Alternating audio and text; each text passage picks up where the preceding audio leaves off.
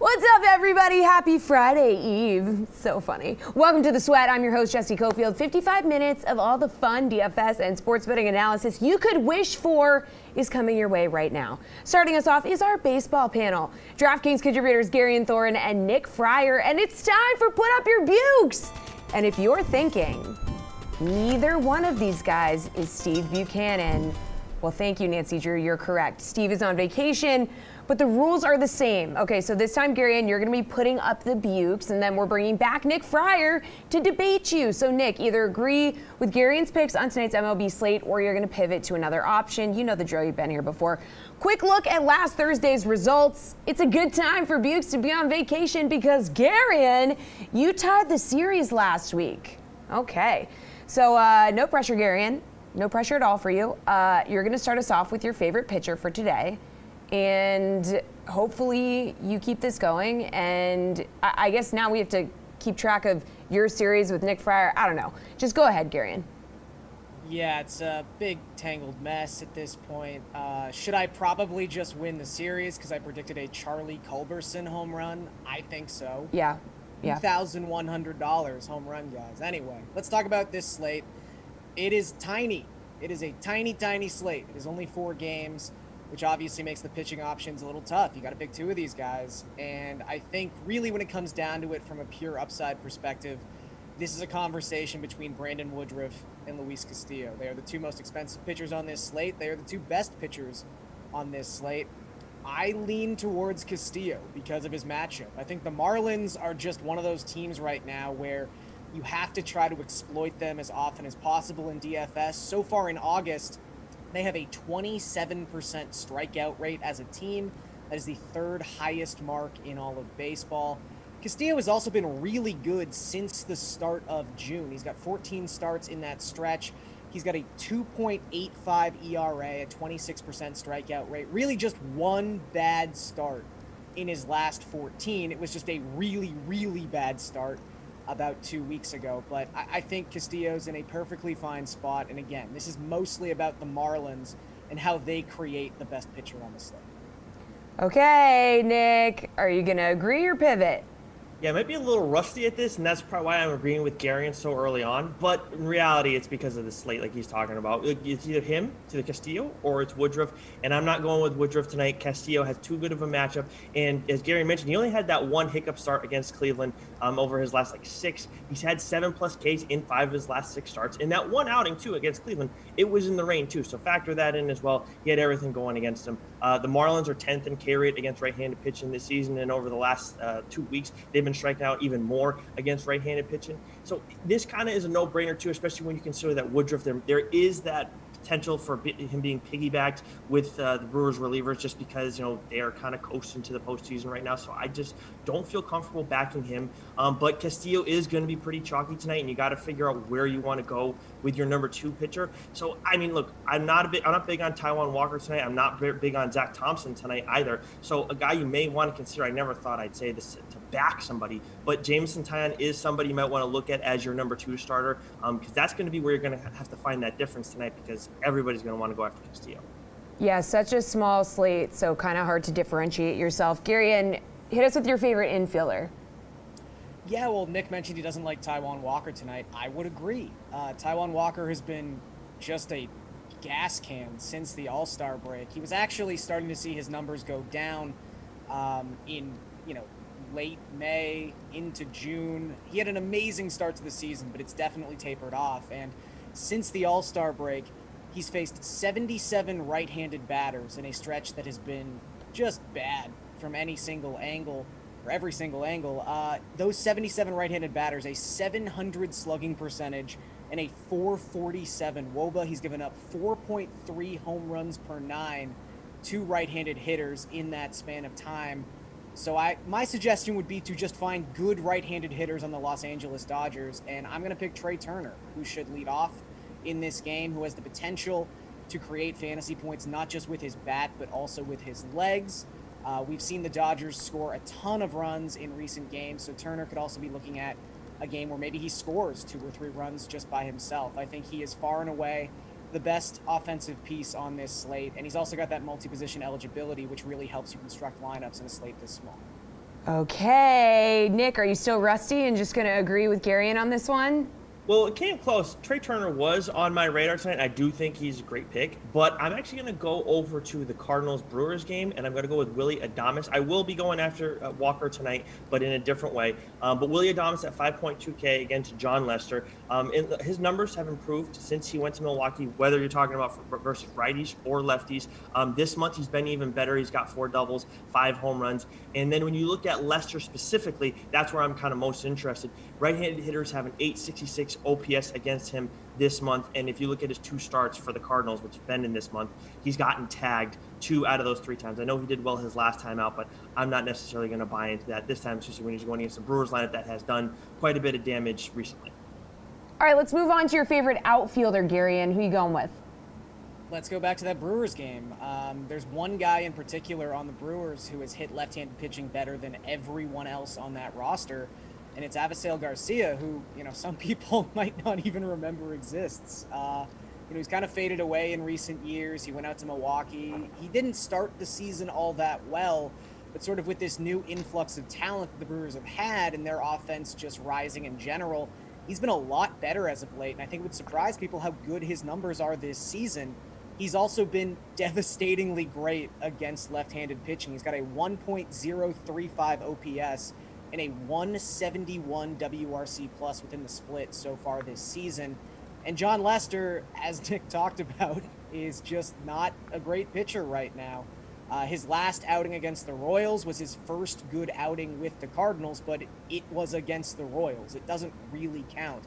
The Brewers are a much more difficult spot for Lester to deal with, and he's got a 5.3 FIP for the season as a whole. I think Milwaukee can put up some crooked numbers tonight. All right, where we going, Nick? Agree or disagree with Avisail Garcia? He's going to cost you $4,300. Another guy that was on my mind tonight, but of course it's a smaller slate, so you're going to run into that quite a bit. But I'm actually going to go back to the Dodgers game, and I'm going to go with A.J. Pollock at 4.4K going up against Walker. And look, we talked about how Walker did well last time out against the Dodgers. I understand that, but I don't like a guy going back-to-back starts, especially a guy who Garion said Walker has had some struggles of late. When you look at Pollock, I know he was quiet the last 2 times these teams met, but he's had a very good month. And he's also a guy that you don't really have to worry about splits with too. So I'm going to go with, and he had a big night last night too. He had, 3 hits and a home run. So I'm going to go with Pollock as my guy who I'm going to target Walker with tonight. All right, finally, Garion, your favorite value play. Let's go with Anthony Rizzo, $3,700. I'm still quite not really sure why Rizzo's price has remained this low. I know his stats for the season as a whole are not amazing, at least to his career standards, but he's been really good since coming over with the Yankees. He's off the COVID IL and immediately had 2 RBI in last night's game against the Red Sox. The most important thing here is he's hitting second, or he's probably going to hit second, as he's done a lot in this Yankees lineup tonight against John Gant. Now, it's so rare to see a team have an implied team total above 6 runs. It usually only takes place when a game is happening at Coors Field. The Yankees' implied team total tonight is 6.6 runs, and that's really a reflection of the Twins bullpen and John Gant, who has just awful numbers in general, but specifically as a starting pitcher in 2021. He walks everybody, which isn't generally great for DFS, but there's going to be a lot of runners on base. There's going to be a lot of run-scoring opportunities for the Yankees, and I think Rizzo can come through in one of those key clutch spots and pay off his salary. All right, Nick, do you like Rizzo, or are you going to pivot to someone else? No, Rizzo's got to be the guy tonight. He's definitely the number 1 value play, and I was surprised to see him at 3.7K. But I do understand that he's slowed down a little bit since he first joined the Yankees. But still, this is a guy you can't pass up on when he's facing a meh pitcher as much as it's going to be a bullpen day. And you're at Yankee Stadium too, where the wind is going to be blowing out to center field, I think. So, and look, with Gant, we might only see him for 1 inning. Maybe we see him for a couple innings. So maybe Rizzo only gets 1 shot at him. But the Twins bullpen, as Garion was saying, has not been good this season in general.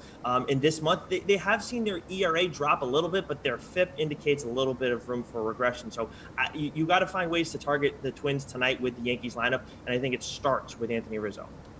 All right. Thanks, you two. Good stuff. We'll keep track of those points. Our NFL panel is going to join me in a couple minutes to break down today's preseason game between the Patriots and Eagles. But first, in very exciting news, Reed Fowler is in Jersey City. So all weekend long, we're going to keep you updated on the Northern Trust from aforementioned Jersey City, New Jersey, because it is also the site of our Fantasy Golf World Championship. So 40 competitors taking their shot at the $1 million top prize, which will be awarded on Sunday at the conclusion of the tournament. So we are underway here. As you can see, Kay Butler, I believe it looks like, is in first place. Very exciting. We'll keep you updated on all of this. Like I said, our own Reed T. Fowler will be at Liberty National all weekend, keeping you updated. And here he is now with a quick course preview.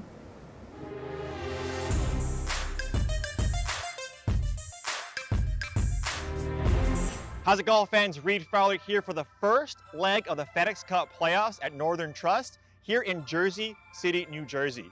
We're going to do a condensed course preview where we feature 3 holes that matter here at the Northern Trust. The first one is this gargantuan par 5 6th hole that's reachable in 2. The water starts at 300 yards, so with a good drive in the fairway long, these guys can get there in 2. This is a huge green, very receptive. It's played as the easiest hole on the course, so guys definitely need to score here.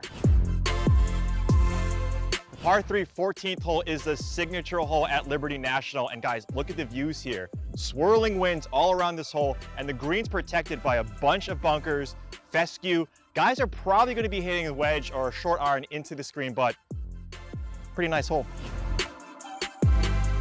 We're standing here on the patio at the DraftKings house overlooking the 15th green, and this hole is an absolute behemoth. It's a long par 4 measuring close to 500 yards.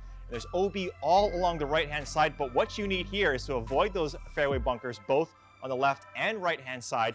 And even when you get to the green, there is even more bunkers and fescue. So this course, and this hole specifically, is the hardest on the course. For everything Northern Trust and everything Fantasy Golf World Championships, follow DraftKings on all the socials. Our NFL panel is ready for some preseason action. Say hello to DraftKings contributors Jeff Ulrich, Garion Thorne, and Kenny Ducey. Fellas, there's a showdown contest tonight on DraftKings for the Patriots-Eagles game. So need your favorite DFS plays, and then we're going to actually look at some bets available on the DK Sportsbook as well. So first, we're going to talk about your captain's pick. So it's 1.5 times the salary and 1.5 times the points. Now remember, all players are the same salary for these preseason contests. They're all $7,600. Who are you taking as your captain, Jeff? 1.5 times, Jesse. I'm right 100% of the time. So let's roll the dice here and go with Kenneth Gainwell. Yes, I don't know what string he is on the running back depth chart, but I do know Jordan Howard probably going to play about 2 snaps tonight. They've cut Kerryon Johnson. Miles Sanders not slated to play. Gainwell is probably going to see a big chunk of snaps here. This is a rookie, obviously, 5th round draft pick.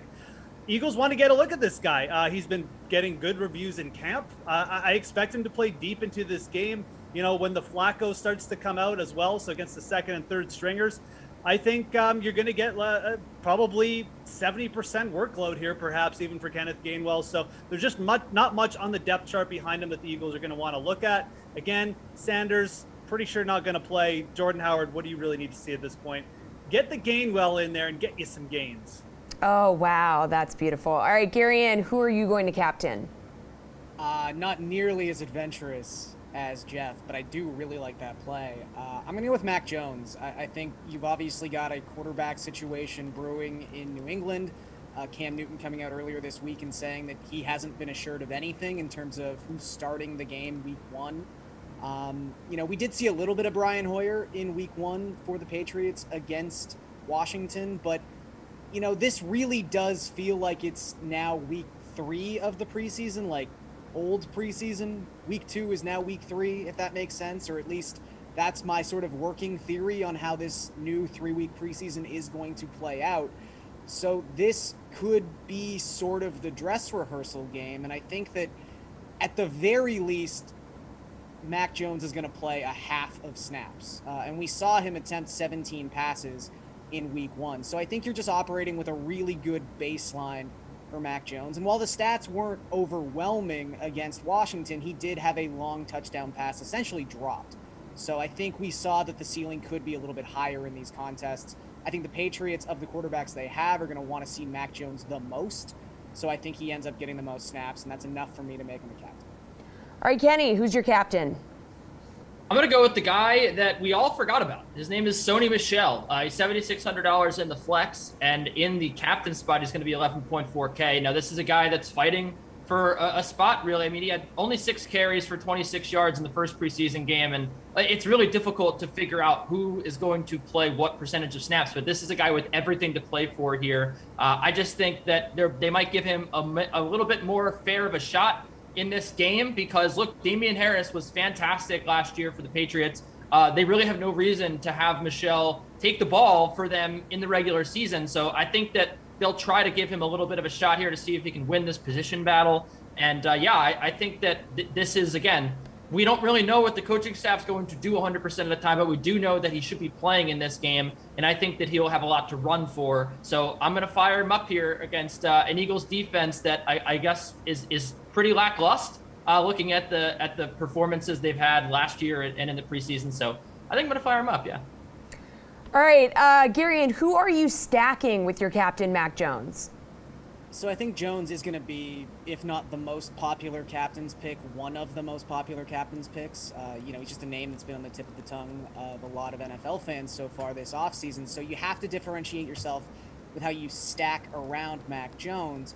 And I think one guy who I can say with a lot of confidence is going to be a variance play is N'Keal Harry.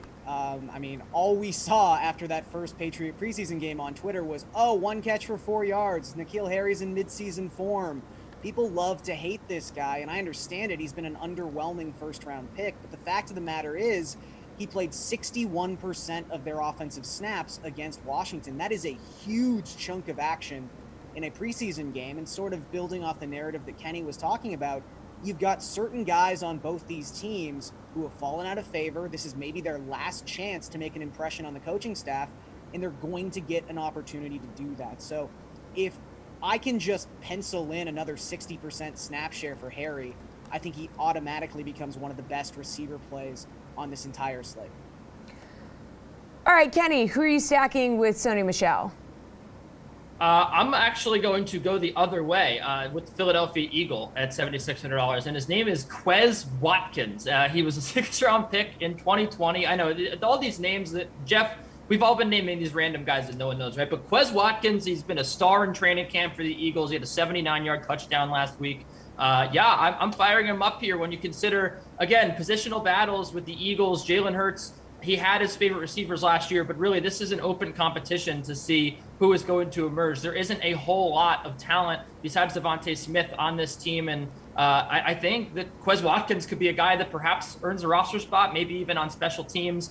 Maybe he's the Jaden Mickens of this year, a guy that's 6th or 7th on the depth chart, really speedy kick returner that maybe he figures out a way to get into the rotation with some injuries. I think that he's got a little bit of talent. There's a reason why he went in the NFL draft. And after last week, I think that you have to at least just add him speculatively into your lineup. I love Kenny reminding us that your pick is $7,600. As a reminder, they're all $7,600 except for your captain. Jeff, who are you stacking with Kenneth Gainwell? It's for $7,600. He's going to be $7,600. Let's just clear that up. That's how much you're paying for this guy. And it's like I like saying $7,600. No, I get it. I just think it's fun. It's funny, but I like it. I was tempted to go with Jalen Reagor here, but I just don't trust Jalen Reagor, and it is the Patriots. They're probably going to be rolling out some of their starters in the secondary. I think that, for a stack with, if I've got Gainwell in my captain spot, I think you've got to just put Hurts in your flex, Jalen Hurts. To me, he looked really good in his first outing. I know he's only 3 for 7, but he had a couple drops. But again, this is like Gary alluded to, this is the real dress rehearsal. Jalen Hurts is going to be running a little bit in this game, I think, because he's going to be wanting to end this game with a touchdown. So If that means that, the guys are all covered, he's probably going to take off. And again, I think you put Hurts in your lineup with Gainwell, you got a really good shot at just getting exposure to all the Eagles' touchdowns. And if they do happen to break this game open just a touch, maybe end up winning, then you're probably going to be on the right side as well. So for me, it would be Hurts in the captain spot, but a couple of those Eagles receivers are interesting. I know Kenny talked about Quez Watkins as well. So for me, you got to put Hurts in there somewhere, but yeah, I would put him in the flex over Gainwell just because of the fact I think Gainwell is going to see a lot more field. All right, guys, now let's move on over to the DK Sportsbook. So the Patriots won their first preseason game over the Washington football team. Meanwhile, the Eagles fell to the Steelers in their first contest. So New England is on the road, but favored by just 1 point. So Kenny, what do we think? Do you see the Patriots winning the game? I think so. I mean, look, anytime you can make Dwayne Haskins look like a really good quarterback, there's something wrong with your defense. And again, we're talking about the 2s and 3s here, but the Eagles' preseason defense, the pre-season Eagles or whatever you want to call them, they didn't look too good against the Pittsburgh Steelers. And yeah, the Pre-Eagles. There you go. I don't think that – is that a starting quarterback for the Cowboys last year? I don't think that this is going to be a really fun game for the Eagles defense, especially considering the offensive talent that New England can still run out despite, not really running out every single one of their starters. And when you look at the quarterbacks as well, Mac Jones, even Brian Hoyer really as the third stringer is pretty good. Joe Flacco did flash a little bit of brilliance last week, but I think that the talent factor should swing this towards the Patriots. They're deserving favorites. And when you look at the defensive battle, I think that they win it pretty easily. So I would say the Eagles, I'm willing to take them as the favorites. And the lines have actually been pretty sharp in the preseason so far. Jeff, what do we think? Do you see the Patriots winning this game? Yeah, I actually really like this bet. And I'm not like someone who tries to get overexcited about preseason bets. But, I mean, you've got Bill Belichick going up against a rookie head coach. And maybe that, I know it's preseason. You're like, what is this guy talking about, coaching matchups? But it really does come down to it. You've got Bill Belichick, who's done this a million times. He knows that, he gets his team up for these games. Just when you're playing for Bill Belichick, you play hard, because if you don't, then the next practice, you're not there. You don't have a job anymore. So the Patriots tend to just really do pretty well in these preseason situations. And Kenny alluded to the depth chart here. You basically got Hoyer as the third string versus Flacco as the second string. I think that matchup washes out, quite frankly, but you're going to see Flacco for over half the game for the Eagles, whereas the Patriots, they're going to be rolling Mac Jones, Cam Newton. The depth on the defense is also something you could bring up. The depth at running back for the Patriots, as we saw with Stevenson in their first game. Everything here points to the Patriots. I'm actually surprised they're not favored by a field goal or something. Garion, what do you think? You like the Pats to win? I think so. I mean, it's funny because usually I will take a look at the quarterback depth chart in a preseason game and try to figure out who has the advantage. Generally, just from a veteran savvy perspective, is a team rolling out a 6th round pick as their backup quarterback that's going to get 2/3 of the snaps, or do we have some actual NFL talent on both of these rosters? And it's kind of funny. These are maybe two of the deeper quarterback rooms in the entire NFL, because we've mentioned a lot of names, but Nick Mullins, who's started and been sort of successful at the NFL level, is the third string quarterback for the Eagles right now. There is always going to be a quarterback in the game that has been either a success at the NFL level at some point, or is a highly touted rookie quarterback in the form of Mac Jones. So I do think Jeff's right. I think that's all kind of a wash. So at the end of the day, I think you have to go with who just has overall more talent on their roster. And if we do think that week 2 is the new week 3, and this is the dress rehearsal game, and the Patriots play a majority of their starters for a majority of this game, or at least most of the first half, you kind of have to side with the Patriots. And guys, producer Slate's in my ear telling me that FYI, the Eagles defense has been allegedly owning the Patriots offense in joint practices this week. So just something to keep in mind. Practice? Talking about practice here? Yeah, I mean, practice games and practice sessions. Aaron Rodgers shook Zach Wilson's hand in practice, so that's what I took out of the joint practices. Well, I'm just saying what I'm saying. I said what I said. All right, the game total is set at 37.5 for this one. So far during the preseason, unders have hit 14 times in 17 games. This line's already moved down half a point from 38 to 37.5. So Jeff, are you just going with the under tonight? No, actually. I feel like there's a distinct shift here. I mean, from week 1 to week 2, the starters all take this a little bit more seriously. You've got guys playing for jobs, and you look at these two depth charts. Gary just alluded to it. We're actually getting like pretty good quarterback play. We've got some pretty deep running back play as well. Actually, there's not like high-end receivers here, but the depth chart isn't bad as well. I like the over in this spot. I think you will see those unders not hit as much at the very least, perhaps closer to a 50%. It might even flip in the other direction, but I think you take advantage of the low total here. It's probably a bit of a reaction to week 1. I like the over, at least in this game. Not in the other games. I haven't analyzed all those, but this one specifically with the QB depth chart, give me the over. Okay, Gary and Jeff's going with the over. Where are you going? Yeah, I agree with everything he said. I think it's a different animal, week 2 versus week 1, just more playing time for the starters, more playing time for the better offensive players. Maybe we're seeing a little bit more of the playbook in this game. And again, there's always going to be at least a semi-competent quarterback on the field for both these teams at all times. So this game in particular, I would take the over. Kenny, where are we going? I don't want to agree with these guys. My whole job here is to disagree and get people mad, right? But no, I do think that the over hits. This is a game with competent quarterback play. When you look at the quarterbacks around the preseason, you mentioned all those unders. I mean, there are some really bad players getting time at quarterback.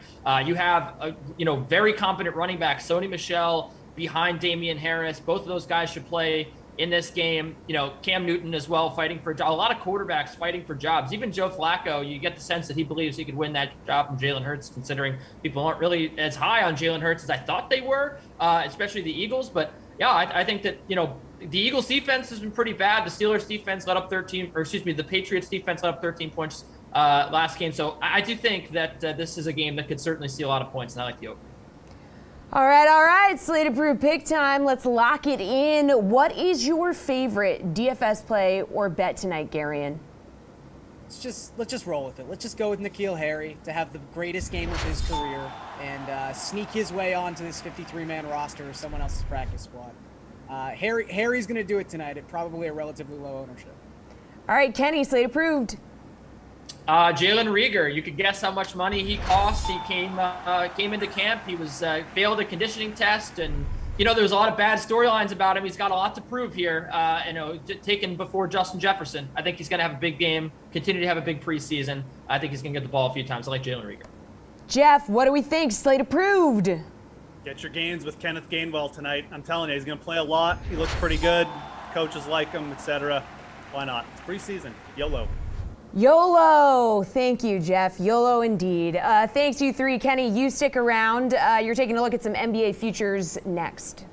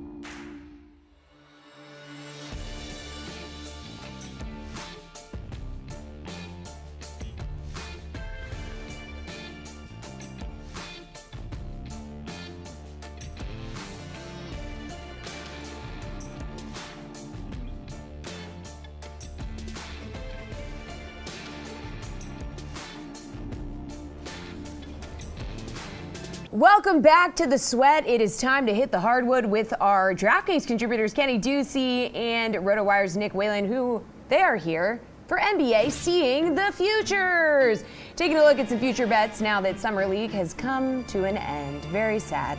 So guys, the Kings were crowned Summer League champs after defeating the Celtics on Tuesday night, and it was largely due to their 9th overall pick, Davion Mitchell. He and the Nets' 27th overall pick, Cam Thomas, were named co-MVPs of Summer League.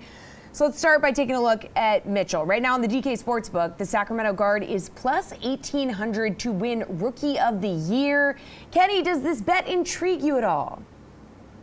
Not really. I mean, look, Davion Mitchell is talented. There's a reason why he went in the top 10, but, draft evaluators were really expecting him to not go in the top 10. He was actually slipping a little bit with the stock. I just don't think that there's going to be enough shots to go around. But look, if I'm going to take a shot on one guy that's at plus odds here and it's not Alperen Sengun, it's probably Davion Mitchell, just because, look, it's the Kings at the end of the day, man. You don't know what their rotation is going to look like. You have, plenty of injuries every year. Luke Walton doesn't really have a good hold on that team. I think anything could happen when it comes to the Kings. So sure, I think Davion Mitchell could manage to get 25 minutes a game. It could certainly happen, but I think it's pretty unlikely. I think I'd rather spend my my lunch money elsewhere. How do we feel about this, Nick? I think I feel the same way. I mean, he has some momentum coming out of Summer League, being named the co-MVP. Obviously, a guy that fans are familiar with from his play at the college level, leading Baylor to the national championship. But I think he could have a really good season and still not win Rookie of the Year. Like, is he really going to do better than what Tyrese Halliburton did for the Kings last year, which seemed like pretty much a best-case scenario? And he still finished, I think, second or third in Rookie of the Year voting.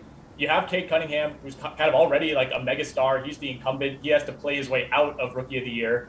Jalen Green looked great in Summer League. You have Jalen Suggs, who's going to be in a great position in Orlando to put up big stats. Obviously, there's Evan Mobley as well. So it's not really about what Davion Mitchell won't or will do. It's more about having four big name guys ahead of him who he has to outplay all those guys. And to me, that seems pretty unlikely. Yeah, okay, so Cam Thomas, he led all Summer League scorers with 27 points per game. For Brooklyn, his odds are obviously much longer at plus 4,500 to win Rookie of the Year. Probably because, he's on a team with Durant, Harden, Kyrie. So after what we saw in Summer League, do you think he could be a legit piece in Brooklyn next season, Nick? Yeah, I mean, he's not somebody I would consider for Rookie of the Year at all. I think those odds make sense. I'm glad they weren't bumped up, despite him playing really well in Summer League. I'm not sure what to expect in year one. I mean, you mentioned the three stars. They have Patty Mills as well. They brought back Bruce Brown. They have Joe Harris. So you're looking like best case scenario. I mean, Cam Thomas is like your seventh or eighth man. I think they're going to work him in. I think, if and when Kyrie misses 15 to 20 games, if and when James Harden tweaks his hamstring, that's when we're going to see Cam Thomas, come in and maybe have nights where he plays 25, 30 minutes in these kind of throwaway games for the Nets because, they're focused on getting one of the top 2 or 3 seeds in the East and just being healthy for the playoffs. I think they're going to have a relatively short leash with him just because they are so deep. But every now and then, a situation is going to arise where a couple of those guys are out and we're going to get to see, the Cam Thomas show on full display. That's when you're going to want to plug him in to your DraftKings lineup when he's going to be priced at like $4,100. All right, so Kenny, do we think he could be a legit piece in Brooklyn next season despite all the stars on this team? I don't know. I don't think so. I mean, look, this is technically a deep team in the sense that they have 14 playable players. But when you look at it, I mean, I just think he's kind of buried. Tyler Johnson is technically ahead of him on the depth chart. They brought in a veteran in DeAndre Bembry, who I think is pretty talented. They did also brought in Javon Carter. This is and Bruce Brown, right, got meaningful minutes last year in the postseason. They obviously like Bruce Brown, TLC. They put him in for meaningful minutes as well. I just think that he's too buried here. Even if there's a night where Kyrie, Harden, and Durant all don't play, he's still going to be on the bench. I don't think he's ever going to elevate to the starting lineup, at least not this year. He's talented. I think that he could definitely be a really key role player for the Nets, maybe even as soon as a couple years from now. But in his rookie season, I think they're going to take. I mean, Nick Claxton was a guy that Nets fans were really excited about. A lot of people were really excited about him. And it took him all season to get into that starting lineup or even just to get big minutes.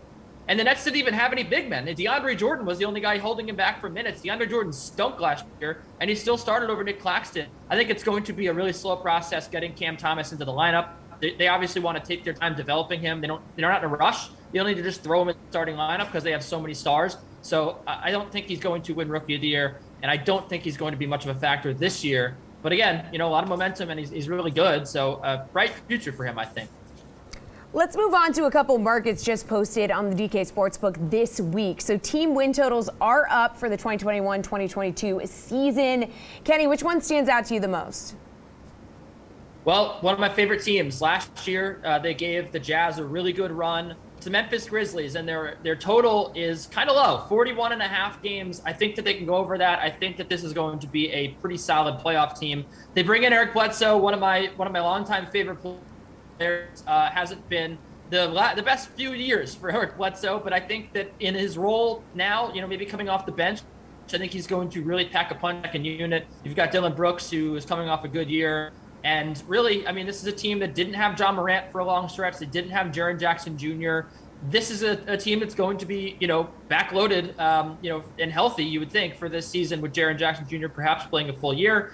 And Steven Adams comes in. Steven Adams is one of the best rebounders we have in the game right now. He was the big reason why the Pelicans were number one in rebounding last year. Just great toughness inside. He's not really like a good poster, but he's tough, man. He banks down there. He gets rebounds. He plays good defense. I think him and Eric Bledsoe are going to bring a renewed confidence to this team, which is pretty deep. And I think that they can really make a run here. I think they're going to make the playoffs. And 41.5 games, a little disrespectful given the season that the Grizzlies just had. Nick, which team win total stands out the most to you?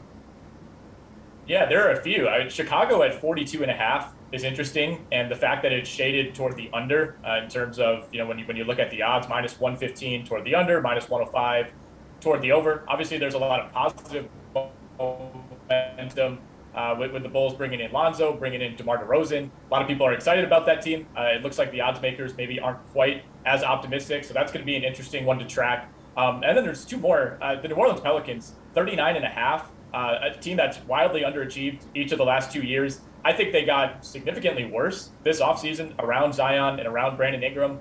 This is a team that, the over-under's been set like 5 or 6 games too high the last 2 years just because everybody loves Zion and wants this team to play well, but I don't think they're going to play well. I think the West is really deep, and they're going to be probably a bottom 4 or 5 team in the conference once again. And then the other one, Kenny Ducey's New York Knicks, 42.5 is the number, and this one is heavily shaded toward the under, minus 120. This is a team that finished 10 games over 500 last year. They bring back virtually everybody. They add Kemba Walker. I don't know. I don't know what to think about this. I'd be interested to hear Kenny's take on why the New York Knicks are apparently going to regress. Yeah, Kenny.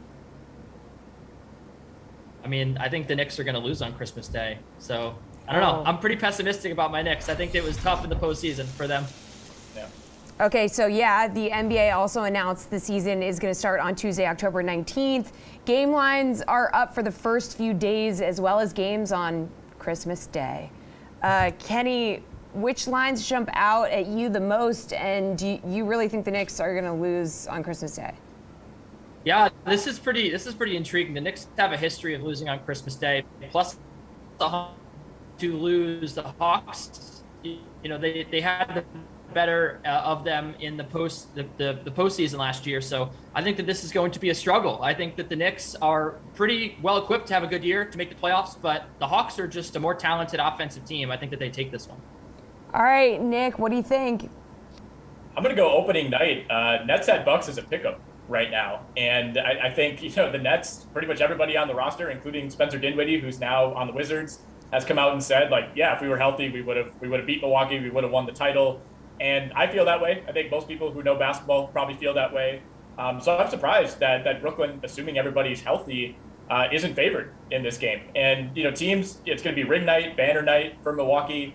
Maybe you don't always get your A1 effort on a night like that when you're kind of celebrating the previous season. I'm just surprised that Brooklyn hasn't opened up as a slight favorite here. All right, thanks, fellas. Appreciate it. And don't forget, live finals are back at DraftKings. And this weekend, we got Fantasy Golf World Championship live from Liberty National Golf Course in Jersey City. So we're going to take a look at the leaderboard right now.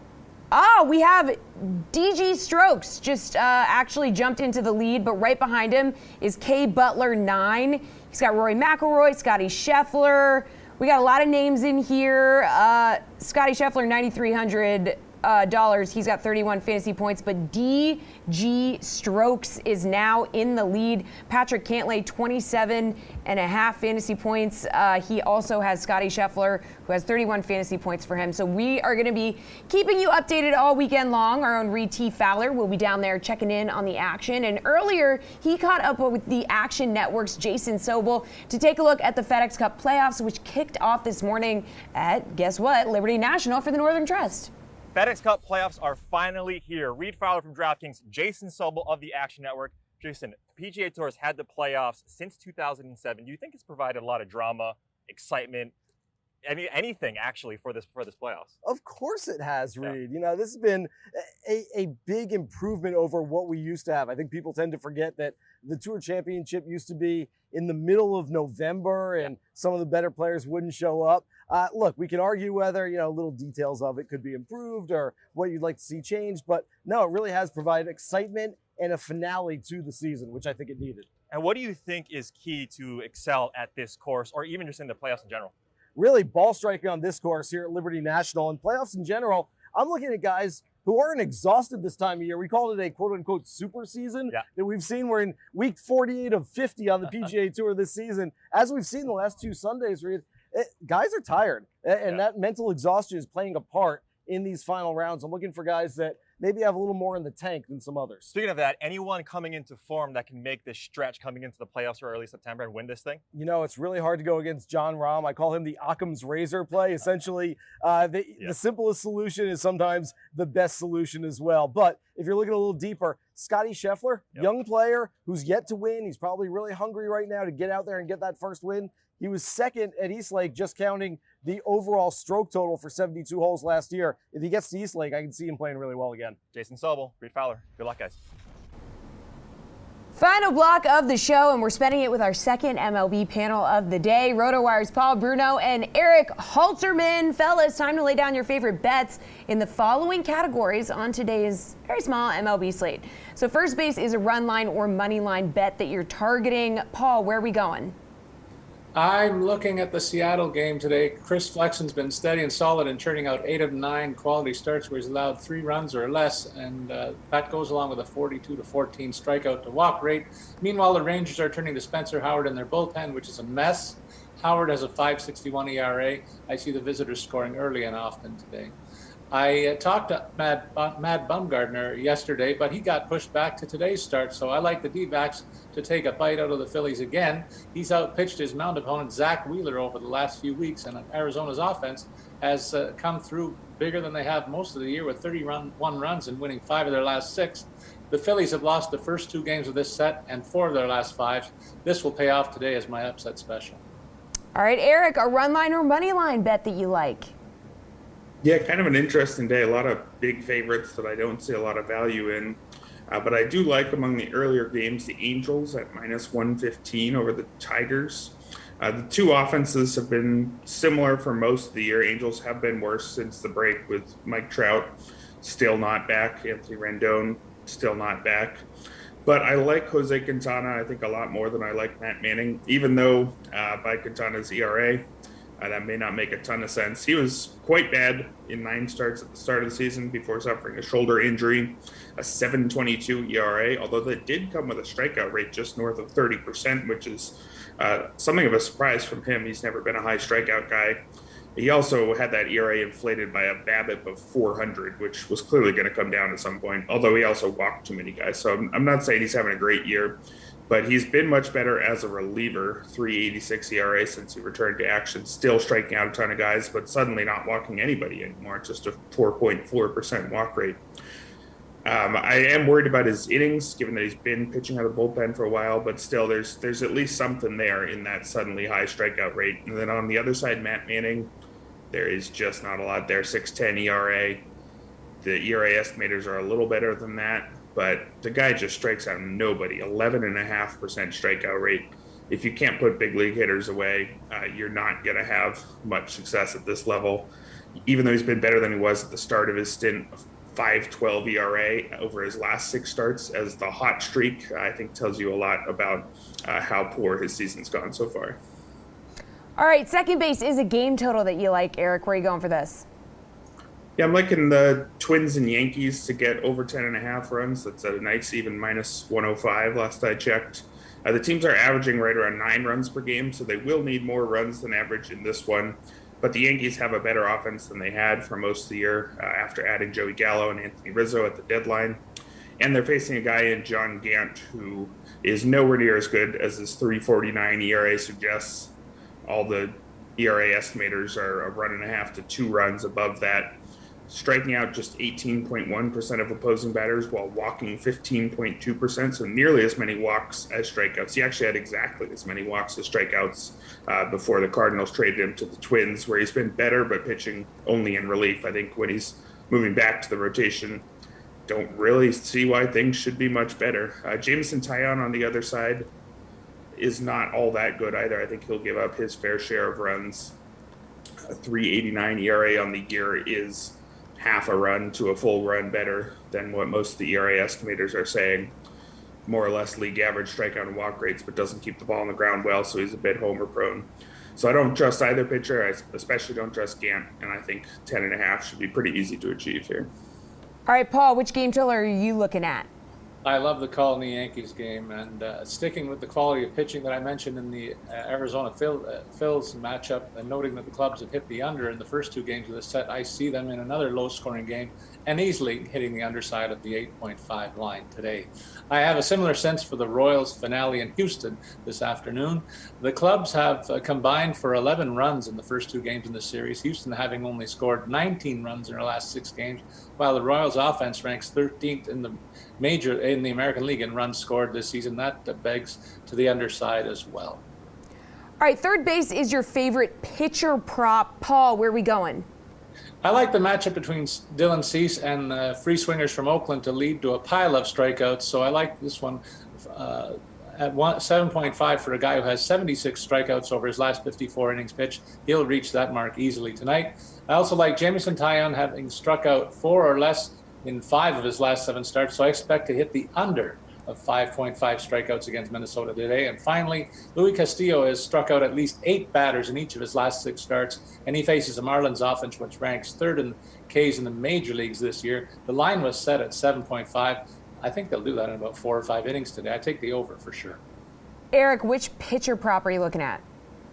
Yeah, I also like that Luis Castillo one. I think it's that he's hit 8 in 4 of his last 6 starts. That's still plenty enough for me. 28% strikeout rate over that stretch, facing a Marlins team, which is the 2nd worst strikeout rate on the year, 2nd worst strikeout rate in the second half as well. Castillo was bad early in the season. No other way to put it. 7.22 ERA through May. He wasn't that bad, but he was nowhere near expectations. Strikeout rate under 20%. But since the start of June, 2.85 ERA, got the strikeouts up closer to 26%. And again, just over those last 6 starts, it's even higher than that. So he's back to being more or less the Luis Castillo we know, and he's facing, again, one of the most strikeout-prone lineups in the league. So I think 7.5, he's been hitting it lately. I think he should hit it again here. All right, take us home with your favorite hitter prop, Eric. Yeah, I talked yesterday about how much I didn't trust Cole Irvin, and then he didn't end up pitching yesterday. He's pitching today instead, though, and that means I like most of the White Sox righties' home run props against him. This game is everything I look for in a home run prop. Those bets are always somewhat lottery tickets, but if you can get a homer-friendly park, which is what Guaranteed Rate Field has been this year, it's fourth most homer-friendly park according to StatCast. Then you get a pitcher who allows a lot of contact. That's Cole Irvin, just a 17% strikeout rate. And then the third thing I look for is, does that contact come in the air? And with Irvin, it does, just a 36.4% ground ball rate. So all the factors I'm looking for are here, which means any of the slugging, specifically right-handed hitters on the White Sox look good to me. So that'd be Eloy Jimenez plus 270, Jose Abreu plus 260 are some of the most notable ones. But really most of the righties in that lineup are guys that I would like to take a look at. All right, Paul, what's your favorite hitter prop on the slate? I'm going for a couple of big payoffs today, Jesse, in this segment. The Yankees are on a roll, winning 6 in a row, and today is a bullpen start for the Twins. The Bombers have done it mostly with pitching recently. They've scored only 26 runs during that streak. I think they put up a big number this afternoon, and that's why I take Aaron Judge to continue a hot streak that's seen him go 11 for 34, including 3 bombs. He hits another one tonight, I say, and the Yankees win. That parlay gets you a plus 330 payoff.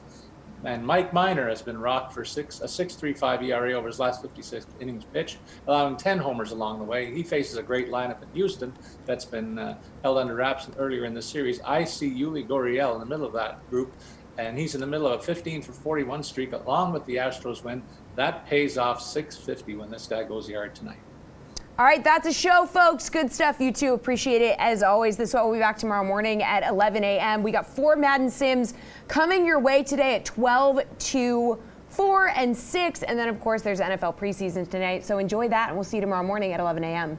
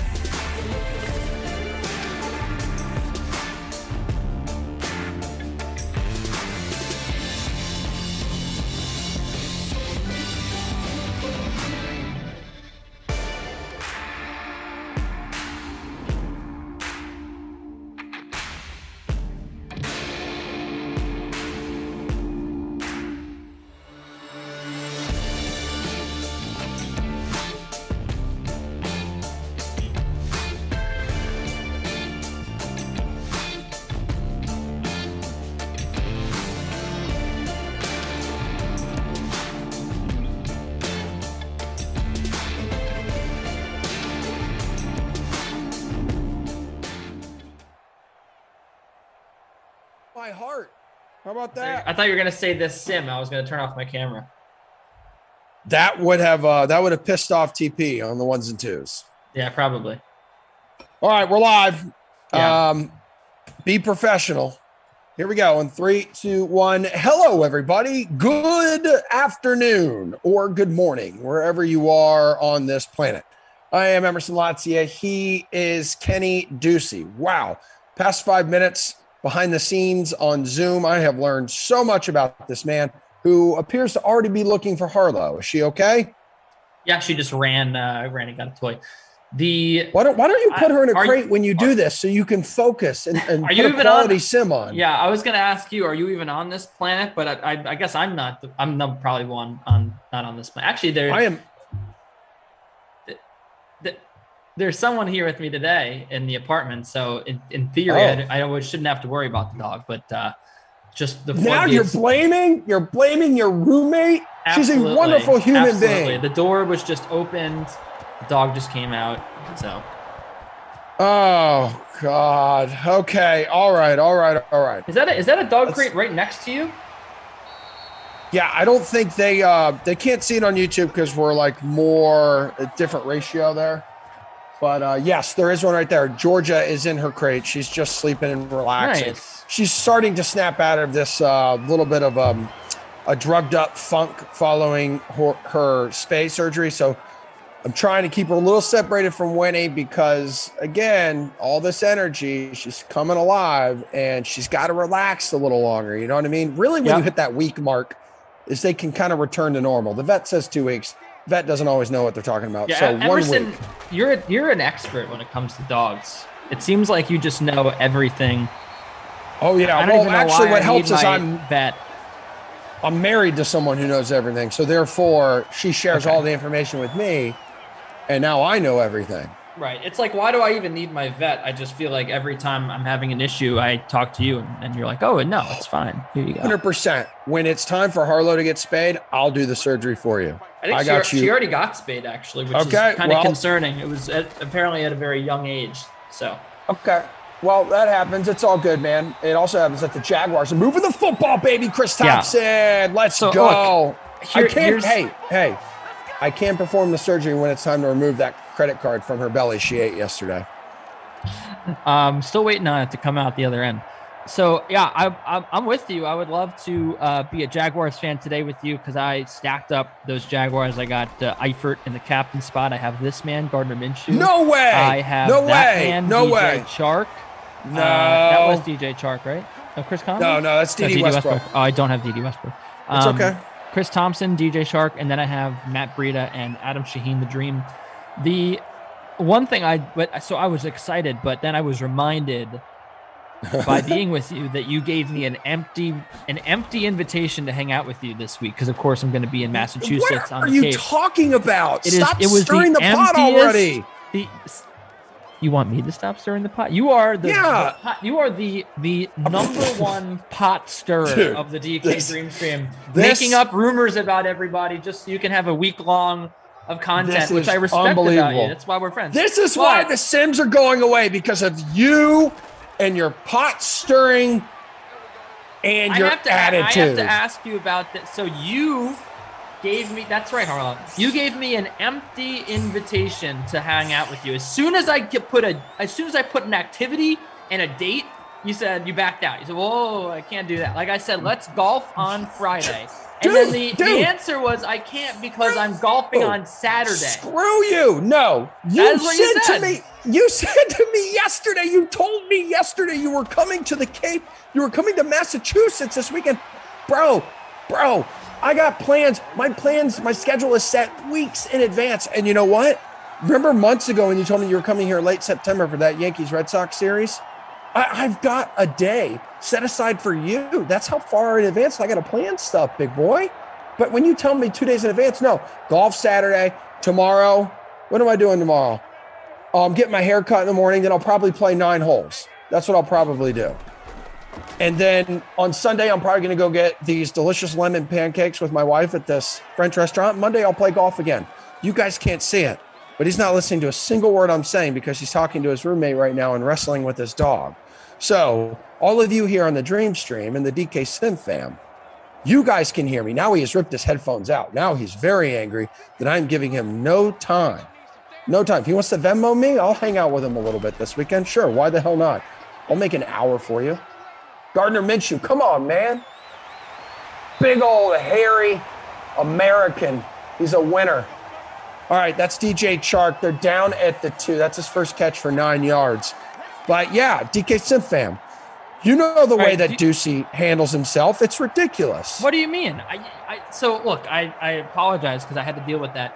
The invitation was obviously a little late, but like you didn't have to. Sorry, me telling you that I was going to be asked this was obviously late, but you didn't have to say let's hang out. You said hey, let's hang out, and then I said okay. What about Friday? Let's do this. Like. Yeah, immediately. Yeah, you know what? You should be thankful and you should be thankful and grateful that immediately my first reaction, knee-jerk reaction when you say you're going to be here is, oh my God, yes, let's hang out. And then I think to myself, wow, actually my weekend, when I take a step back and I'm kind of reminded here, the Jaguars get in. Yeah, they do. Was that Chris Thompson? No, I don't know who 21 is. I don't have him on my depth chart. You're supposed to know. I'm not supposed to know. Not when half these people aren't on the roster anymore. I think that's James Robinson, or is it Raquel Armstead? I'm looking right now. I don't know. It is. I don't have 21. I think that is Chris Thompson because Chris Thompson is number 34 on the depth chart that we're given, but I don't think he's actually number 34. I think that was Chris Thompson. Okay. All right. Someone clear that up for me, man. My crap is all over the place. Like I don't. The only other person that could be is Ngumbawale. Well, I actually don't think he gets a lot of run. I think Armstead gets in there and gets a vulture. All I know is I remember from Sims past that the depth chart doesn't match Chris Thompson's number because I was confused the first time I did a Jaguar sim. So I think that was Chris Thompson, Emerson. I'm almost 100% sure.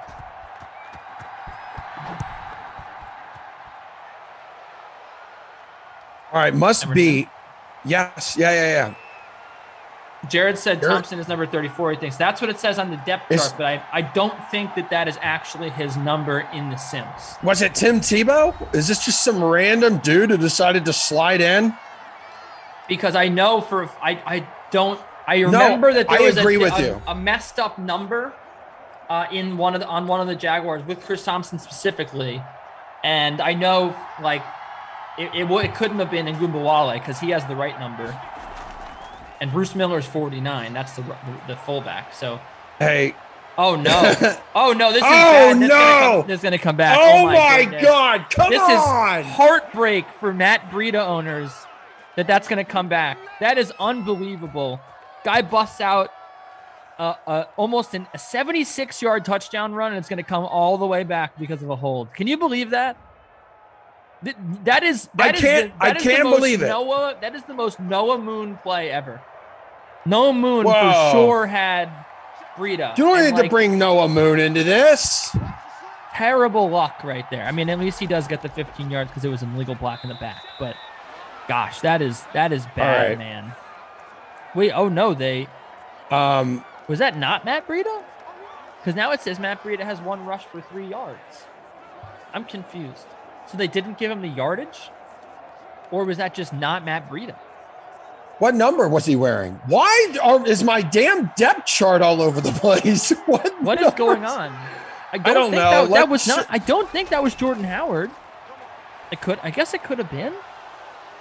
All right, here we go. We're moving. We're grooving a little bit. Either way, whoever it was, it didn't count.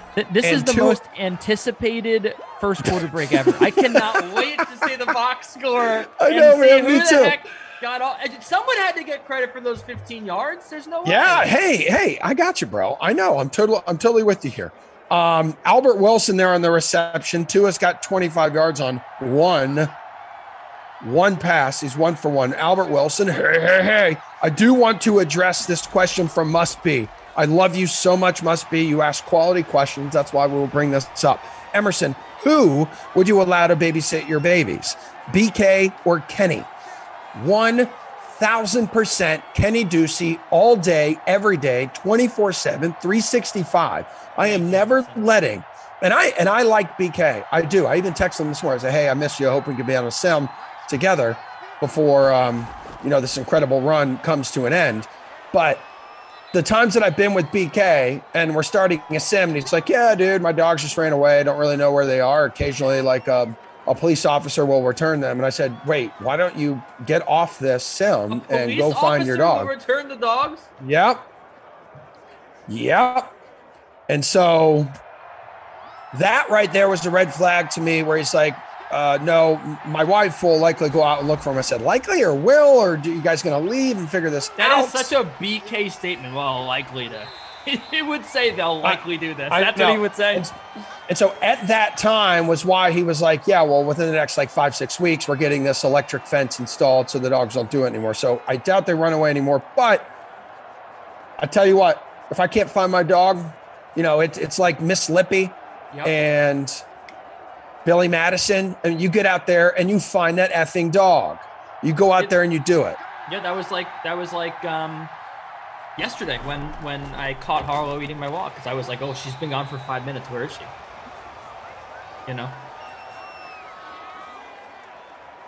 If I don't see her for more than 5 minutes, I'm concerned. Even in the apartment. Chris Adams is worst commentating in sports history. Just talk about something else, guys, or a dog or something.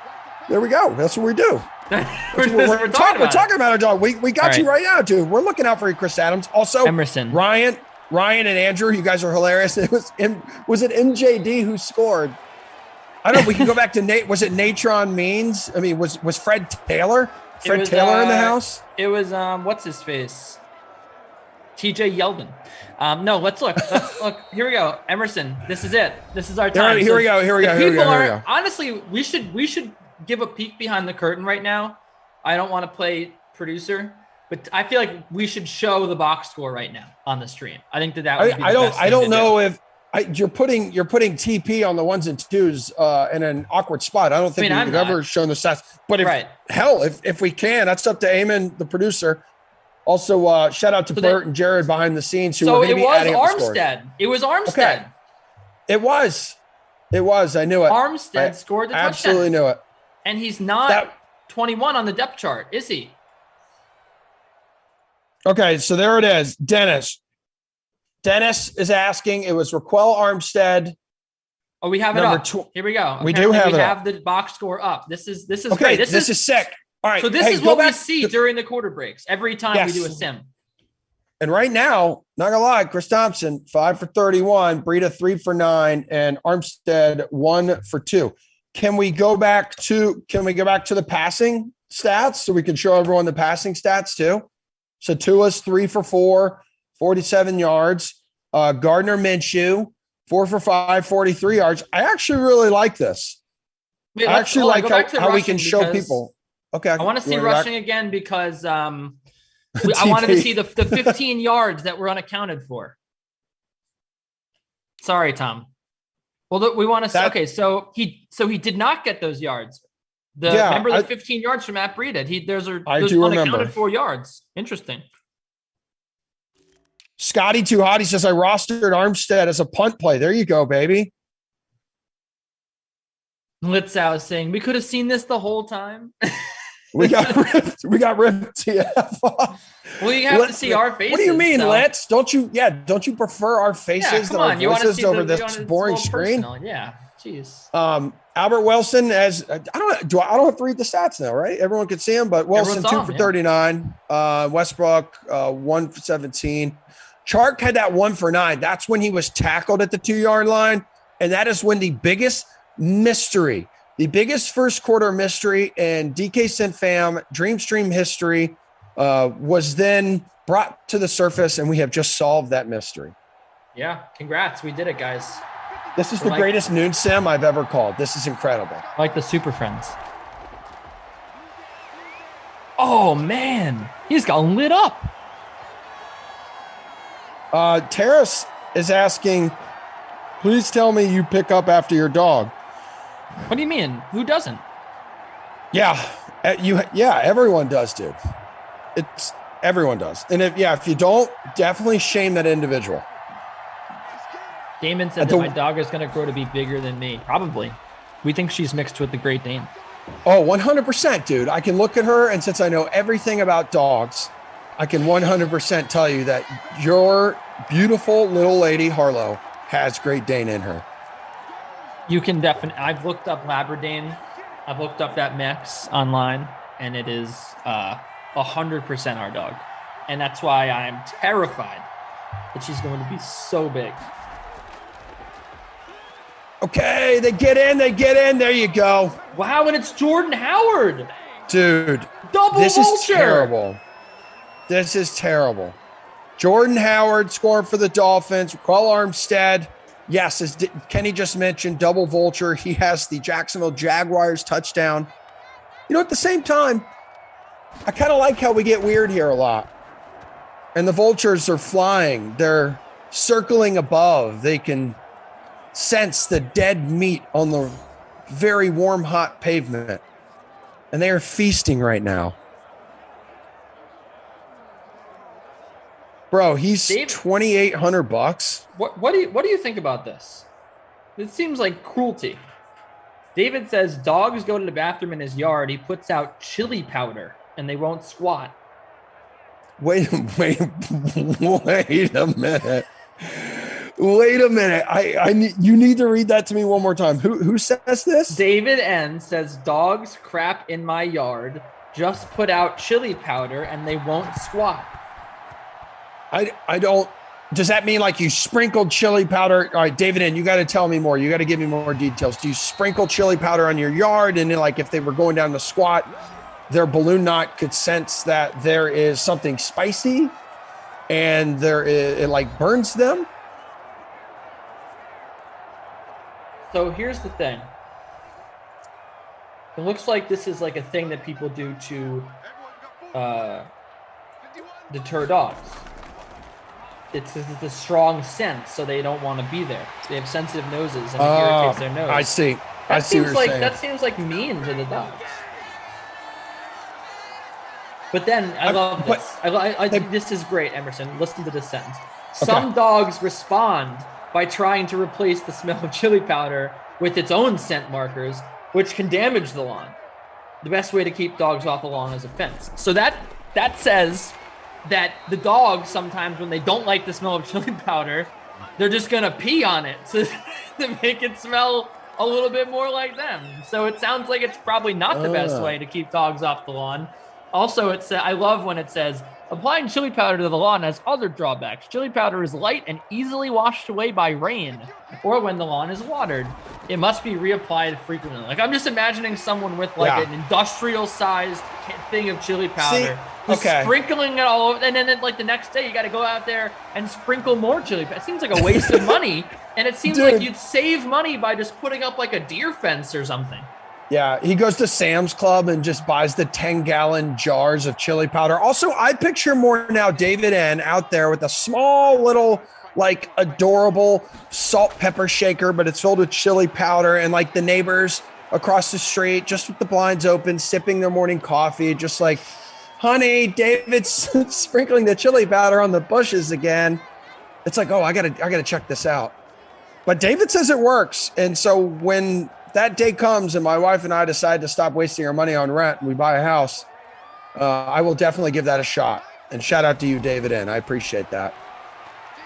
Oh, Gardner Minshew. Come on, babe. White Sox, yeah. Love that name. Said chili powder solved my skunk problem. David N says he gets his chili powder from the dollar store. Oh, wow. So is it real chili powder? You just sounded like BK when you said that. I don't know why. Like same voice. Hey, by the way, do you and BK, is there something going on there? Oh, I mean, yeah, we're obviously beefing. Really? You guys don't, I have no idea. I meant to bring it up yesterday. but we were both in weird moods. We're both back on our regularly scheduled programming moods. And, oh, yes, my guy Lambo. So it's going to be 49 or 50. What are they going to do here? Lambo's got one of the strongest legs. He was perfect from like 50 plus last year. And there you go. He drills it. No, I'm mad at BK because he always makes fun of me for my anti-quarterback argument, because I think the quarterback's not all I've said, and I stick by it, is that the quarterback position is not as valuable as people make it out to be. People make it out to be the most valuable position in football. You need a quarterback. If you don't have a quarterback, you're nothing, et cetera, et cetera. And I think that we've seen over the last 10 years, the positions start to get a little bit devalued. And in the sense that teams have been able to go far. I mean, the Washington football team last year literally had no quarterback. They had no quarterback the entire season, and they made it to the playoffs. And I know that the division stinks, whatever. Yeah, I was going to say, I think that's not, to do more with the division. That happens, though. That happens. You have got, I mean, it is not as if you need a superstar quarterback. I love Ryan Tannehill. I think he's very good, but he's not setting apart the Titans at a quarterback. He's a very average quarterback, but he's been great in that system. And look, I just don't think that it's quite the thing it used to be, where you want to trade your entire draft, or mortgage your entire future for a quarterback. I mean, look at what happened with the Rams. It didn't work for them. They just moved on, and they traded a gazillion picks to get Goff. So I don't know. That's my whole point. I think that if I were drafting, and I've said this a million times, I would start with the offensive line. I would build my line. It might take me 2 or 3 years. I'd build my defense. 1,000%. I would build my defense in the second, third, whatever. Maybe 1 year I would take, I would take a couple defenders and then a lineman in the third round. But either way, that's where I'm building my team. If I'm a GM, if they say, hey, Kenny, you got a job for 10 years, build me a winner. And that's what my other argument is I think that all these GMs immediately feel the pressure to succeed in the first few years. And that's why GMs always take a quarterback first, and they always hire a coach in the first year, because they think that, well, I need immediate success or else I'm going to get fired. So I think that we need to have longer relations with GMs, at least if you get a good sense that they know what they're doing. But that's what I would do. I'll build my line, I build my defense, and once I'm ready for a quarterback, then I'm installing a quarterback and going all out and trying to get a quarterback.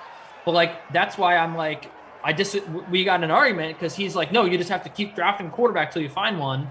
And I think that that's ludicrous. I think that you should wait until the right time to draft a quarterback. Like the Jaguars this year with Trevor Lawrence. I feel like they could have taken a quarterback the last 2 years, and they didn't. Right? Really, the last 4 years, they didn't do it. They waited until the right time, and then they took the quarterback. So that was my. I see what you're saying. And that is where Bill Belichick. Yeah, it helps. You had Tom Brady for 2 decades. I get it. But Bill Belichick has always been one of those guys where he builds in, he starts in the middle, and works his way out on the offensive and defensive side. That has always been Bill Belichick's strength. And there have been some mediocre quarterbacks to win Super Bowls, throughout the NFL's history. I think Trent Dilfer has to be number one. There's a guy where, if we're going to kind of back up your argument here, where the quarterback's not the most important position, you just need someone who's kind of there to manage a game. So there's Trent Both Dilfer. Of the Hasselbecks, Alex Smith. I mean, Brad. I'm talking winning a Super Bowl ring here. Brad Johnson was another prototypical game managing quarterback. And you know what? Had it not been for the help of John Gruden, he probably would have never developed into the average quarterback that he was. Yeah, and I just think that, as you said, some of those teams didn't win the Super Bowl, but they got far enough. And anyway, that's my argument. Yeah. And BK turns it into Kenny's going to draft a left tackle first overall. Devontae Parker on the reception for the touchdown. Go ahead, dude. And that's his voice. Oh, Kenny would take a left tackle in first pick. Always take a left tackle in the top 3. That's what Kenny's doing. And he even made fun of me too in our little Twitter chat. He said, that I can't draft a left tackle in our fantasy football league. So I'm just gonna give it right back. I think BK is a fine guy. I think we're friends and we're coworkers, but also we're feuding. I have texted Brandon, everybody. I am asking him for a statement about the beef that you and him have right now. That's it. That's all I have said. So if he gets back to me, I will read that statement as long as it is appropriate live on the air. All right. Joe Flacco. Yep. Cristobal. Yep. Nick Foles. I know, dude. Joe Flacco is one of the worst quarterbacks that ever made or ever won a Super Bowl. But he's elite. He got so that was the whole lucky argument. I know. with that touchdown to Jacoby Jones, with whoever it was covering slipping, like there was the most fluke touchdown ever, and that was what got him to the Super Bowl. I mean, he stinks. Gardner. Oh, he's got a man. Oh, no. Damn it. Come on, Gardner. More like Brett Gardner Minshew with that terrible arm. Brett Gardner's got, speaking of how worst guy to like ever play center. I mean, he's got a terrible arm, Brett Gardner, as a Yankee fan.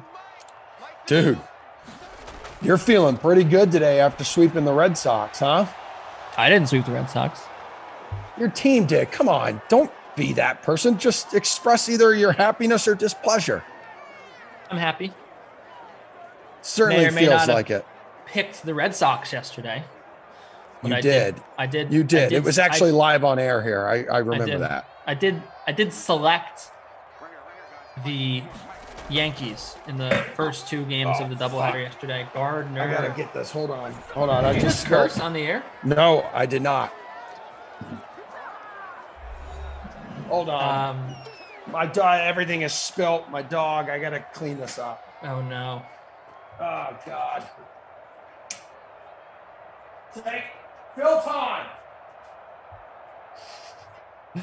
Oh man. All right. Well, while Emerson deals with that.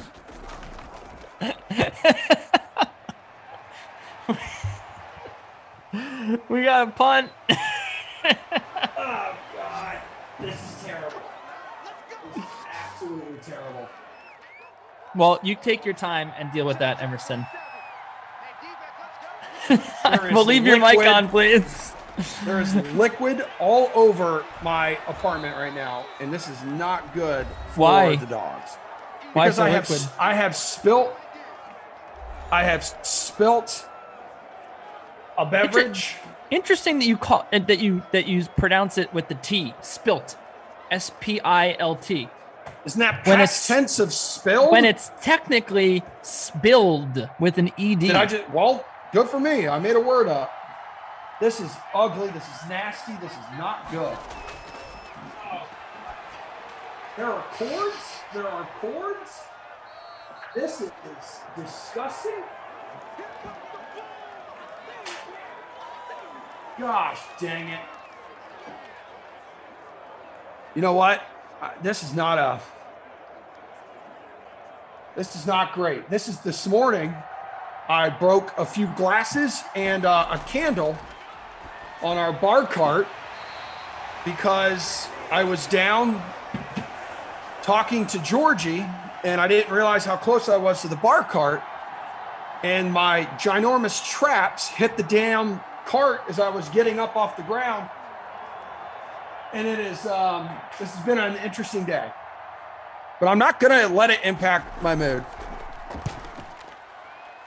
All right, hold on a second. I'm getting confirmation from Jared. Both spilled and spilt are correct. Thank you. This is disgusting.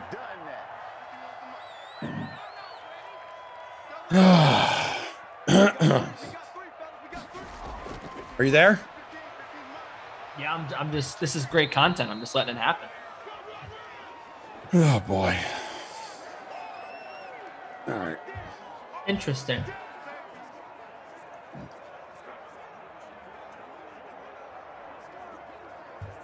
In America, spilled dominates. Very few people use spilt. I first off, this is just another example. I just got back in the chair. Here we go. This is another example of why I love the DK Sim fam so damn much. Because they're all sharing their experiences now of when they themselves are nincompoops and spill their beverage all over the place. And also, I'm getting people backing me up here on spilt. Yeah, Congo Cab, that's not a really reliable source there. Are you first off, do not talk about Congo Cab like that. Oh, I will. Okay? I will, Emerson. I will talk about Congo Cab in a negative That way will- until that the will not Sims be- come off the air. That will not be accepted around here. It is of course I'm going to talk about Congo Cab like that. And you'll have to accept it. So I'm going to keep doing it. You know what I'm going to do? I'm going to not be an idiot this time. And I'm going to put the top on this bottle. Anywho. I thank you for supporting me throughout that difficult time. You're welcome. And the candle I broke this morning, my wife was not happy about. It was a candle in the shape of a pineapple. I guess they're really hard to come by. Must be high. I'm reading an article, and that's how it started. It said in America. Also, outside of America, spilled is even more spilled is even more common, and spilt is not very popular. But like spilt's a word, right? I mean, dude, I'm from the South. I got a little Southern twang. Some words I say don't make sense. I use a lot of words incorrectly. Spilt but occasionally I hit a home run, and someone's like, "Damn, dude, you use that word in the right way." Spilt was once.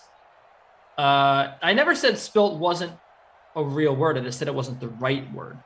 Spilt was once the standard past tense and participle form of the word spill, but in modern English, the word has mostly given way to spilled in all its uses. While spilt is almost completely absent from American and Canadian English, it still appears in British and Australian English as both a past tense verb and a past participle, about a third as often as spilled. As far as we can tell, there is no rule governing when to use spilled and spilt.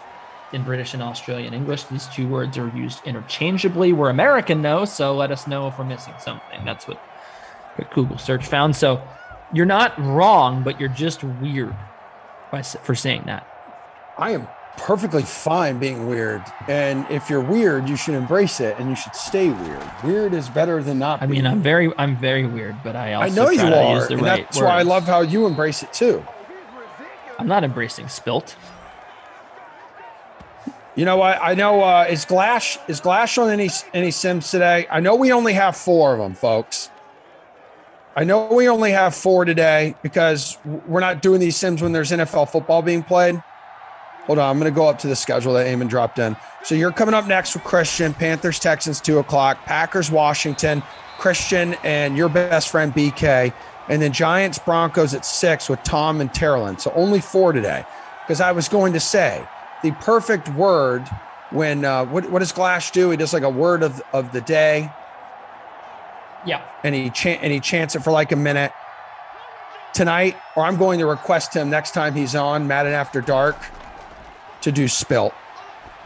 The buzzword. That's what it is. I think spilt will be good. That'd be a crowd pleaser. Be a winner. Well, it sounds like the chat, majority of the chat is on my side here. I read what I read. It is most commonly spilled. That's what most people use. So if you're choosing between the two, it should be spilled. But spilt is accepted. At least in Canada and Australia. Congo Cab said Kenny didn't know it was a real word until he looked on Google. That is absolutely true. I never said that I knew. I said it was not the correct way to say it. I thought it wasn't a real word. It is a real word. But what I found from my research is that it is not the most common usage and not the preferred use of the word. It is pronounced spilled.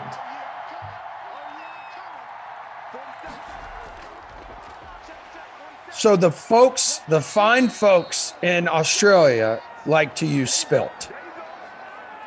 No, they don't like to use it. It's only used a third of the time, or a third as much as spilled. But it appears in Australian and Canadian dictionaries, I would assume. It says in the language. So Joshua Jones said it should be fumble. Let's talk about the sim. Must be. Emerson, you're from Jacksonville. Everything there is weird. 1,000%, dude. You know what's up, must be. You're from down that neck of the woods, right? Down from the south.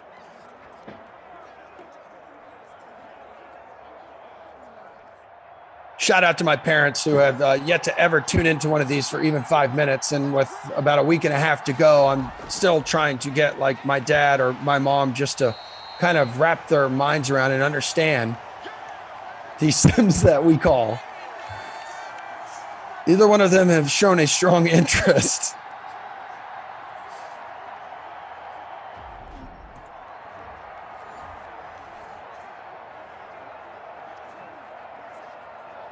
I am still waiting on a reply from BK.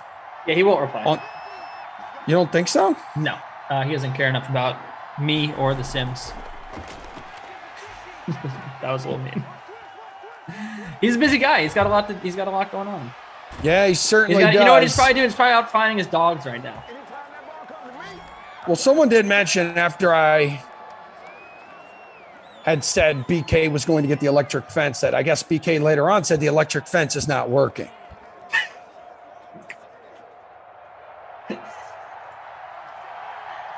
I feel like we should pivot to BK dog content because I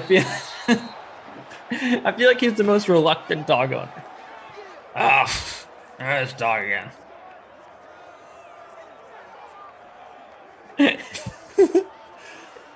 Honestly, this has been one of my favorite sims. This has been one of my favorite sims in the history of the Dream Stream today.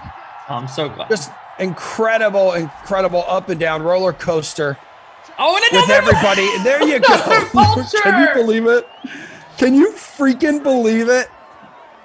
Oh, lineups are being destroyed right now, folks. Oh my goodness. Where my Jordan Howard owners at? Where are you at? Come on. Reveal yourself. Dude, I'm in 99th out of 100 right now. This is ridiculous. The person in first place, Dougie Freshy. Jordan Howard in your contest, Emerson. You want to guess if you haven't looked, do you want to guess the ownership? I have not looked off the top of my head because my guess is some folks maybe could have used a punt play. I'm going to go 3% off the top of my head. 3 people. Okay. So you're in for 3%. I'm just getting the number from the free showdown as well, so I can give you a full scope of what's going on here, because this is just insane what's happening. Okay, let me just get the showdown. Where is it? Entries. Okay. So Jordan Howard in your contest is 2% owned.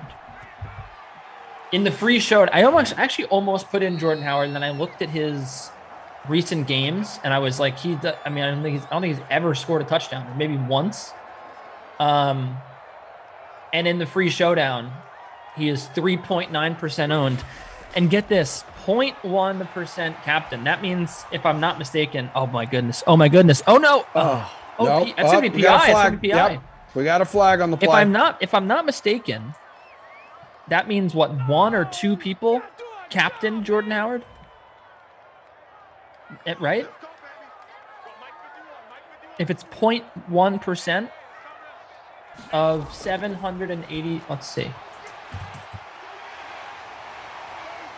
That means that, oh no, okay. Well, 0.1, it's It should be. Okay, so that means that there's 700, almost 8,000 entries in the free roll. That means that roughly 79 people captained Jordan Howard. If we're doing 1% of all lineups, it would be right? It would be 79. Correct? I don't know, man. I will say that you've been talking a lot about this and like the numbers and Minshew fumbles the football. It's recovered by the Dolphins. We usually do. Oh my goodness. Oh my goodness. Oh no. Yeah. Oh no. Are you realizing your math isn't correct? Are you upset with the results of that play?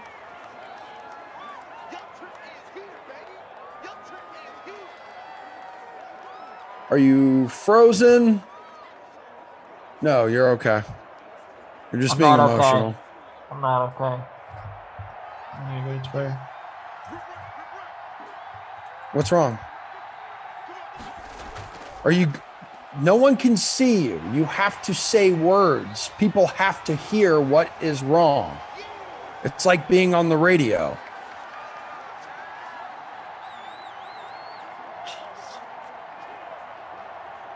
My God, dude.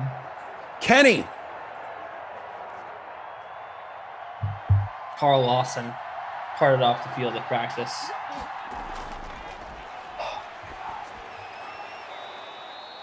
Dude. Okay. Dude, no. No, dude, this can't be happening. Dude, honestly, the way you just reacted was uncalled for. That really, everyone's anxiety just went through the roof because we thought something was seriously, seriously wrong. It is. That's it. That's the season. That's the season, dude. TP, can you punch his camera up or something? People need to see this. I've never seen him in this state before.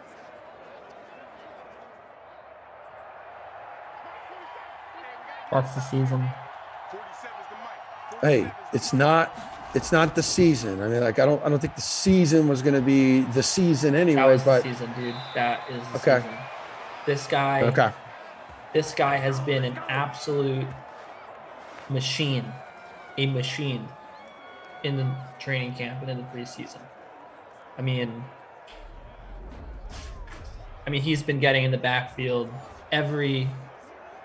I don't even want to talk about how good he's been because he's going to be out for the season or for a long time, getting carted off the field with the leg injury. I don't want to talk about it. It's just going to make me more upset to talk about how good this guy's been. Unbelievable for the Jets this preseason. Like, just Google him. All right, just Google Carl Lawson. I don't even want to talk about it anymore. I'm not going to Google him. I'm not going to do anything that could possibly make you more upset than you already are. I don't want to.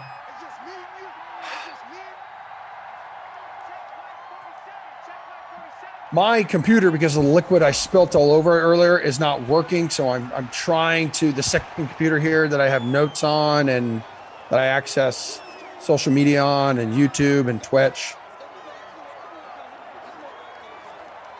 Nothing is working currently for me. So I'm flying blind. So I'm going to need you to buckle down. Ban joint practices. I never want to see joint practices ever again. I never want to hear one person.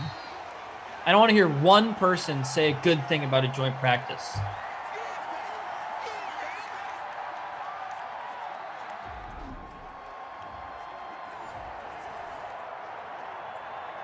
They're bad. Preseason is bad. Joint practices are bad. I mean, I don't know why we do this. I don't know why we do this. Coaches love it. Coaches, and it was going to become even more important in a year where they lost a preseason game. Coaches needed it for more evaluation. I mean, guys like Aaron Rodgers and other players believe that the reps in these joint practices are actually more important for a player than plays in a preseason game. So that's why they do it. That's why I not. believe 21, 22 teams this year are doing joint practices. About half of those are doing multiple joint practices. I know way too much about joint practices. This is so terrible. What a terrible idea. Just the entire preseason.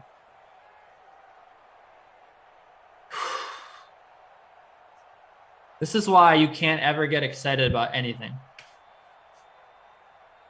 I can tell you what, I can't get excited about this computer because it doesn't work. Nothing works.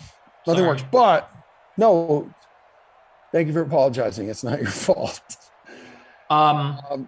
This guy was having, I haven't seen things come out of the preseason. I mean, maybe it's just because I'm only focused on my team and like a select few people for fantasy purposes. I can't remember someone making this much of an impact in practices in the preseason than Carl Lawson. Huge signing this offseason. He has been having an unbelievable camp. He's been beating Mekhi Becton almost every time.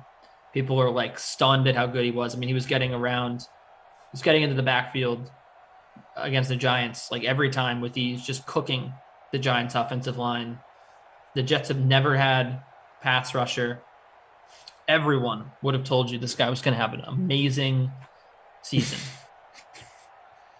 He was destined to have, for real, be one of the best pass rushers in the league. Like, if he didn't have 5 sacks or more, that would have been a disappointment. And potentially losing him, having him being carted off is just absolutely devastating. I could not have fathomed news this bad coming out today. I thought for sure that we would at least have Carl Lawson. Someone says this just means that the Jets will lose 15 games instead of 14.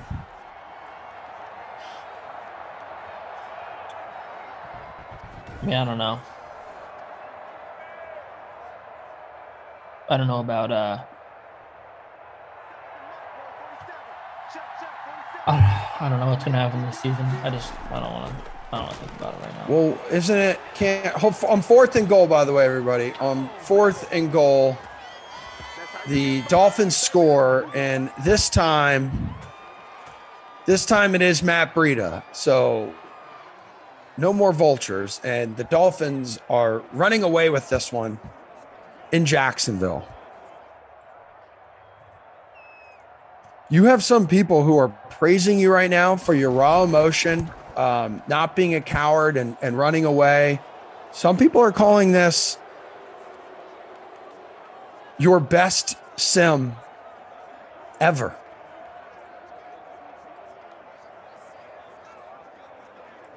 I mean, I've never masked my emotions on the Sims.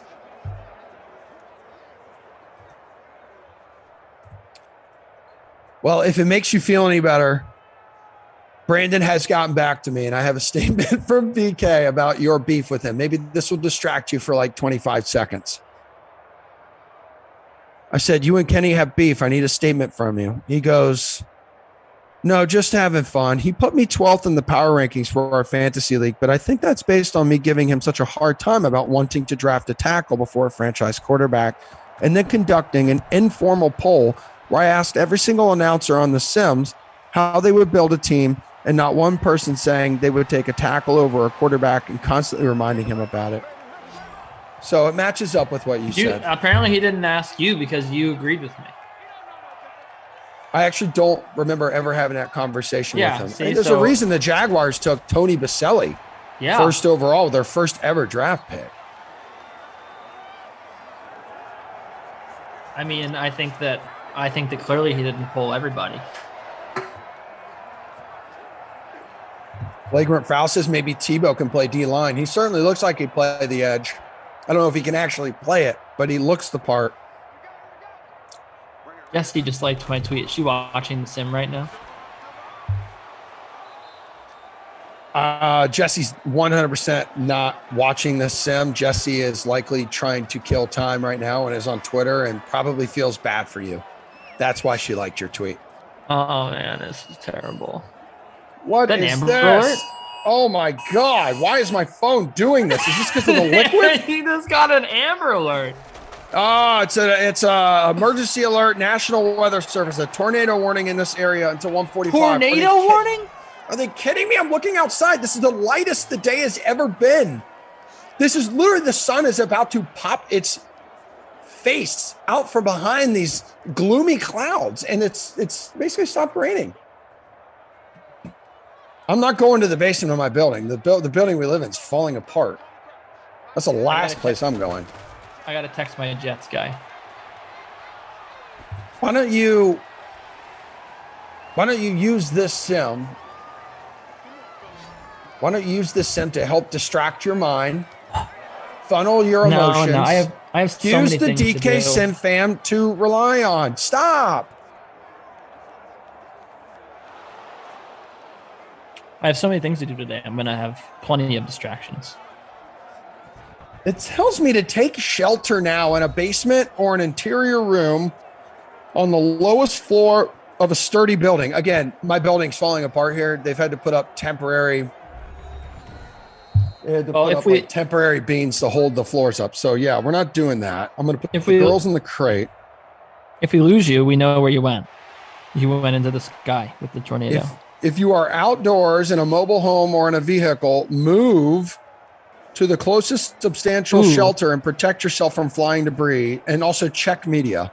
You know what I do like, Emerson, that you said vehicle. I like how you said that. Are we doing a spelt thing again? Wait, did I do something wrong? That was sexy. Vehicle. Love that. Well, if it makes you feel better, I will call you after this sim and just repeat that word into your sad ears. Thank you.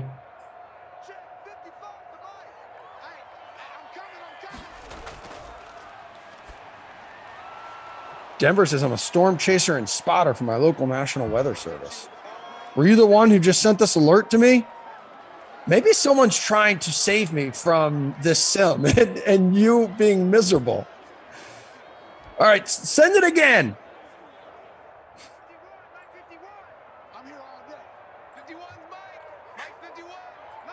Thanks to everyone who has spent time with us today. As Gardner Minshew and the Jaguars are just getting destroyed. There's 5.5 minutes to play. I don't know if you actually put me on camera, TP. I'm sorry. I just saw your Slack. Obviously, I'm cool with being on camera whenever. So, Charlie says, "Don't worry until you see the cows flying outside your window." It's too late now.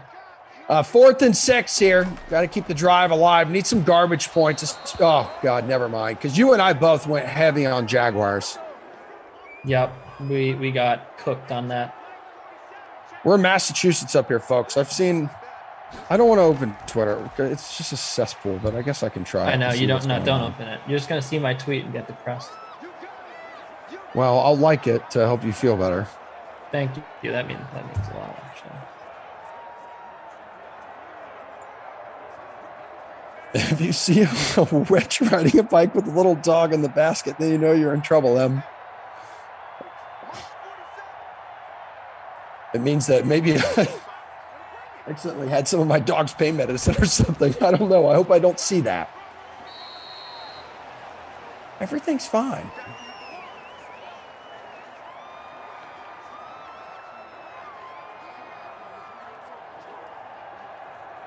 What's up, Problem Kid Gaming? Oh, Problem Kid Gaming's in the chat. Queenie. David G. What's up, everybody? D-Rod. CEH, we see ya. Gonna miss you guys and gals. Congo Cab, especially you, big guy.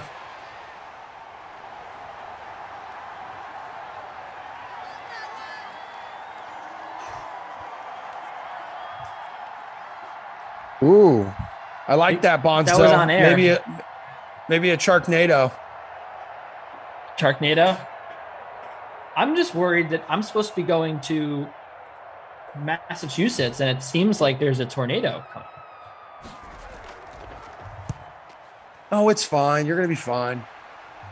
I mean, this is a big reason why I decided like it's probably best if we don't spend time together. Wow. Okay. That's a lot. Miami Misfits. Who's got the other days or the other games today as the announcers? So Christian DeAndrea is going to be on the next two. Kenny. Oh God, I'm not picking up your next sim for you, dude, because I know you're going to ask me if I can because you're so emotional. Panthers at the Texans is supposed to be Kenny and Christian coming up. Could just end up being Christian solo.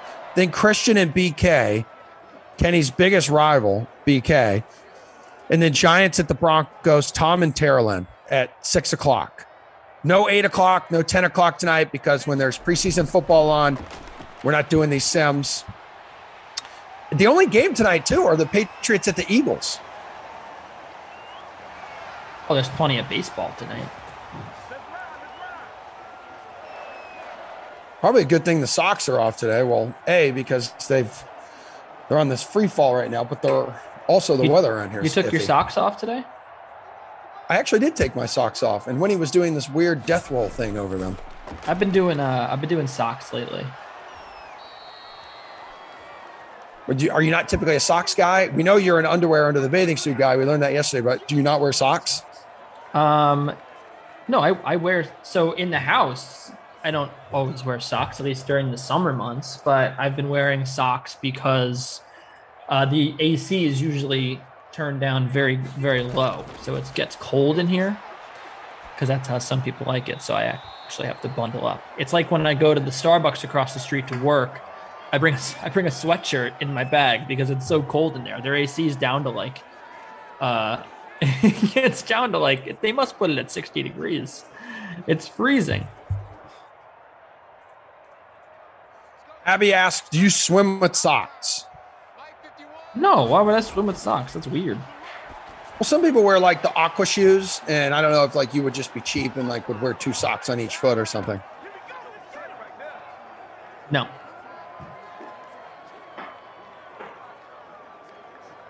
I don't wear aqua shoes. That's strange. Here it is, Emerson. All right, another 4th down. The Jaguars will try to convert, and come on, Gardner. Oh, that was bad. Checking it down. That's what the Eagles were calling Cam Newton in their joint practice, which we know you're no longer a fan of joint practices, but yeah. Nope. Shoot all joint practices into the sun. Never want to see him again, ever. Never. Ever. Ever.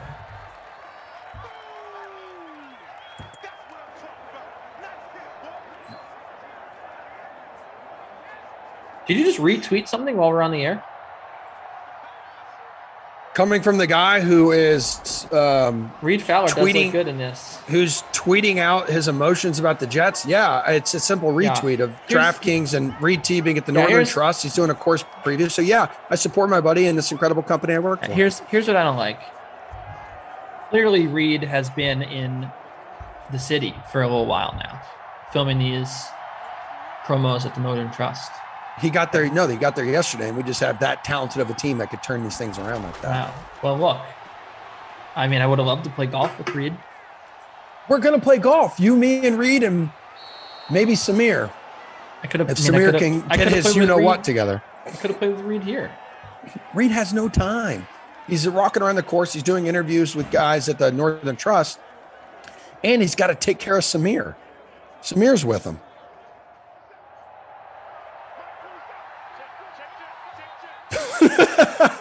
D-Rod, I think so. I agree with you. He says Kenny is the type of dude who will transform his briefs into a thong and show his friends thinking it's funny. Will you do that this weekend when you're on the Cape with your family? With my family? I'm not going to be there with my family. You don't consider your girlfriend family? Oh, I mean, I'm not going to be there with my dog. We're leaving the dog. So. Oh, wow. I hope she doesn't watch these. Yikes, bud. She watches. That's not a good. She watches me do them. That's not a good look for you. And just like that, we've hit the end of the game. This is probably a good thing. You got to clear your mind here because you've got 1 hour until you're back.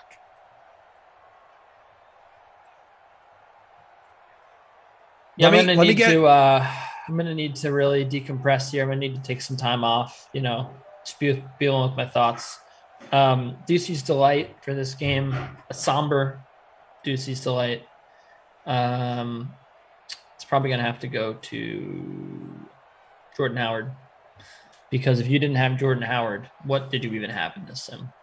2 touchdowns, a whole 6 rushing yards, 14.2 DraftKings fantasy points. That was pretty great. And Ducey's disappointment for this one. With all the background noise. Loving it. It's going to be, I don't know who I'm most disappointed in today. Let's see. I think I'm most disappointed in DJ Chark. He's almost half owned. Usually he does well in these. And 1 catch for 9 yards. I mean, everyone was bad. Chris Thompson was bad as well, but DJ Chark. TP says Chris Thompson. No. Nope. No, he's right. Look at Chark, bro. 1 for 9. I mean, it's obviously TP's toilet paper roll of the game might be Chris Thompson. Oh, I like that. TP, Thomas, next week and a half. Yes, it'll be like your TP player of the game. Yes, it's going to be like the player who performed like ass. That's what we'll do. And then, maybe the best player can be the PTPer, like Dick Vitale, primetime player. Okay. I mean, I thought just the TP thing was cool. And let's just do the TP thing. We had to read. Thing, yeah. Okay. Yeah. 0 to 30 is cool. We don't have to go 0 to 60. Let's just do that. I hope everything ends up working out for you. I hope you're able to find a balance there between the ears before the 2 o'clock sim. You and Christian. I don't know. Everyone, tune back in. You don't really know which version of Ducey you're going to get, but I'm sure he's going to take some time to learn about what exactly happened today at this Jets practice. And I wish you all the best if you're going to sit through that game. Jared and Bert, I love you guys. Thanks for the help behind the scenes. Everyone, please keep an eye on whatever contest you have entered. These stud muffins behind the scenes. Christian probably already did. No, just check that out. We need a new contest now. RIP Carl Lawson. The boys behind the scenes are adding up scores. TP, Thomas, Eamon, I love you guys. Couldn't do it without you. I love this team. I love this family. I love the Dream Stream. Kenny, I love you and I wish you the best, bud. Everyone hang out. We're going to replay the sweat right now with Jesse Cofield, and then they will be back. 2 o'clock, Panthers, Texans, Kenny and Christian. So everyone have a great rest of your day. I'm not back, I believe, until Monday, and I cannot wait to see all of you once again and stuff you inside my eyes. I love you. Toodaloo.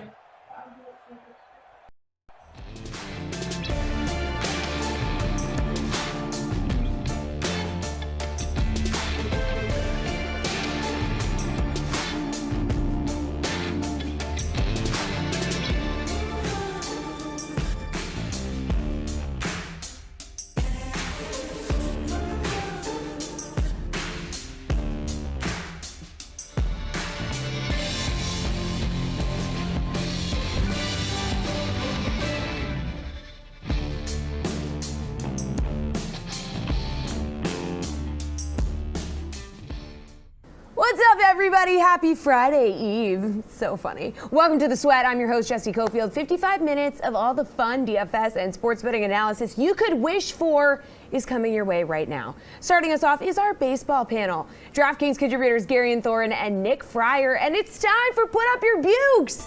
And if you're thinking neither one of these guys is Steve Buchanan, Well, thank you, Nancy Drew. You're correct. Steve is on vacation, but the rules are the same. Okay, so this time, Garion, you're going to be putting up the Bukes, and then we're bringing back Nick Fryer to debate you. So, Nick, either agree with Garion's picks on tonight's MLB slate, or you're going to pivot to another option. You know the drill. You've been here before. Quick look at last Thursday's results. It's a good time for Bukes to be on vacation because, Garion, you tied the series last week. Okay, so no pressure, Garion. No pressure at all for you. You're going to start us off with your favorite pitcher for today. And hopefully you keep this going. And I guess now we have to keep track of your series with Nick Fryer. I don't know. Just go ahead, Garion. Yeah, it's a big tangled mess at this point. Should I probably just win the series because I predicted a Charlie Culberson home run? I think so. Yeah. $2,100 home run, guys. Anyway, let's talk about this slate. It is tiny.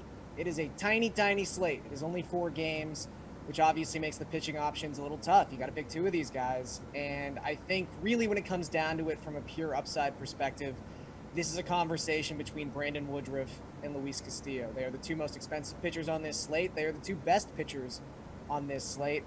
I lean towards Castillo because of his matchup. I think the Marlins are just one of those teams right now where you have to try to exploit them as often as possible in DFS. So far in August, they have a 27% strikeout rate as a team.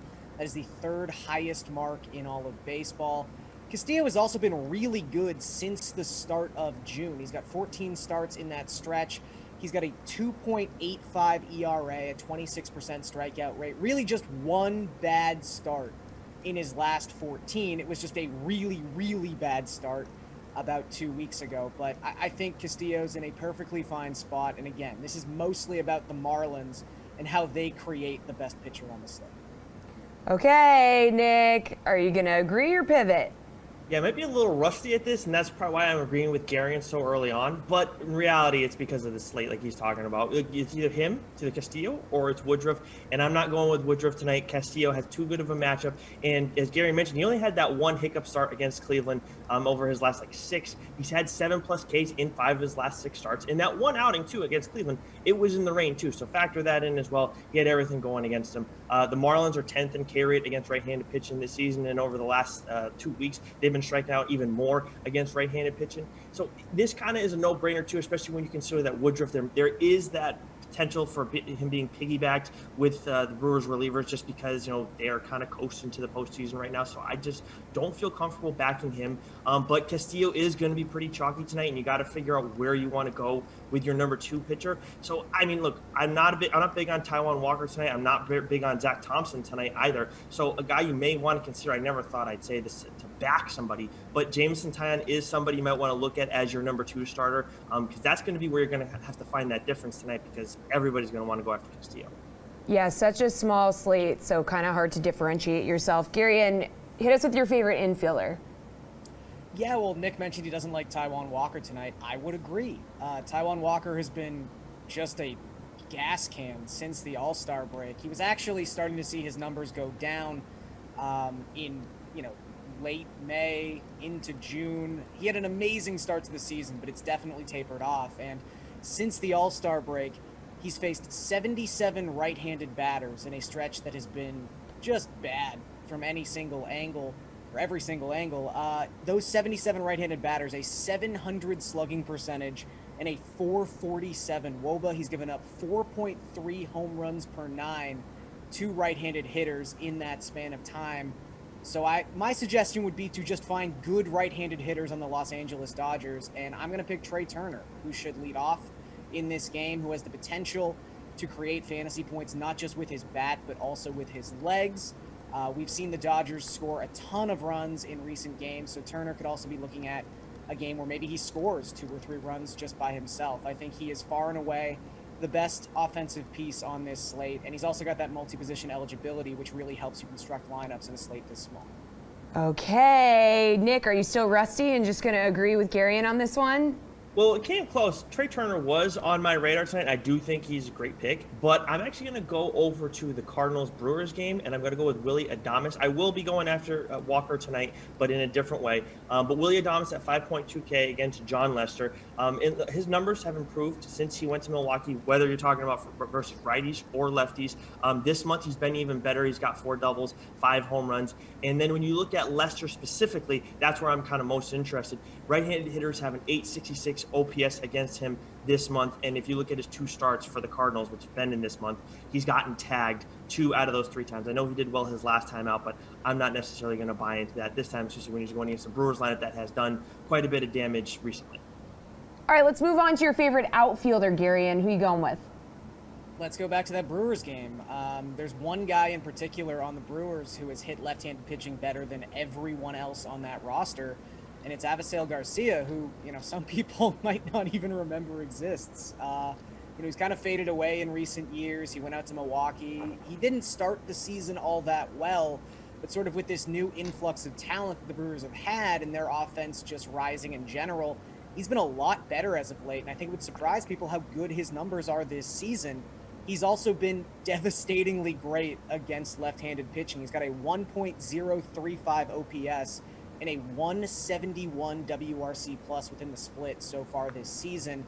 And John Lester, as Nick talked about, is just not a great pitcher right now. His last outing against the Royals was his first good outing with the Cardinals, but it was against the Royals. It doesn't really count. The Brewers are a much more difficult spot for Lester to deal with, and he's got a 5.3 FIP for the season as a whole. I think Milwaukee can put up some crooked numbers tonight. All right, where we go, and Nick, agree or disagree with Avisail Garcia? He's going to cost you $4,300. Another guy that was on my mind tonight, but of course it's a smaller slate, so you're going to run into that quite a bit. But I'm actually going to go back to the Dodgers game, and I'm going to go with A.J. Pollock at 4.4K going up against Walker. And look, we talked about how Walker did well last time out against the Dodgers. I understand that, but I don't like a guy going back-to-back starts, especially a guy who Gary said Walker has had some struggles of late. When you look at Pollock, I know he was quiet the last 2 times these teams met, but he's had a very good month. And he's also a guy that you don't really have to worry about splits with too. So I'm going to go with, and he had a big night last night too. He had, 3 hits and a home run. So I'm going to go with Pollock as my guy who I'm going to target Walker with tonight. All right, finally, Garion, your favorite value play? Let's go with Anthony Rizzo, $3,700. I'm still quite, not really sure why Rizzo's price has remained this low. I know his stats for the season as a whole are not amazing, at least to his career standards, but he's been really good since coming over with the Yankees. He's off the COVID IL and immediately had 2 RBI in last night's game against the Red Sox. The most important thing here is he's hitting second, or he's probably going to hit second, as he's done a lot in this Yankees lineup tonight against John Gant. Now, it's so rare to see a team have an implied team total above 6 runs. It usually only takes place when a game is happening at Coors Field. The Yankees' implied team total tonight is 6.6 runs, and that's really a reflection of the Twins bullpen and John Gant, who has just awful numbers in general, but specifically as a starting pitcher in 2021. He walks everybody, which isn't generally great for DFS, but there's going to be a lot of runners on base. There's going to be a lot of run-scoring opportunities for the Yankees, and I think Rizzo can come through in one of those key clutch spots and pay off his salary. All right, Nick, do you like Rizzo, or are you going to pivot to someone else? No, Rizzo's got to be the guy tonight. He's definitely the number 1 value play, and I was surprised to see him at 3.7K. But I do understand that he's slowed down a little bit since he first joined the Yankees. But still, this is a guy you can't pass up on when he's facing, a meh pitcher as much as it's going to be a bullpen day. And you're at Yankee Stadium too, where the wind is going to be blowing out to center field, I think. So, and look, with Gant, we might only see him for 1 inning. Maybe we see him for a couple innings. So maybe Rizzo only gets 1 shot at him. But the Twins bullpen, as Gary was saying, has not been good this season in general. In this month, they have seen their ERA drop a little bit, but their FIP indicates a little bit of room for regression. So you got to find ways to target the Twins tonight with the Yankees lineup. And I think it starts with Anthony Rizzo. All right, thanks you two. Good stuff. We'll keep track of those points. Our NFL panel is going to join me in a couple minutes to break down today's preseason game between the Patriots and Eagles. But first, in very exciting news, Reed Fowler is in Jersey City. So all weekend long, we're going to keep you updated on the Northern Trust from aforementioned Jersey City, New Jersey, because it is also the site of our Fantasy Golf World Championship. So 40 competitors taking their shot at the $1 million top prize, which will be awarded on Sunday at the conclusion of the tournament. So we are underway here. As you can see, Kay Butler, I believe it looks like, is in first place. Very exciting. We'll keep you updated on all of this. Like I said, our own Reed T. Fowler will be at Liberty National all weekend, keeping you updated. And here he is now with a quick course preview.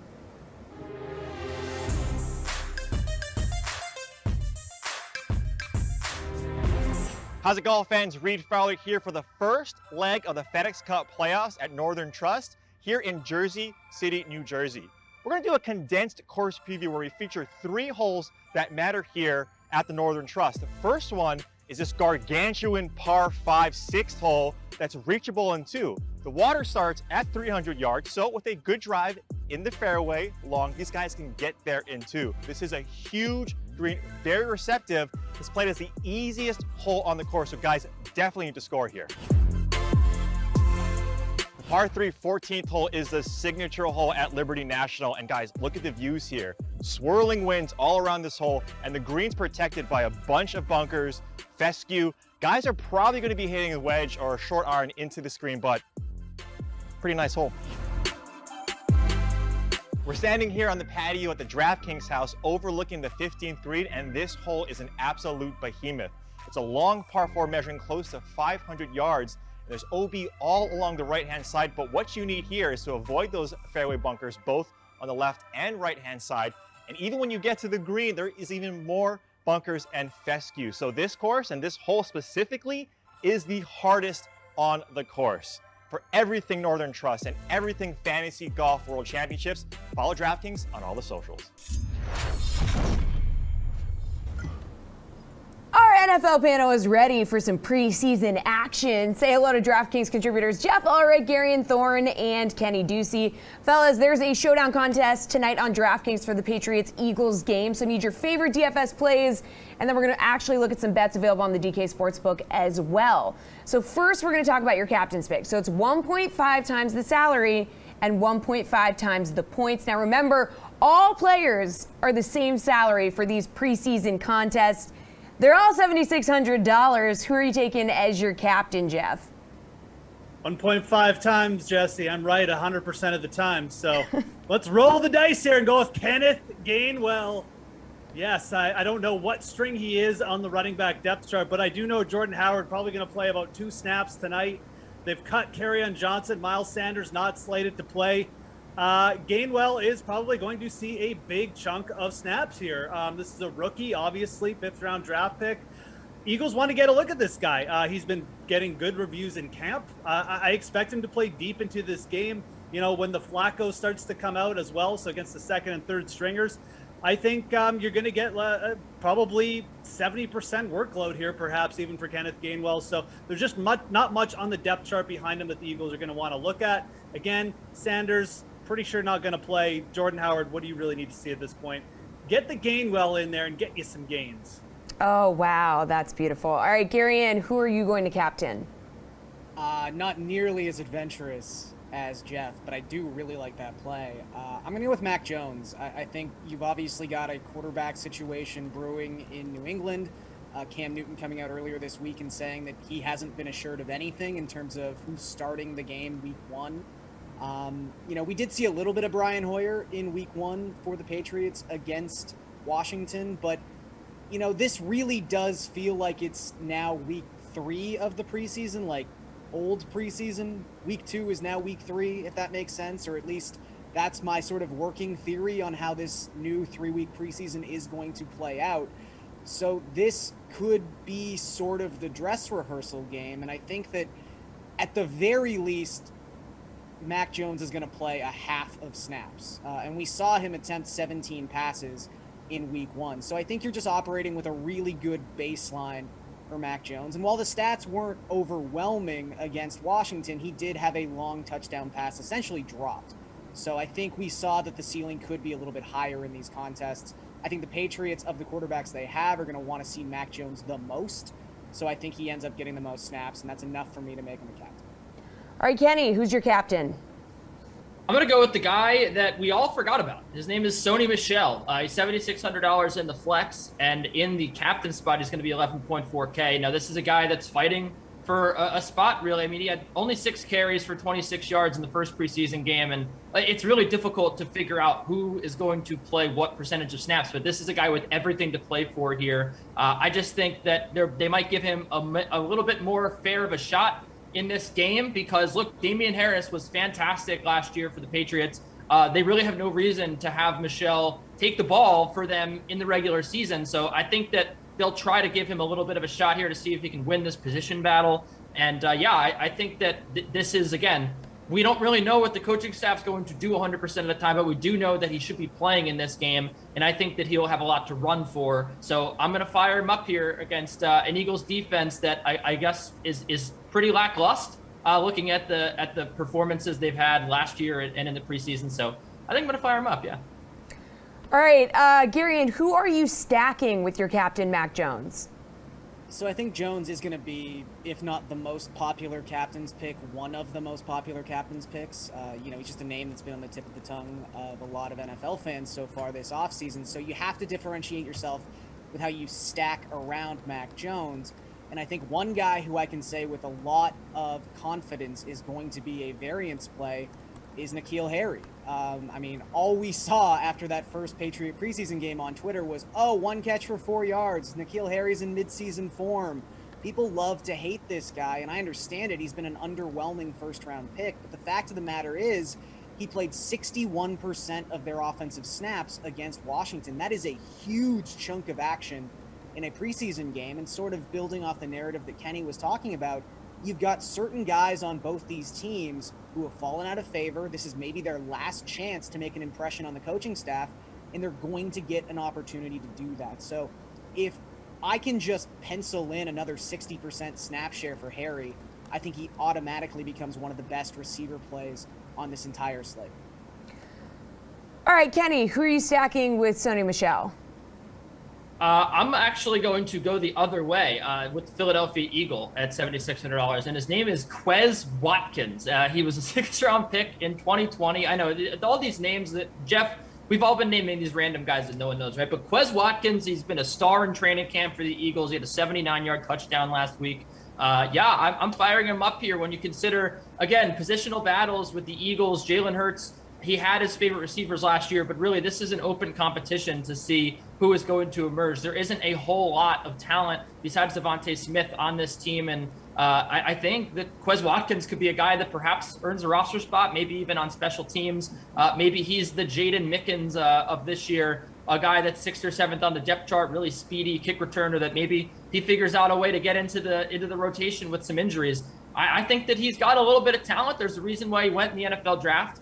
And after last week, I think that you have to at least just add him speculatively into your lineup. I love Kenny reminding us that your pick is $7,600. As a reminder, they're all $7,600 except for your captain. Jeff, who are you stacking with Kenneth Gainwell? It's for $7,600. He's going to be $7,600. Let's just clear that up. That's how much you're paying for this guy. And it's like I like saying $7,600. No, I get it. I just think it's fun. It's funny, but I like it. I was tempted to go with Jalen Reagor here, but I just don't trust Jalen Reagor, and it is the Patriots. They're probably going to be rolling out some of their starters in the secondary. I think that, for a stack with if I've got Gainwell in my captain spot, I think you've got to just put Hurts in your flex, Jalen Hurts. To me, he looked really good in his first outing. I know he's only 3 for 7, but he had a couple drops. But again, this is like Gary alluded to. This is the real dress rehearsal. Jalen Hurts is going to be running a little bit in this game, I think, because he's going to be wanting to end this game with a touchdown. So if that means that, the guys are all covered, he's probably going to take off. And again, I think you put Hurts in your lineup with Gainwell, you got a really good shot at just getting exposure to all the Eagles' touchdowns. And if they do happen to break this game open just a touch, maybe end up winning, then you're probably going to be on the right side as well. So for me, it would be Hurts in the captain spot, but a couple of those Eagles receivers are interesting. I know Kenny talked about Quez Watkins as well. So for me, you got to put Hurts in there somewhere, but I would put him in the flex over Gainwell just because of the fact I think Gainwell is going to see a lot more field. All right, guys, now let's move on over to the DK Sportsbook. So the Patriots won their first preseason game over the Washington football team. Meanwhile, the Eagles fell to the Steelers in their first contest. So New England is on the road, but favored by just 1 point. So, Kenny, what do we think? Do you see the Patriots winning the game? I think so. I mean, look, anytime you can make Dwayne Haskins look like a really good quarterback, there's something wrong with your defense. And again, we're talking about the 2s and 3s here, but the Eagles' preseason defense, the pre-season Eagles or whatever you want to call them, they didn't look too good against the Pittsburgh Steelers. And yeah, the Pre-Eagles. There you go. I don't think that is that a starting quarterback for the Cowboys last year. I don't think that this is going to be a really fun game for the Eagles defense, especially considering the offensive talent that New England can still run out despite not really running out every single one of their starters. And when you look at the quarterbacks as well, Mac Jones, even Brian Hoyer really as the third stringer is pretty good. Joe Flacco did flash a little bit of brilliance last week, but I think that the talent factor should swing this towards the Patriots. They're deserving favorites. And when you look at the defensive battle, I think that they win it pretty easily. So I would say the Eagles, I'm willing to take them as the favorites. And the lines have actually been pretty sharp in the preseason so far. Jeff, what do we think? Do you see the Patriots winning this game? Yeah, I actually really like this bet. And I'm not like someone who tries to get overexcited about preseason bets. But, I mean, you've got Bill Belichick going up against a rookie head coach. And maybe that, I know it's preseason. You're like, what is this guy talking about, coaching matchups? But it really does come down to it. You've got Bill Belichick, who's done this a million times. He knows that, he gets his team up for these games. Just when you're playing for Bill Belichick, you play hard, because if you don't, then the next practice, you're not there. You don't have a job anymore. So the Patriots tend to just really do pretty well in these preseason situations. And Kenny alluded to the depth chart here. You basically got Hoyer as the third string versus Flacco as the second string. I think that matchup washes out, quite frankly, but you're going to see Flacco for over half the game for the Eagles, whereas the Patriots, they're going to be rolling Mac Jones, Cam Newton. The depth on the defense is also something you could bring up. The depth at running back for the Patriots, as we saw with Stevenson in their first game. Everything here points to the Patriots. I'm actually surprised they're not favored by a field goal or something. Garion, what do you think? You like the Pats to win? I think so. I mean, it's funny because usually I will take a look at the quarterback depth chart in a preseason game and try to figure out who has the advantage. Generally, just from a veteran savvy perspective. Is a team rolling out a 6th round pick as their backup quarterback that's going to get 2/3 of the snaps, or do we have some actual NFL talent on both of these rosters? And it's kind of funny. These are maybe two of the deeper quarterback rooms in the entire NFL, because we've mentioned a lot of names, but Nick Mullins, who's started and been sort of successful at the NFL level, is the third string quarterback for the Eagles right now. There is always going to be a quarterback in the game that has been either a success at the NFL level at some point, or is a highly touted rookie quarterback in the form of Mac Jones. So I do think Jeff's right. I think that's all kind of a wash. So at the end of the day, I think you have to go with who just has overall more talent on their roster. And if we do think that week 2 is the new week 3, and this is the dress rehearsal game, and the Patriots play a majority of their starters for a majority of this game, or at least most of the first half, you kind of have to side with the Patriots. And guys, producer Slate's in my ear telling me that FYI, the Eagles defense has been allegedly owning the Patriots offense in joint practices this week. So just something to keep in mind. Practice? Talking about practice here? Yeah, I mean, practice games and practice sessions. Aaron Rodgers shook Zach Wilson's hand in practice, so that's what I took out of the joint practices. Well, I'm just saying what I'm saying. I said what I said. All right, the game total is set at 37.5 for this one. So far during the preseason, unders have hit 14 times in 17 games. This line's already moved down half a point from 38 to 37.5. So Jeff, are you just going with the under tonight? No, actually. I feel like there's a distinct shift here. I mean, from week 1 to week 2. The starters all take this a little bit more seriously. You've got guys playing for jobs, and you look at these two depth charts. Gary just alluded to it. We're actually getting pretty good quarterback play. We've got some pretty deep running back play as well. Actually, I mean, there's not like high-end receivers here, but the depth chart isn't bad as well. I like the over in this spot. I think you will see those unders not hit as much at the very least, perhaps closer to a 50%. Maybe it might even flip in the other direction, but I think you take advantage of the low total here. It's probably a bit of a reaction to week one. I like the over, at least in this game, not in the other games. I haven't analyzed all those, but this one specifically with the QB depth chart, give me the over. Okay, Gary and Jeff's going with the over. Where are you going? Yeah, I agree with everything he said. I think it's a different animal week 2 versus week 1, just more playing time for the starters, more playing time for the better offensive players. Maybe we're seeing a little bit more of the playbook in this game. And again, there's always going to be at least a semi-competent quarterback on the field for both these teams at all times. So this game in particular, I would take the over. Kenny, where are we going? I don't want to agree with these guys. My whole job here is to disagree and get people mad, right? But no, but I do think that the over hits. This is a game with competent quarterback play. When you look at the quarterbacks around the preseason, you mentioned all those unders. I mean, there are some really bad players getting time at quarterback. You have very competent running back, Sony Michel behind Damian Harris. Both of those guys should play in this game. Cam Newton as well, fighting for a job. A lot of quarterbacks fighting for jobs. Even Joe Flacco, you get the sense that he believes he could win that job from Jalen Hurts, considering people aren't really as high on Jalen Hurts as I thought they were, especially the Eagles. But yeah, I think that, the Eagles defense has been pretty bad. The Steelers defense let up the Patriots defense let up 13 points last game. So I do think that this is a game that could certainly see a lot of points, and I like the over. All right. Slate approved pick time. Let's lock it in. What is your favorite DFS play or bet tonight, Garion? Let's just roll with it. Let's just go with N'Keal Harry to have the greatest game of his career and sneak his way onto this 53-man roster or someone else's practice squad. Harry's going to do it tonight at probably a relatively low ownership. All right, Kenny, slate approved. Jalen Rieger, you could guess how much money he costs. He came into camp. He was failed a conditioning test, and there was a lot of bad storylines about him. He's got a lot to prove here. Taken before Justin Jefferson. I think he's going to have a big game. Continue to have a big preseason. I think he's going to get the ball a few times. I like Jalen Rieger. Jeff, what do we think? Slate approved. Get your gains with Kenneth Gainwell tonight. I'm telling you, he's going to play a lot. He looks pretty good. Coaches like him, etc. Why not? It's preseason. YOLO. YOLO. Thank you, Jeff. YOLO indeed. Thanks, you three. Kenny, you stick around. You're taking a look at some NBA futures next.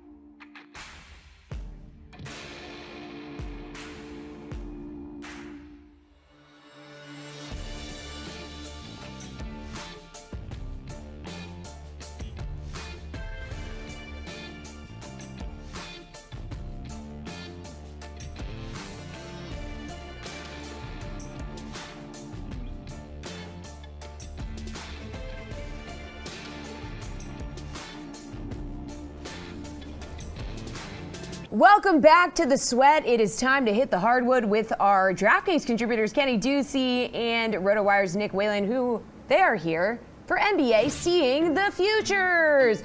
Taking a look at some future bets now that Summer League has come to an end. Very sad. So guys, the Kings were crowned Summer League champs after defeating the Celtics on Tuesday night, and it was largely due to their 9th overall pick, Davion Mitchell. He and the Nets' 27th overall pick, Cam Thomas, were named co-MVPs of Summer League. So let's start by taking a look at Mitchell. Right now on the DK Sportsbook, the Sacramento guard is plus 1,800 to win Rookie of the Year. Kenny, does this bet intrigue you at all? Not really. I mean, look, Davion Mitchell is talented. There's a reason why he went in the top 10, but, draft evaluators were really expecting him to not go in the top 10. He was actually slipping a little bit with the stock I just don't think that there's going to be enough shots to go around. But look, if I'm going to take a shot on one guy that's at plus odds here and it's not Alperen Sengun, it's probably Davion Mitchell, just because, look, it's the Kings at the end of the day, man. You don't know what their rotation is going to look like. You have, plenty of injuries every year. Luke Walton doesn't really have a good hold on that team.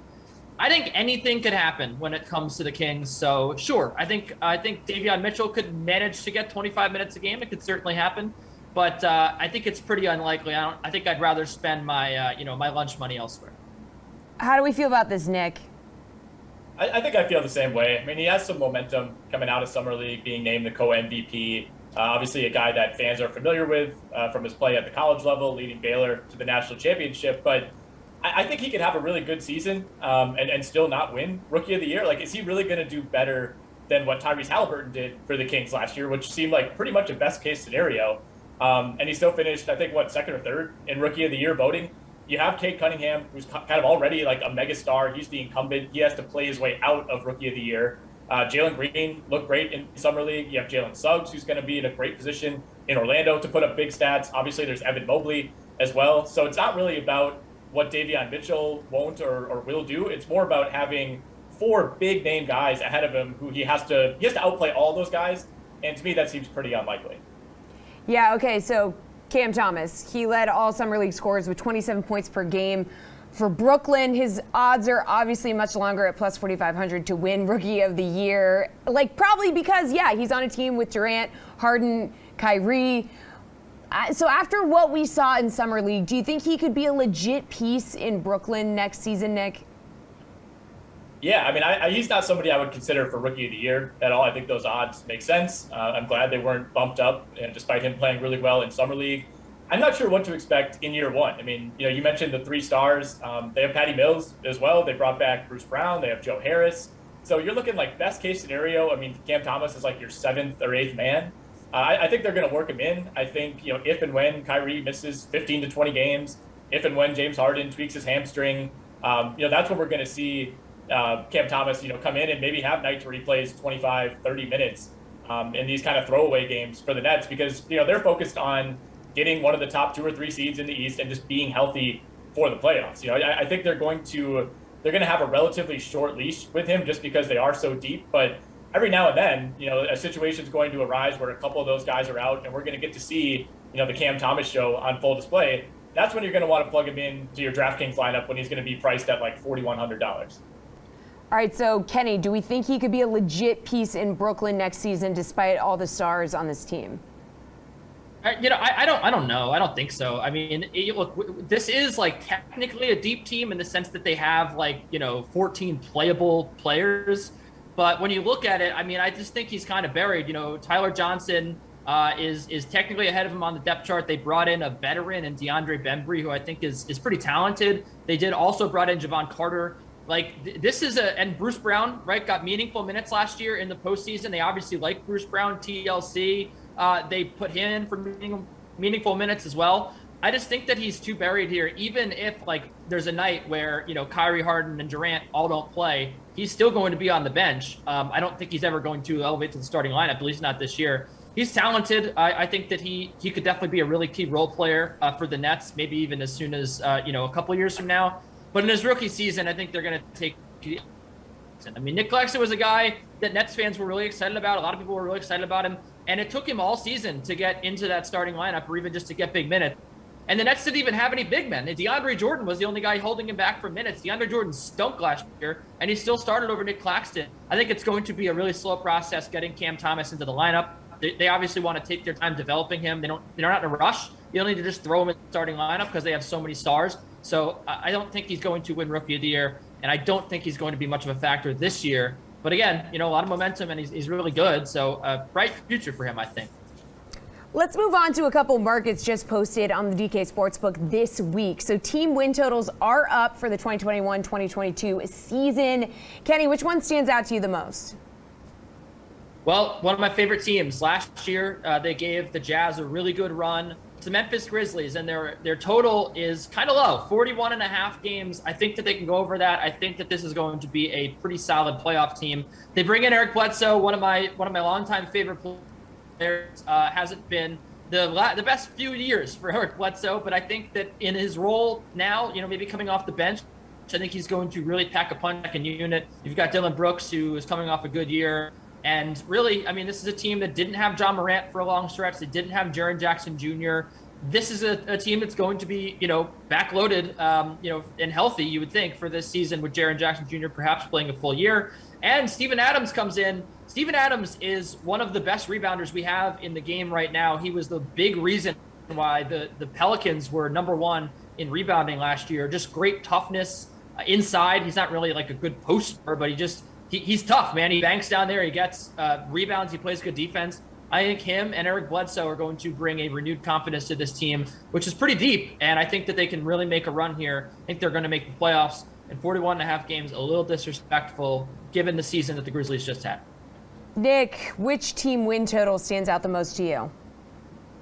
Yeah, there are a few. Chicago at 42.5 is interesting, and the fact that it's shaded toward the under in terms of when you look at the odds, -115 toward the under, -105 toward the over. Obviously, there's a lot of positive momentum with the Bulls bringing in Lonzo, bringing in DeMar DeRozan. A lot of people are excited about that team. It looks like the odds makers maybe aren't quite as optimistic, so that's going to be an interesting one to track. And then there's two more. The New Orleans Pelicans, 39.5. A team that's wildly underachieved each of the last 2 years. I think they got significantly worse this offseason around Zion and around Brandon Ingram.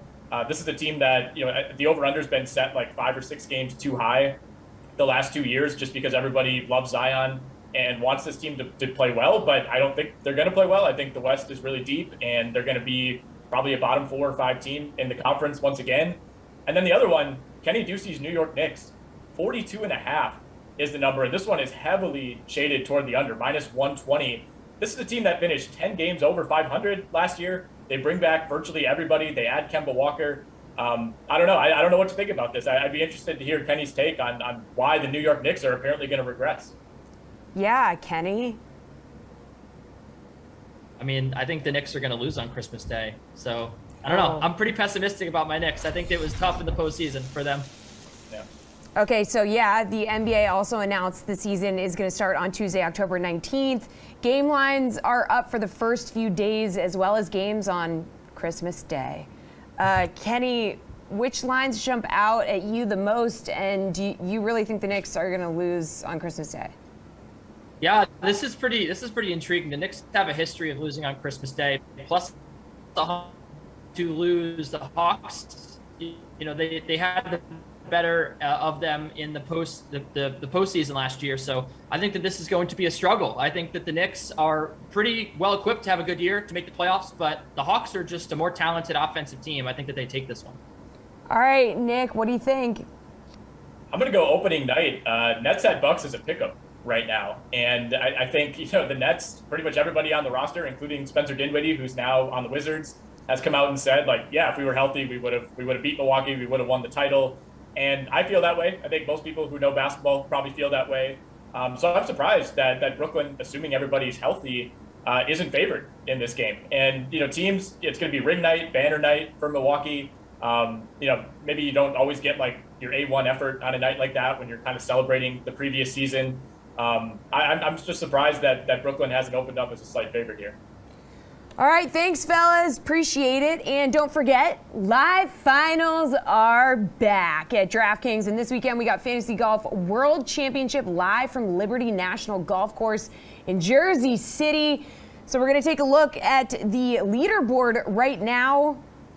We have DG Strokes just actually jumped into the lead, but right behind him is K Butler 9. He's got Rory McIlroy, Scotty Scheffler. We got a lot of names in here. Scotty Scheffler, $9,300. He's got 31 fantasy points, but DG Strokes is now in the lead. Patrick Cantlay, 27.5 fantasy points. He also has Scotty Scheffler, who has 31 fantasy points for him. So we are going to be keeping you updated all weekend long. Our own Reed T. Fowler will be down there checking in on the action. And earlier, he caught up with the Action Network's Jason Sobel to take a look at the FedEx Cup playoffs, which kicked off this morning at, guess what, Liberty National for the Northern Trust. FedEx Cup playoffs are finally here. Reed Fowler from DraftKings, Jason Sobel of the Action Network. Jason, PGA Tour has had the playoffs since 2007. Do you think it's provided a lot of drama, excitement, anything actually for this playoffs? Of course it has, Reed. You know, this has been a big improvement over what we used to have. I think people tend to forget that the Tour Championship used to be in the middle of November and some of the better players wouldn't show up. Look, we can argue whether, little details of it could be improved or what you'd like to see changed, but no, it really has provided excitement and a finale to the season, which I think it needed. And what do you think is key to excel at this course or even just in the playoffs in general?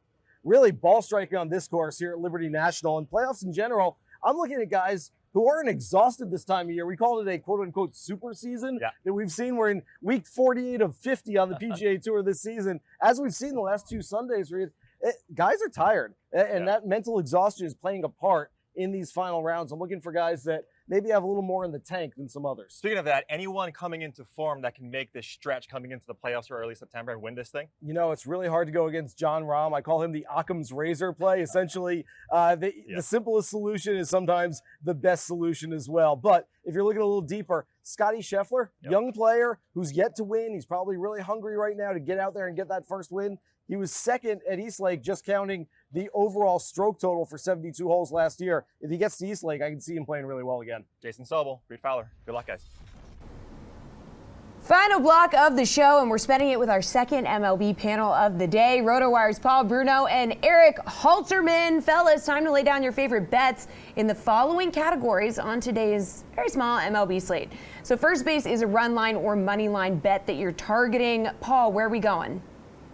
I'm looking at the Seattle game today. Chris Flexen's been steady and solid and churning out 8 of 9 quality starts where he's allowed 3 runs or less, and that goes along with a 42 to 14 strikeout to walk rate. Meanwhile, the Rangers are turning to Spencer Howard in their bullpen, which is a mess. Howard has a 5.61 ERA. I see the visitors scoring early and often today. I talked to Matt Bumgardner yesterday, but he got pushed back to today's start, so I like the D-backs to take a bite out of the Phillies again. He's outpitched his mound opponent, Zach Wheeler, over the last few weeks, and Arizona's offense has come through bigger than they have most of the year with 31 runs and winning 5 of their last 6. The Phillies have lost the first 2 games of this set and 4 of their last 5. This will pay off today as my upset special. All right, Eric, a run line or money line bet that you like?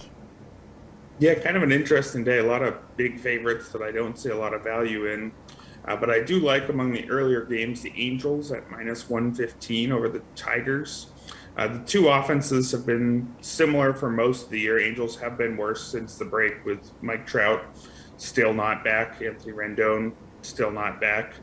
But I like Jose Quintana, I think, a lot more than I like Matt Manning, even though by Quintana's ERA, that may not make a ton of sense. He was quite bad in 9 starts at the start of the season before suffering a shoulder injury, a 7.22 ERA, although that did come with a strikeout rate just north of 30%, which is something of a surprise from him. He's never been a high strikeout guy. He also had that ERA inflated by a BABIP of 400, which was clearly going to come down at some point, although he also walked too many guys. So I'm not saying he's having a great year, but he's been much better as a reliever, 3.86 ERA since he returned to action, still striking out a ton of guys, but suddenly not walking anybody anymore, just a 4.4% walk rate. I am worried about his innings, given that he's been pitching out of the bullpen for a while, but still there's at least something there in that suddenly high strikeout rate. And then on the other side, Matt Manning, there is just not a lot there, 6.10 ERA. The ERA estimators are a little better than that, but the guy just strikes out nobody, 11.5% strikeout rate. If you can't put big league hitters away, you're not going to have much success at this level. Even though he's been better than he was at the start of his stint, 5.12 ERA over his last 6 starts as the hot streak, I think tells you a lot about how poor his season's gone so far. All right, second base is a game total that you like, Eric. Where are you going for this? Yeah, I'm liking the Twins and Yankees to get over 10.5 runs. That's a nice even minus 105 last I checked. The teams are averaging right around 9 runs per game, so they will need more runs than average in this one. But the Yankees have a better offense than they had for most of the year after adding Joey Gallo and Anthony Rizzo at the deadline. And they're facing a guy in John Gant who is nowhere near as good as his 3.49 ERA suggests. All the ERA estimators are a 1.5 to 2 runs above that. striking out just 18.1% of opposing batters while walking 15.2%, so nearly as many walks as strikeouts. He actually had exactly as many walks as strikeouts before the Cardinals traded him to the Twins, where he's been better but pitching only in relief. I think when he's moving back to the rotation, don't really see why things should be much better. Jameson Taillon on the other side is not all that good either. I think he'll give up his fair share of runs. A 3.89 ERA on the year is half a run to a full run better than what most of the ERA estimators are saying. More or less league average strikeout and walk rates, but doesn't keep the ball on the ground well, so he's a bit homer prone. So I don't trust either pitcher. I especially don't trust Gant, and I think 10.5 should be pretty easy to achieve here. All right, Paul, which game total are you looking at? I love the call in the Yankees game, and sticking with the quality of pitching that I mentioned in the Arizona Phils matchup, and noting that the clubs have hit the under in the first 2 games of the set, I see them in another low-scoring game and easily hitting the underside of the 8.5 line today. I have a similar sense for the Royals finale in Houston this afternoon. The clubs have combined for 11 runs in the first 2 games in the series, Houston having only scored 19 runs in their last 6 games, while the Royals offense ranks 13th in the American League in runs scored this season. That begs to the underside as well. All right, third base is your favorite pitcher prop. Paul, where are we going? I like the matchup between Dylan Cease and the free swingers from Oakland to lead to a pile of strikeouts, so I like this one at 7.5 for a guy who has 76 strikeouts over his last 54 innings pitched. He'll reach that mark easily tonight. I also like Jameson Taillon having struck out 4 or less in 5 of his last 7 starts, so I expect to hit the under of 5.5 strikeouts against Minnesota today. And finally, Luis Castillo has struck out at least 8 batters in each of his last 6 starts, and he faces a Marlins offense which ranks 3rd in Ks in the major leagues this year. The line was set at 7.5. I think they'll do that in about 4 or 5 innings today. I take the over for sure. Eric, which pitcher prop are you looking at? Yeah, I also like that Luis Castillo one. I think it's that he's hit 8 in 4 of his last 6 starts. That's still plenty enough for me. 28% strikeout rate over that stretch, facing a Marlins team, which is the 2nd worst strikeout rate on the year, 2nd worst strikeout rate in the second half as well. Castillo was bad early in the season. No other way to put it. 7.22 ERA through May. He wasn't that bad, but he was nowhere near expectations. Strikeout rate under 20%. But since the start of June, 2.85 ERA, got the strikeouts up closer to 26%. And again, just over those last 6 starts, it's even higher than that. So he's back to being more or less the Luis Castillo we know, and he's facing, again, one of the most strikeout-prone lineups in the league. So I think 7.5, he's been hitting it lately. I think he should hit it again here. All right, take us home with your favorite hitter prop, Eric. Yeah, I talked yesterday about how much I didn't trust Cole Irvin, and then he didn't end up pitching yesterday. He's pitching today instead, though, and that means I like most of the White Sox righties' home run props against him. This game is everything I look for in a home run prop. Those bets are always somewhat lottery tickets, but if you can get a homer-friendly park, which is what Guaranteed Rate Field has been this year, it's fourth most homer-friendly park according to StatCast. Then you get a pitcher who allows a lot of contact. That's Cole Irvin, just a 17% strikeout rate. And then the third thing I look for is, does that contact come in the air? And with Irvin, it does, just a 36.4% ground ball rate. So all the factors I'm looking for are here, which means any of the slugging, specifically right-handed hitters on the White Sox look good to me. So that'd be Eloy Jimenez plus 270, Jose Abreu plus 260 are some of the most notable ones. But really most of the righties in that lineup are guys that I would like to take a look at. All right, Paul, what's your favorite hitter prop on the slate? I'm going for a couple of big payoffs today, Jesse, in this segment. The Yankees are on a roll, winning 6 in a row, and today is a bullpen start for the Twins. The Bombers have done it mostly with pitching recently, as they've scored only 26 runs during that streak. I think they put up a big number this afternoon, and that's why I take Aaron Judge to continue a hot streak that's seen him go 11 for 34, including 3 bombs. He hits another one tonight, I say, and the Yankees win. That parlay gets you a plus 330 payoff. And Mike Minor has been rocked for a 6.35 ERA over his last 56 innings pitched, allowing 10 homers along the way. He faces a great lineup in Houston that's been held under wraps earlier in the series. I see Yuli Gurriel in the middle of that group, and he's in the middle of a 15 for 41 streak along with the Astros win. That pays off $650 when this guy goes yard tonight. All right, that's a show, folks. Good stuff. You too. Appreciate it as always. This one will be back tomorrow morning at 11 a.m. We got 4 Madden Sims coming your way today at 12 to 4 and 6. And then, of course, there's NFL preseason tonight. So enjoy that, and we'll see you tomorrow morning at 11 a.m.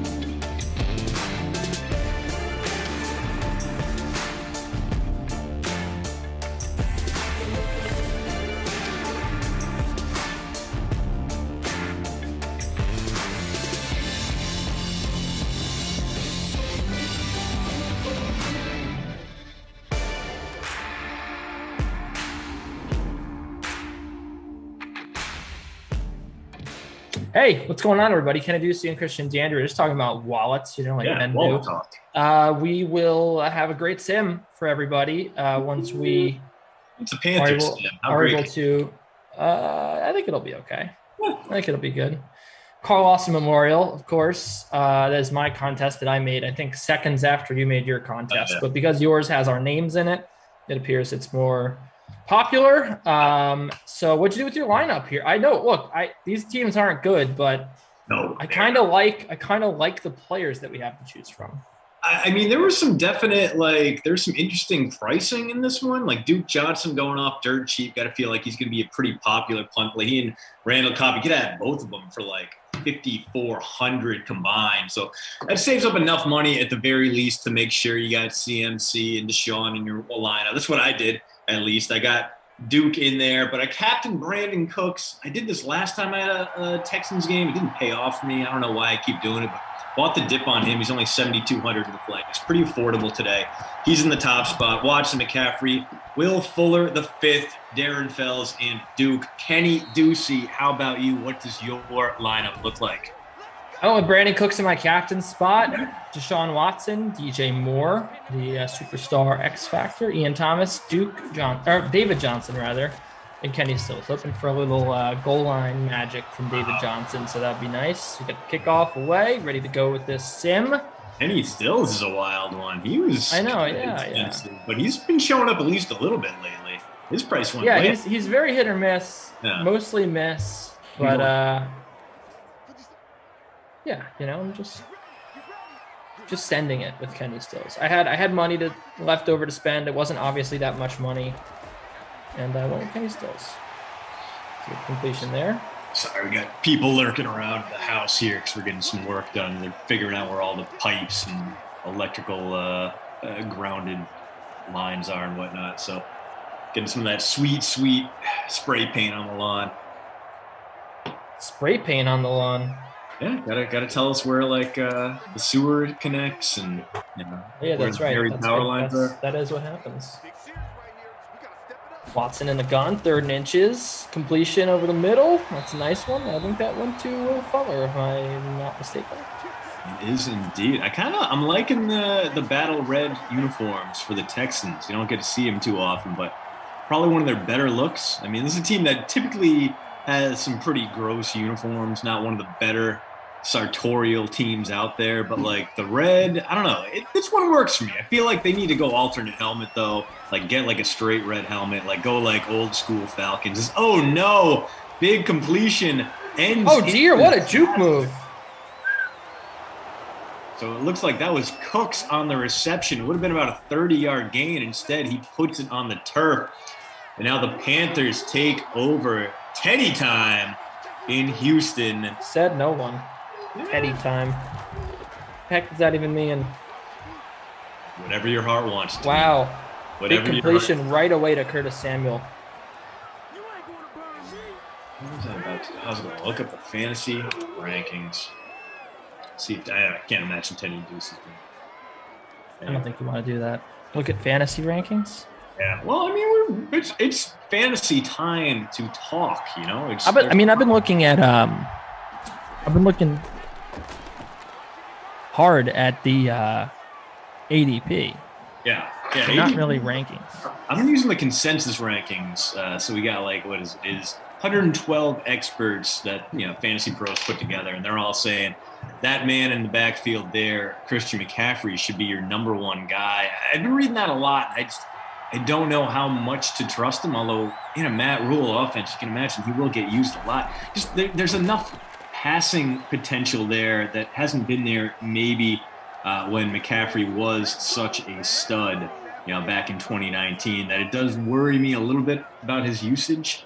And if we are looking at ADP, McCaffrey going off first pretty much everywhere, but it's only a consensus of I'm out on McCaffrey. I mean, look, I'm not out on McCaffrey completely. Obviously, he's going to have a good year, but as the number one pick, I'm much more willing to go. Oh, there's Ian Thomas and a big hit. I'm much more willing to go with Dalvin Cook. I think Dalvin Cook is I'm locking in Dalvin Cook in all my fantasy drafts. I definitely want Dalvin Cook. I I mean, we played the ADP game. We've already done this. But I definitely feel like looking at, any sort of scoring, because TP said Dalvin for PPR, Henry for I think that standard or PPR, I like Dalvin Cook. I just think his involvement in that offense is going to be so great. And the thing with Dalvin Cook is he doesn't get you. I've never thought of Dalvin Cook as a tremendous PPR back. I know that he got a lot of receptions last year, but he's not like, you don't need 7 receptions a game to guarantee yourself a big game with Dalvin Cook. He's going to gain a ton of yards on the ground. He's going to get into the end zone a lot. He's got no one there to vulture him. So you got no more Mike to the left side. Yeah, and look, I think he's the safest bet. Like, Derrick Henry could regret. We saw Derrick Henry look pretty bad last year. Remember that at the end of the year? Obviously he had his big December, but he had some clunkers of games, and I just think that Dalvin Cook's the safe bet. I think that he is going to guarantee you a good season. Christian McCaffrey is not only has he been injured in his career, so there's a touchdown to DJ Moore, the receiver you always want to have on the Panthers. It's not Robbie Anderson. It's not Curtis Samuel. It's DJ Moore.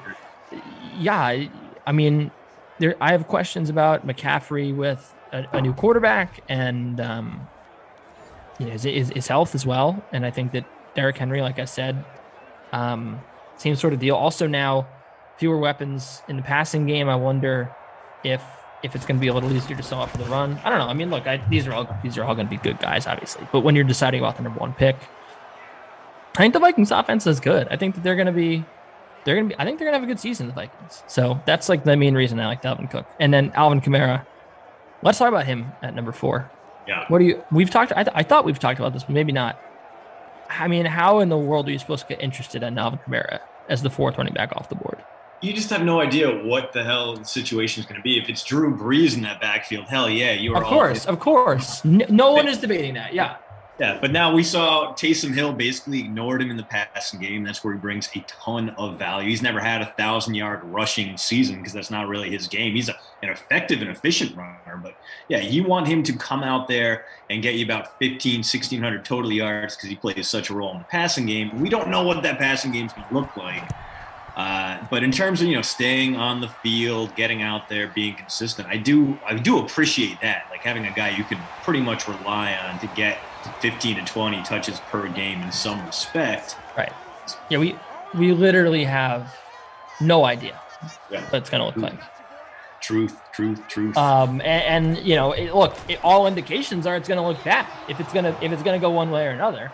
Not only is it, unknown, but it's also pretty clear that it didn't work with him and Taysom last year. So that's scary. To invest the 4th pick or even higher in Alvin Kamara is a scary proposition, especially because, you're essentially what you're paying for there with the 4th pick. You're paying for the guy that started off last season, right? Not the guy that ended the season. Yeah. Well, just the lack of great options around him. Who else would you take it for? Zeke Elliott went off year. Eckler, again, it could have a ton of usage, but he got hurt. I think the big thing about Eckler is that he's getting Kamara's old offensive coordinator. So now you're like, oh man, Eckler already got a ton of time. No, I completely agree with you. I hate all these guys. If I'm picking 4 and I missed out on Henry, McCaffrey, and Cook, which again, don't get it twisted because we're talking about who we would pick at number 1. I would easily pick any of those guys in the top 3. Those are obviously the top 3 backs. That's to me the first tier, and then you go down from there.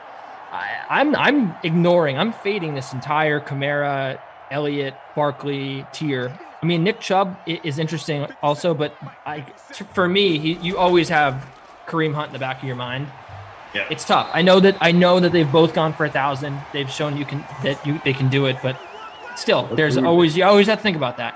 I'm going right to Jonathan Taylor and Aaron Jones. To me, those are my 2 next favorite guys. I would pick either one of those guys at 4, and I would also rank them inside my top 5 along with the top 3. Yeah. I really would. I would say Jonathan Taylor. The volume was pretty great. He was 8th in carries last year, Christian, and what was it like? 8 weeks before he started to finally thrust himself into the front of that backfield all the time. I don't know. It seemed like a little while. Yeah, he was a bit of an afterthought early on. He got broken in kind of slowly. Marlon Mack went down, and then towards the end of the year, he looked like the guy he was at Wisconsin.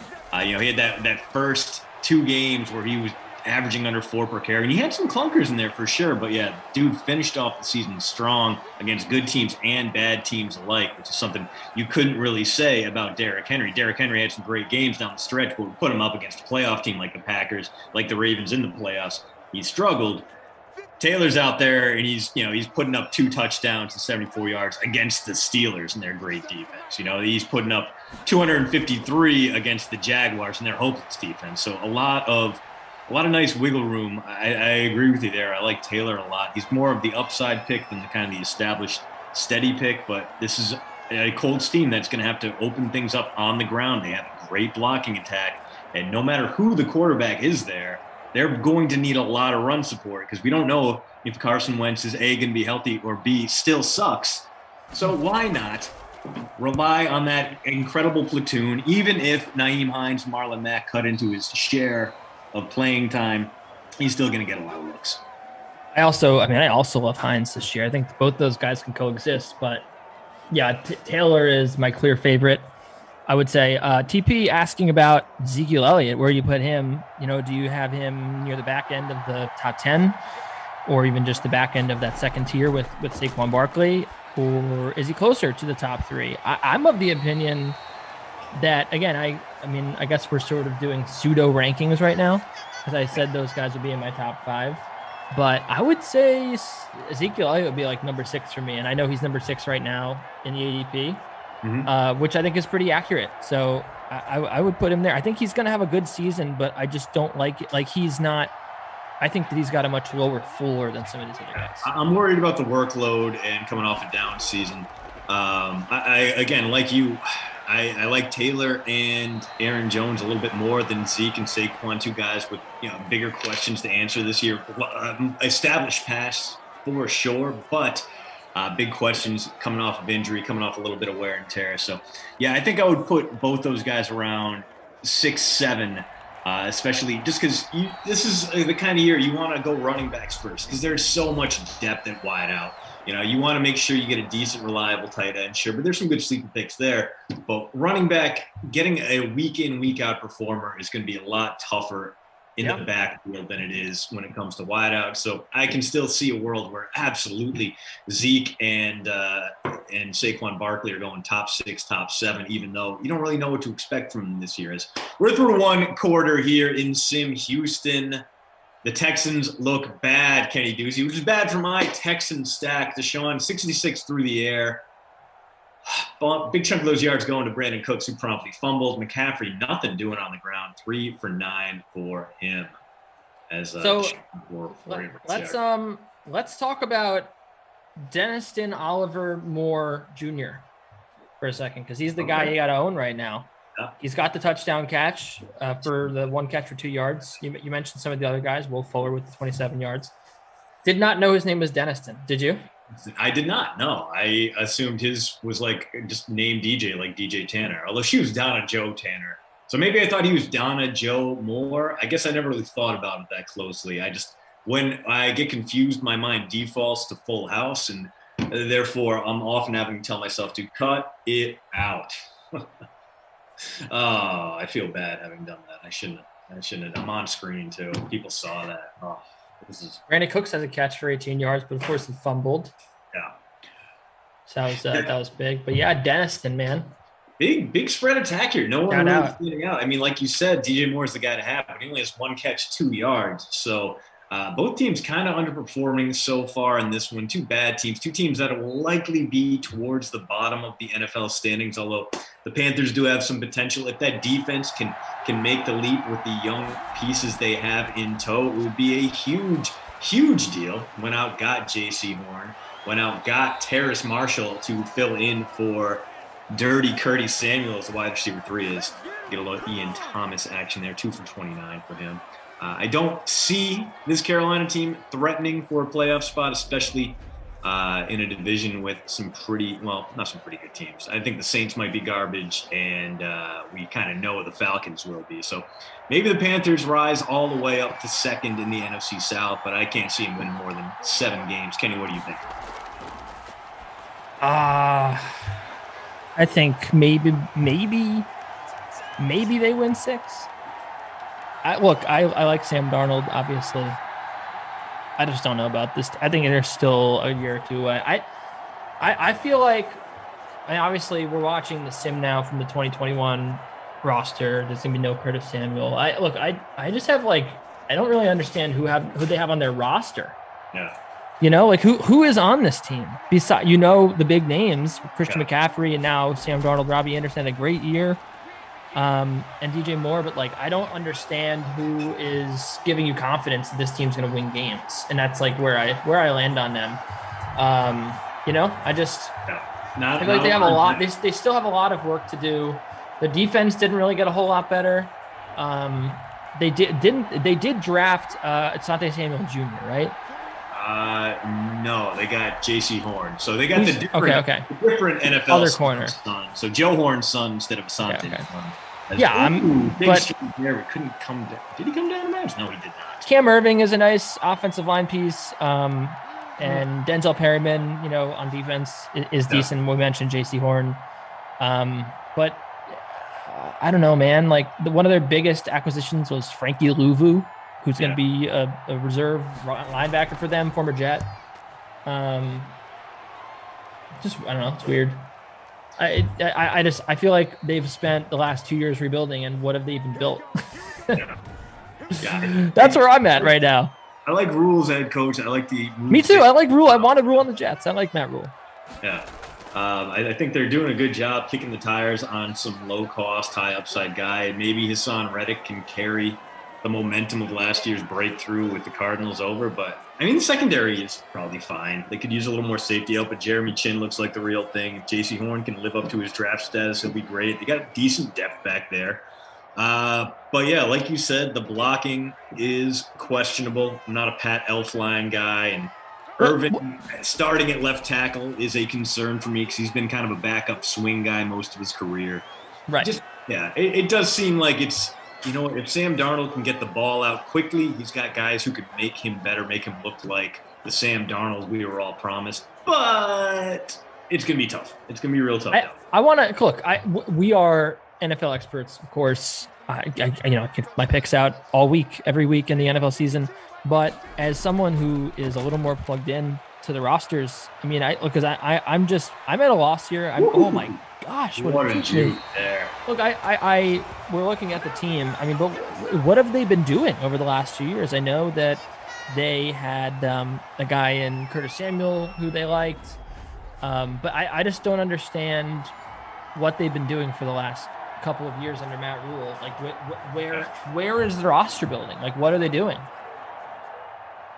I'm gonna look at their drafts. Let's see who they drafted last year.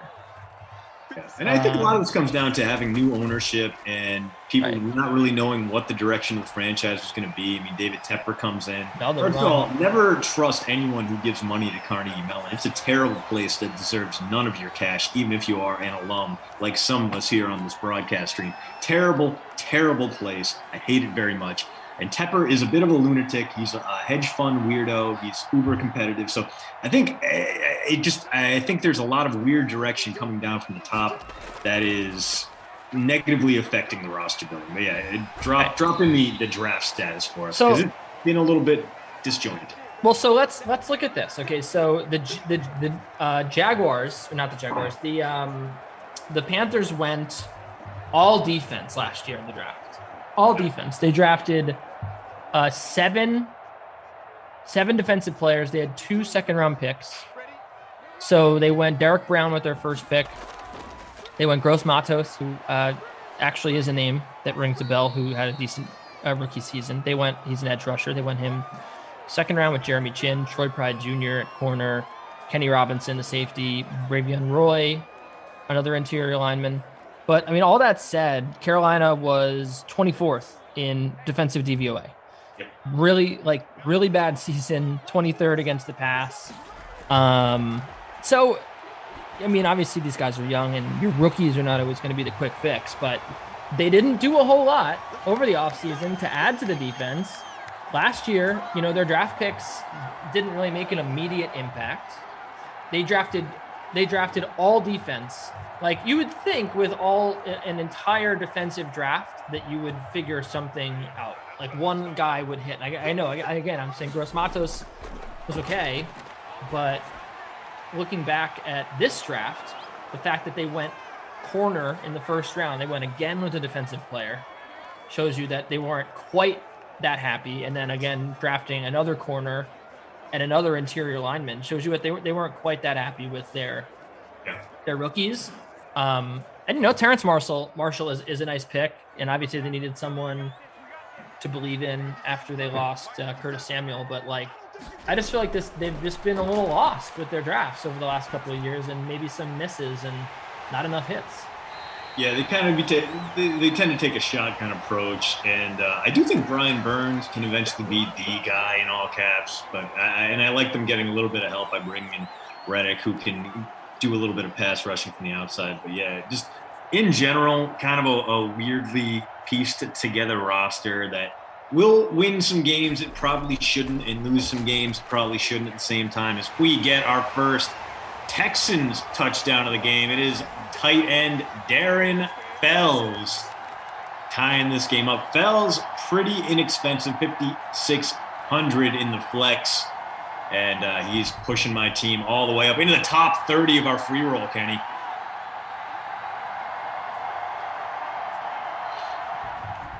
So, wow. Yeah, we got the touchdown there. Darren Fells making it happen.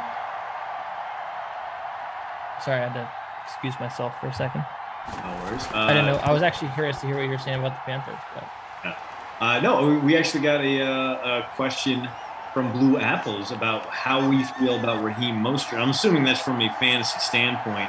Obviously, Mostert, when he's on the field, has a pretty positive impact. He can go out there and average, close to 100 yards from scrimmage per game, and he has some enormous breakthroughs. But it's a pretty big running back rotation in San Francisco. That's kind of what they do. He doesn't have McKinnon around him anymore, but he does have to deal with Trey Sermon, the third-round pick, former Oklahoma guy, former Ohio State guy. Definitely looks like he does have a future in the league. And as always, Mostert is a guy who has dealt with some injury problems in the past, so I like him as a late pickup. Go out there and get him. Get him on that roster. Make sure he's handcuffed to a couple better running backs. Make sure you have him in there if he is in fact starting, if he carves out a big role. But just in terms of reliability, I don't think he's going to be super effective for you. I don't think he's going to go out there and finish among the top 30 running backs in season-long point total. But any given week, he can explode for 25, 30, 35 points, and that is difficult to ignore.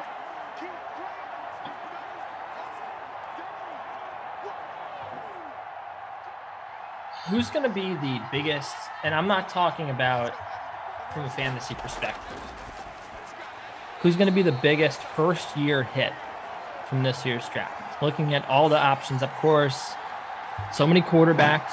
Yep.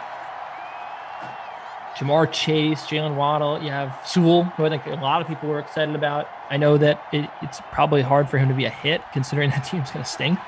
Other guys in here, maybe Zaven Collins playing on a team that just got J.J. Watt. Maybe it's going to be an exciting defense. Micah Parsons out of Penn State. A lot of people are excited about him. Or we just talked about the two corners. You have, Patrick Surtain a second and J.C. Horn a second. I don't know. What do you think? I think a lot of that is opportunity meeting up to potential, and there's a guy who went in the second round out of TCU, Trevon Moehrig, who was had first round potential, and he's going to one of the most needy secondaries in the league. Raiders secondary has been a disaster for basically since Charles Woodson retired, and they've been looking for guys to fill that role, and every time they get a guy, it seems to fall apart. So if Moehrig can even just look competent, I think we're going to say, oh my goodness, this guy's awesome, just because things have been so bad in the Vegas secondary for so long. And I think he's a guy who has a ton of potential, who could really shine through. Same with Greg Newsome in Cleveland, because Cleveland went through great lengths to overhaul their secondary, give them a second big-time corner across from Denzel Ward. Newsome's going to get picked on a lot early, but he's got a lot of great safety help. He's got a very good slot corner next to him in Troy Hill coming over from the Rams, and he's a guy who is kind of the opposite. I think it's going to be a rising tide that lifts him up and makes him look better. So a couple secondary guys there, I think maybe we're not talking about him as much, because I think the obvious answer is there. I mean, Trevor Lawrence is probably going to shine. Kyle Pitts is probably going to get something like 100. I think Trevor Lawrence is going to have a tough rookie year. I think he'll be fine. I don't think he's going to shine. I really don't. He's got so many targets. He's got so many guys who can make him better. I love bringing Marvin Jones in, because Jones is aggressive at the point of contact. He will go up and get those balls. I think Lawrence, even if he doesn't live up to the hype, will still go out there and put up some big numbers, and we're all going to go, wow, the Jags got a good one here. So I think if we're looking a little bit further down draft boards, I like Morig. I like Greg Newsome. I kind of sort of like Pat Freiermuth for Pittsburgh. You know, there's a big void at tight end there, and we know Ben Roethlisberger probably not going to be throwing deep that often, so it could be a great opportunity for a young tight end to usurp Eric Ebron and step into a big-time role for Pittsburgh. I'm very excited for football season to start, and then me too. Sundays, like when I'm putting in like 15-hour days, I'm gonna be like, why did I want this? I think that the biggest guy could end up. I don't think it's going to be. I don't think Trevor Lawrence is going to have a great first year. If I have to pick like a sleeper for a guy that I think is going to have a really solid rookie season that maybe is not on the radar right now. Yeah. Well, there's three receivers I like, and can you guess who they are? And they were not. Yeah, I want you to try to guess. There's three receivers this year that I absolutely love the fit. I love the spot they're in. I think they're going to get so much opportunity, and I think they're so good and they're going to shine. I want you to guess who I'm talking about. Wide receivers. Is one of them Elijah Moore? Yes, one of them is Elijah Moore, and I actually think that he's going to be the number one receiver for the New York Jets, or number two, I should say, if Corey Davis is there. This kid is going to be so good. Just what I'm hearing about how he's looked, I mean, he is making people look foolish in joint practices, in the scrimmages, in the preseason. I mean, he is going to be special, and I'm sure that you share that with me because he's objectively very good. But that's one of them. Two other guys that I like as well. All right. Any hints here? Are we talking like our other? Well, I just said they have a lot of talent, and they have a great opportunity. So the Jets is a place where Elijah Moore could shine year one. Okay. And I'm looking at two other rookie receivers who I think are going to have big rookie seasons based on the spots that they landed and based on how good they are. Okay. Do you have any love for Jamar Chase reuniting with Joe Burrow? I mean, it's kind of a tough situation because there's a lot of wide out talent around. I think it'll work out. I think it'll be a good place, but I don't think he's going to be great year one. There's a lot of guys there. All right. How about Rondale Moore working as the sneaky inside, outside presence of the Cardinals? Rondale Moore is the other guy. Well, one of the other two guys that I really like this year. I think he's going to be a great fantasy pick. I think he's going to have a great first season. That team, believe it or not, because Christian Kirk hasn't really been the guy that they thought he was going to be. That team, believe it or not, is deprived of receivers. I know that they have obviously D-Hop, but I mean, that is a great. Oh, this ends in that drive just ended in disaster for the Texans. They decide to get risky with it, and Will Fuller stopped at the 1. So we're going to go into halftime, tied up. It looked great there. Fells got out of bounds, set him up with 12 seconds to go. We were going to maybe escape the curse of terrible clock management, but no. Watson just an inch shy, and it looked like actually that pass was going to be picked off. Instead, stopped just short of the end zone. We got a 7-7 ball game here. This is very much a Texans-Panthers sim, Kenny Ducey. Anyway, I think you want to draft Rondale Moore in fantasy. I think that No problem. Kyler Murray is also going to have a special season for sure. He had that bad shoulder last year. He's going to come back this year healthy, and he's going to put up great numbers. And I think that Rondale Moore is going to be a beneficiary. Elijah Moore, same thing with, rookie quarterback I feel okay about, but more so the opportunity. I think I think he's the most talented receiver in the draft. I know that that's a homer take, but I don't think it's that outrageous to say. Obviously he didn't win the Cy Young, or not to say the Heisman for a reason. I think that Devontae Smith is very good. Like, these guys are obvious, but come on, he's amazing. Bad situation up there. Yeah.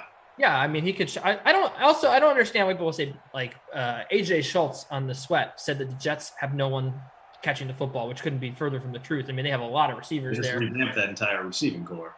Huh?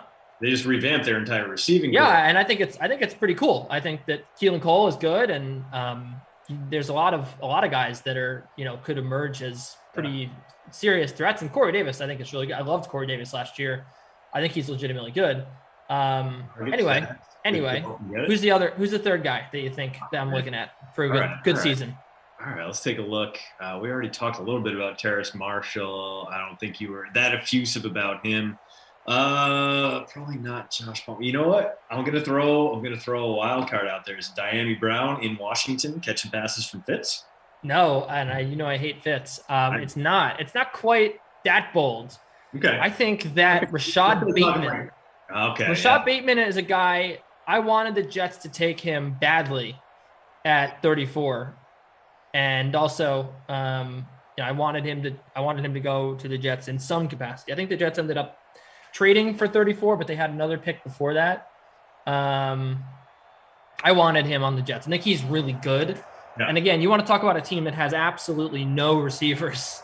Yeah, the Baltimore Ravens have not for several years. And of course, they have one of the best throwers of the football, or best quarterbacks around in Lamar Jackson.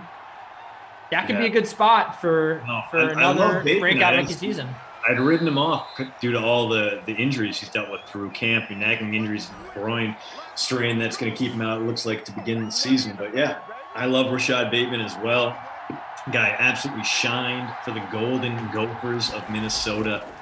Dude just absolutely killed it up there. Christian McCaffrey with a big run here. Yeah. Bateman was a guy I feel like had he slid all the way down to the Packers, he would have been Green Bay's first round pick. It would have been Eric Stokes, who has a lot to prove as a guy who is maybe drafted a little bit ahead of where people. I agree with that. Fast as hell, which is great. And if you can bring value on special teams as well, clearly that's helpful. But if you're going to go first round corner, you'd expect it to be more Jair Alexander than a guy like Stokes, who's relatively unheralded at Georgia. But again, fast as hell, great athlete, can make things happen.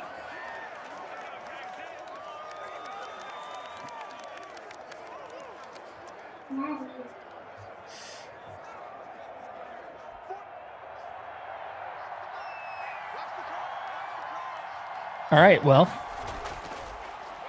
2nd and 10. Completion to the right side is caught by Robbie Anderson. Bob Anderson with the catch. Yeah, I got a kiddo underneath my feet trying her best to quietly watch. Well, who does she think? Who's the breakout star of this draft class? Quinn, you got any ideas there? Oh, yeah? Kadarius Toney. Bold. But she's been a Danny Dimes believer ever since she. No, I don't think so. Yeah, wild. I don't think so. You might have to disown her. This is why. Yeah. Why do people like Daniel Jones, Christian? Why do they like him? Danny Dimes had some nice games as a rookie. For a minute there, he might make Dave Gettleman look smart, and then he did. He had the Buccaneers game. Yeah. And that was it. Well, he had one good game, put him on the map. And you know what? Wow, that was a great run. No one watches. Here's the thing about sports. No one watches them. And here's what I mean by that. It is the same situation that I deal with constantly with Javier Baez, where people think that he's a good baseball player because every time you see him, it's a highlight of a crazy, amazing play that he makes. But the everyday, as we get that touchdown for Christian McCaffrey, the everyday player, trying to run through the wall or something, That was weird. Like day in and day out, what he gives a baseball team is not good. He makes a lot of errors. He swings at a lot of bad pitches. He strikes out more than anybody in baseball. His on-base percentage is low. So it's the same situation with football where we all watch. The way we all consume football is on NFL Red Zone channel, right? That's how the majority of people consume football, is either with their one team where, again, sort of similar situation where you're not watching CH that he's doing the running man, Ronnie Williams. He's still running. Amazing. It was an amazing moment.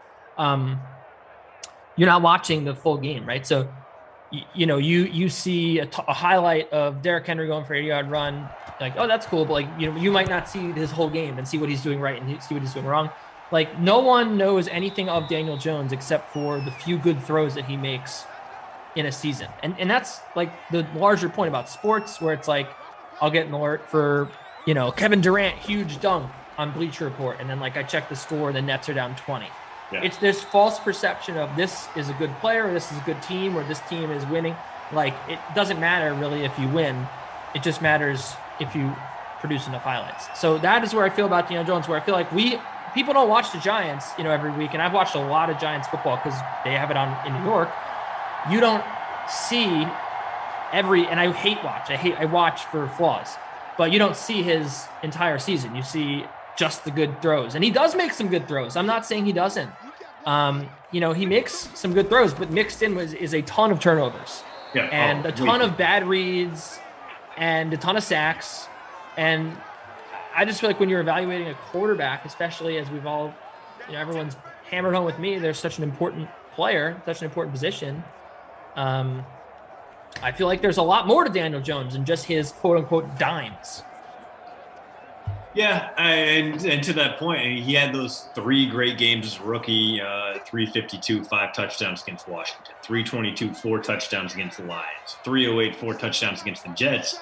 He lost 2 of those games. He lost to the Lions and the Jets that season. So, I mean, he's kind of got that Blake Bortles kind of rub to him, where he was drafted a little higher than he should have been, and he can put up some good empty calorie type numbers. So I think people want to see that, and they go, oh man, if he can put this together over the course of a full season, he could actually be the guy.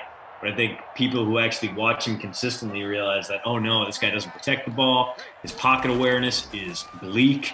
And sometimes he makes great reads, but sometimes he's a step behind and he throws way after his windows have closed. So, yeah, I agree there. I don't think Daniel Jones is going to be the guy. That said, he was better than I expected him to be as a rookie. Took a massive step backwards last year. And some quarterbacks do have that year 3 leap. We saw it from Josh Allen for sure. We saw it Baker Mayfield rebound from a bad year 2 to be a viable quarterback in year 3. I don't think it's out of the question that Jones could do that with the right coaching staff, but this does not seem to be that. Joe Judge does not seem to be the guy who can get him there. Jason Garrett does not seem to be as. We get an unnecessary roughness hit out of bounds penalty. I don't think I've ever seen that here in Madden before, Kenny. I don't think I've seen it either. Just breaking out everything for the last few sims. So, yeah, look, whatever. Everyone knows I'm a Giants hater, so I'm not that credible when I talk about the Giants. But I personally think that Joe Judge is like a huge clown. I hate all the football cliches. I don't think he's a good coach. I don't think he's a good motivator. And I agree with you that like Jason Garrett is not going to unlock something magical inside Daniel Jones, so.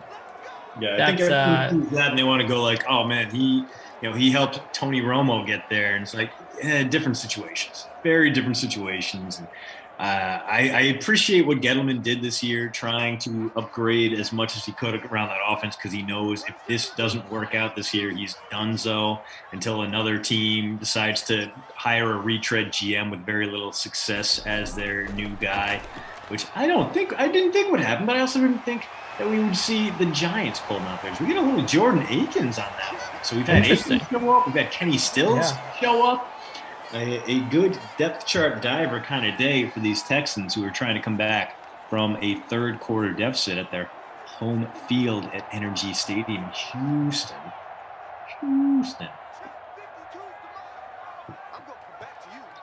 See y'all in the chat over there. Problem kid, Dean. Oh, David Johnson. Dude, David Johnson was a guy who was going off dirt cheap for a while, and now his price shot all the way up to 6,200 in each of the past 2 games, and he's been very, very limited in his scope. Like I like David Johnson at like 3,200. I like him at like around that area, and lately he has been just inaccessibly priced.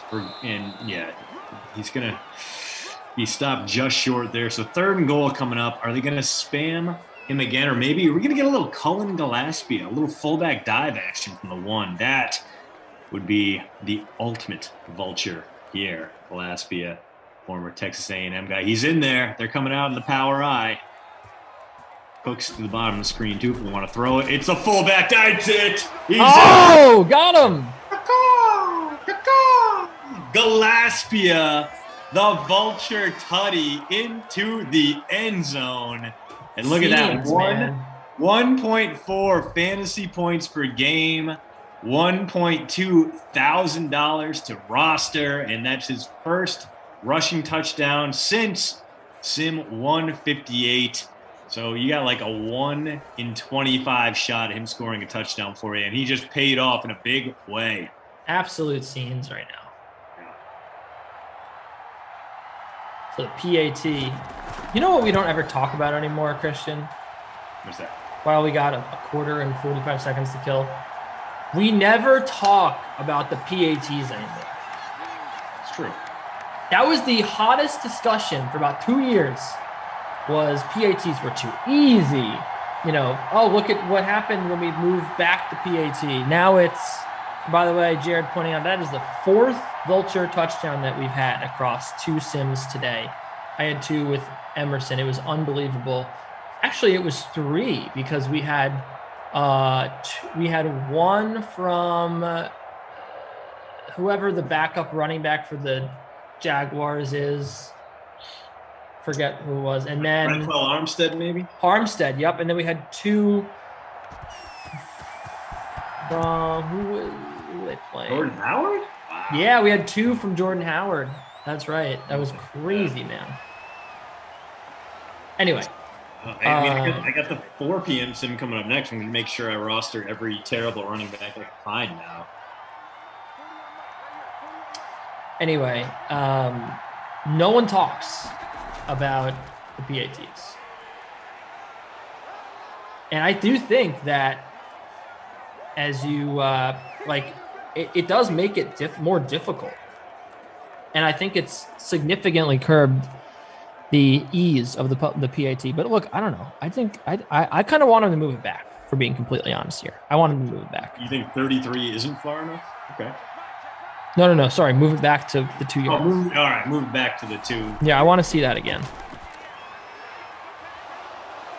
Yeah, I guess like I enjoyed having the flexibility more, where you can go to the line, call an audible, and go for 2 out of nowhere. I mean, obviously, you can't really do that if you're lining up at the 15 and snapping from there. But I'm okay. I mean, I like the longer extra point. I like that it adds a little bit more chaos to the game and makes you value a good kicker even more. As a special teams savant, I can get behind that. You know, punters and kickers deserve more respect. Speaking of, why can't Marquette King get a job? That dude rules. He's a good punter, and yet can't even get a tryout. Going to have to head back to the XFL. A bummer to see there is Deshaun got a shot at the bonus here, Kenny. 220. He does. Yeah. Teddy does not. He's at 123. That's not going to happen there. C. Taylor asked me if I do write-ups for the Action Network because she saw a name that was Kenny Ducey. I do write-ups for the Action Network. That was me. Thank you very much for the compliment. Mikhail Merriweather saying these low-usage players are getting out of hand. Love to see it, though. I mean, chaos, man. Inject the chaos. We only got like 12 more days of live commentary, 12 more days of vulture calls. Give them all to me. Next, I don't even know who's playing next to him, but I'm gonna roster fullbacks. I'm gonna roster RB2s, tight end twos. I'm gonna go like 2 superstars. I'm gonna leave like 10 grand on the table for the 4 p.m. sim BK. I'm looking forward to it. Will Fuller, the only guy sniffing the bonus in the passing game, 1 yard away from a touchdown that would have given the Texans a 21-14 lead going in the third quarter. 8 for 92 for him so far. DJ Moore remains stuck at 1 catch, but it was for a touchdown. So not too shabby at the very least. Yeah, but that's it for, what did we say his name was? Deniston. I think that he should go by Deniston Moore. I think that he would be a much more popular receiver if his name was Deniston Moore. I think I would pick him on my fantasy team a little more readily. I mean, I can understand it, though. Like, maybe he's in a hurry and he's got to sign all those checks he's getting from the Panthers. He's like, I don't want to write out Deniston this whole time. So just going DJ, boom. I get it. I mean, man's got places to be, things to do. Fourth quarter. Tie game. A little more CMC. So McCaffrey, very efficient on the ground. Not a ton of carries for him, but having what looks like will be a pretty solid game, both he and Deshaun Watson. I could use right now is a little more Brandon Cooks. He's sitting at only 6 points in the flex right now. He's in my captain spot, Kenny, and not enjoying. He's in your captain spot as well. Yeah, not a good game from DJ Moore so far. It's been pretty painful, to be honest. Indeed. It has indeed. And speaking of McCaffrey stuffed behind the line there, so not a big play. 2nd and 13 coming up for these Panthers. Empty backfield. McCaffrey motioned out, so he's still on the field. And he's going to get the look at a short crossing route, a nice spin move, but only gains about 5 yards there. 6.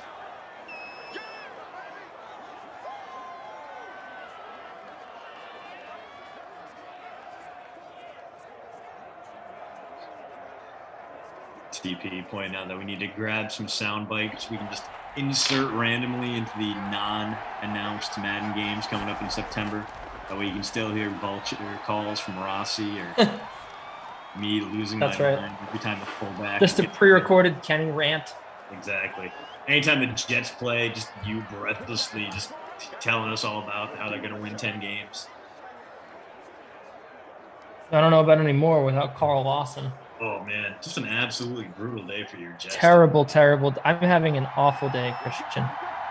Yeah. I'm having the most awful day because of that. I understand it, man. I get it. I mean, now I'm just reminded of it all over. Sorry. I mean, he was having such a great season, dude.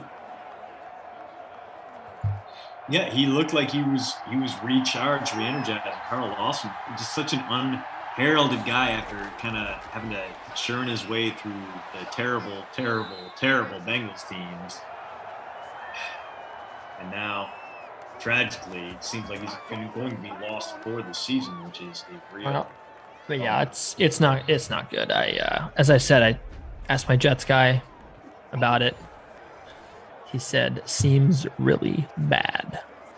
And the good news is he's only 26. He can come back from this. He can make a positive impact going forward. But, yeah, just a guy that I think everyone was kind of rooting for. And speaking of rooting for, Christian McCaffrey, 80% owned, 2nd rushing touchdown of the day. So you had to be chalky in this one. McCaffrey and Watson, both of them having great days so far.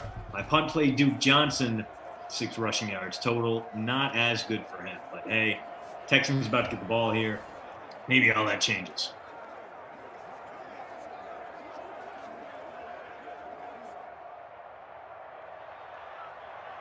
Here's the aforementioned PAT. Make it 21-14. But the thing is, a lot of missed PATs in the NFL these days because of the way they moved it back.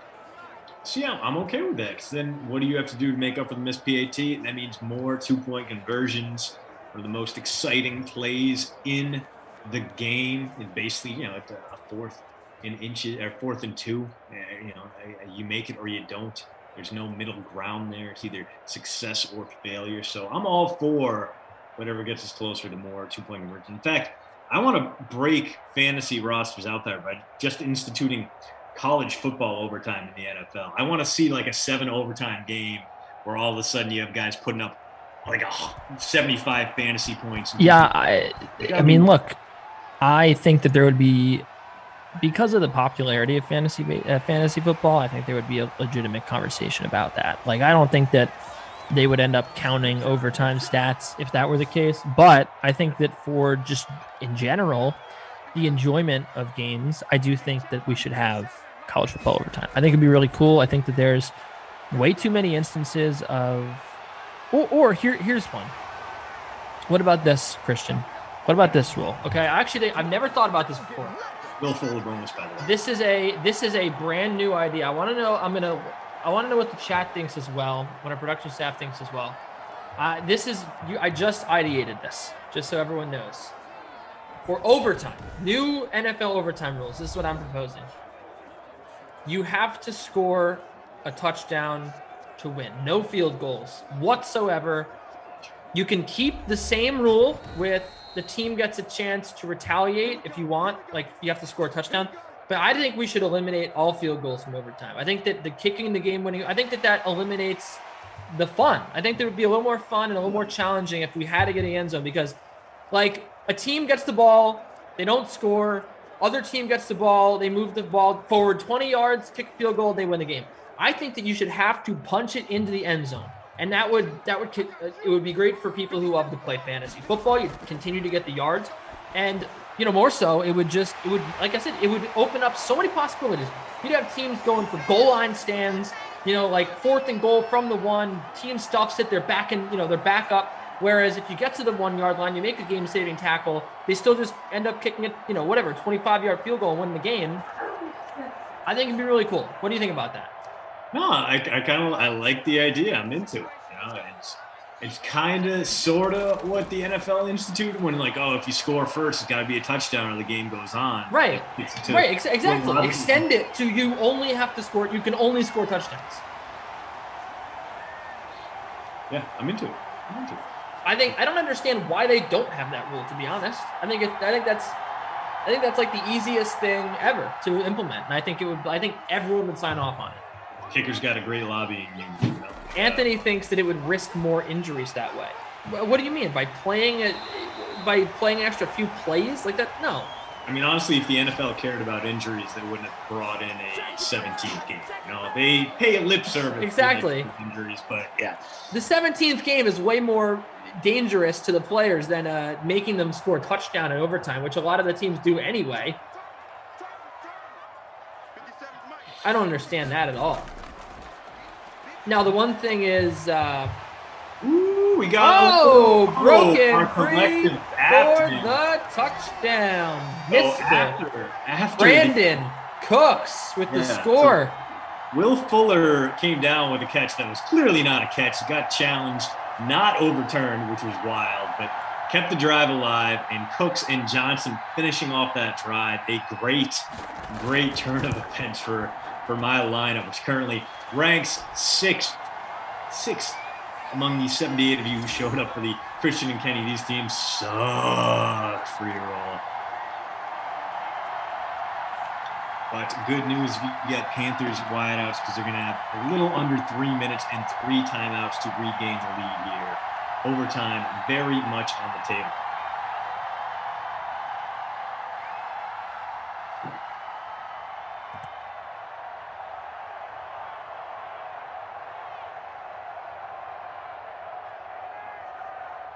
Cristobal, I agree. Kickers are important, but I mean, in overtime, you can still have kickers being important and not have teams default to, okay, we get the ball and we're going to run it 3 times, center the ball, and kick a 40-yard field goal to win this instead of doing our best to get to the end zone. I think you still have kickers making an impact in regulation. Just in this situation, they would be taken out of the equation in overtime. First touchdown wins the game. Right, and I don't know. I think that kickers are too good, and that's why we need to kick them out. No pun intended. I think that we need to Like, it's just too anticlimactic. A kicker ending the game on a 30-yard field goal. And Cristobal says kicker. I mean, look, have the extra points still count, right? You're still going to have the kicker come out for the extra point, and the extra point's longer now. It's not a guaranteed extra point. So it's not like they're completely forgotten about. All right, 2-minute warning here in Houston. Panthers 3rd and 1 coming up. You'd think they would just give it to McCaffrey. They don't. They're going to punt it away, and the Texans are rolling right now. Gotta think the Panthers need this right here, or else we are destined to see them lose on the road. Around the shotgun against a very thin formation up front, so the room is there if McCaffrey wants instead to play action. I don't like this. Oh, nope. Well, there it goes. Now the Texans are going to be in the driver's seat to win this game. Speaking of kickers, we might just get a little short drive and a little chip shot field goal to win it. We might just get that. See what happens. Looking pretty easy, though, for a winner right now for the Houston Texans.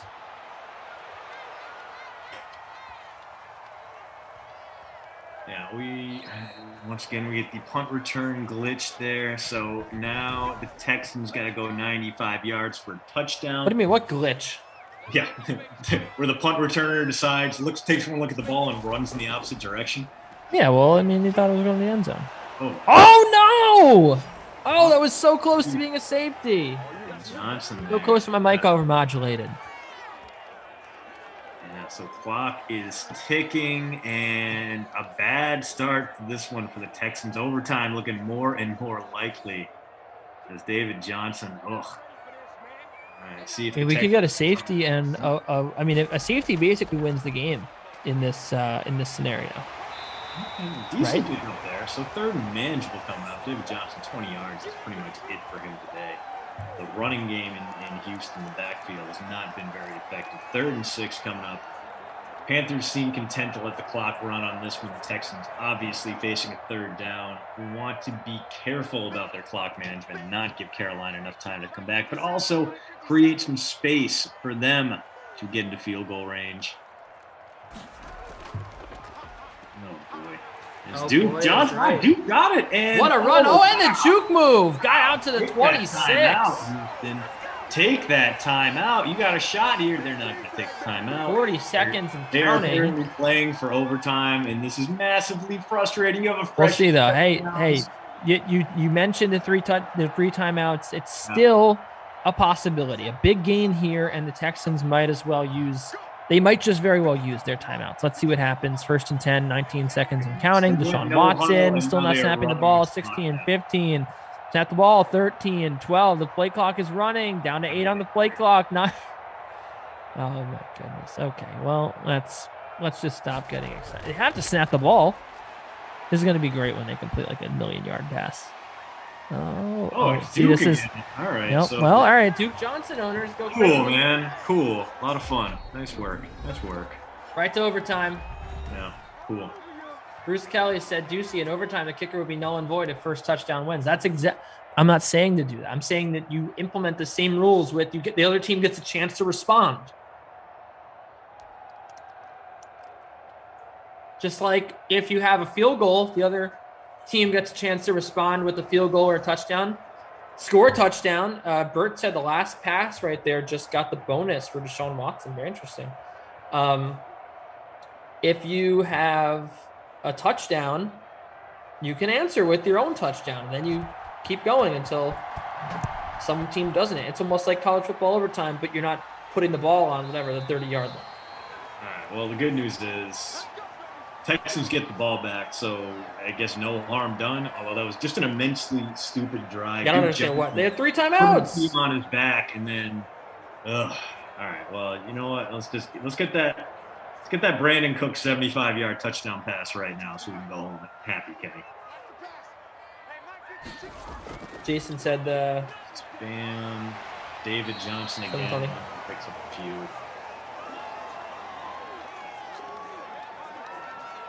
TP was hoping for that safety to win as well.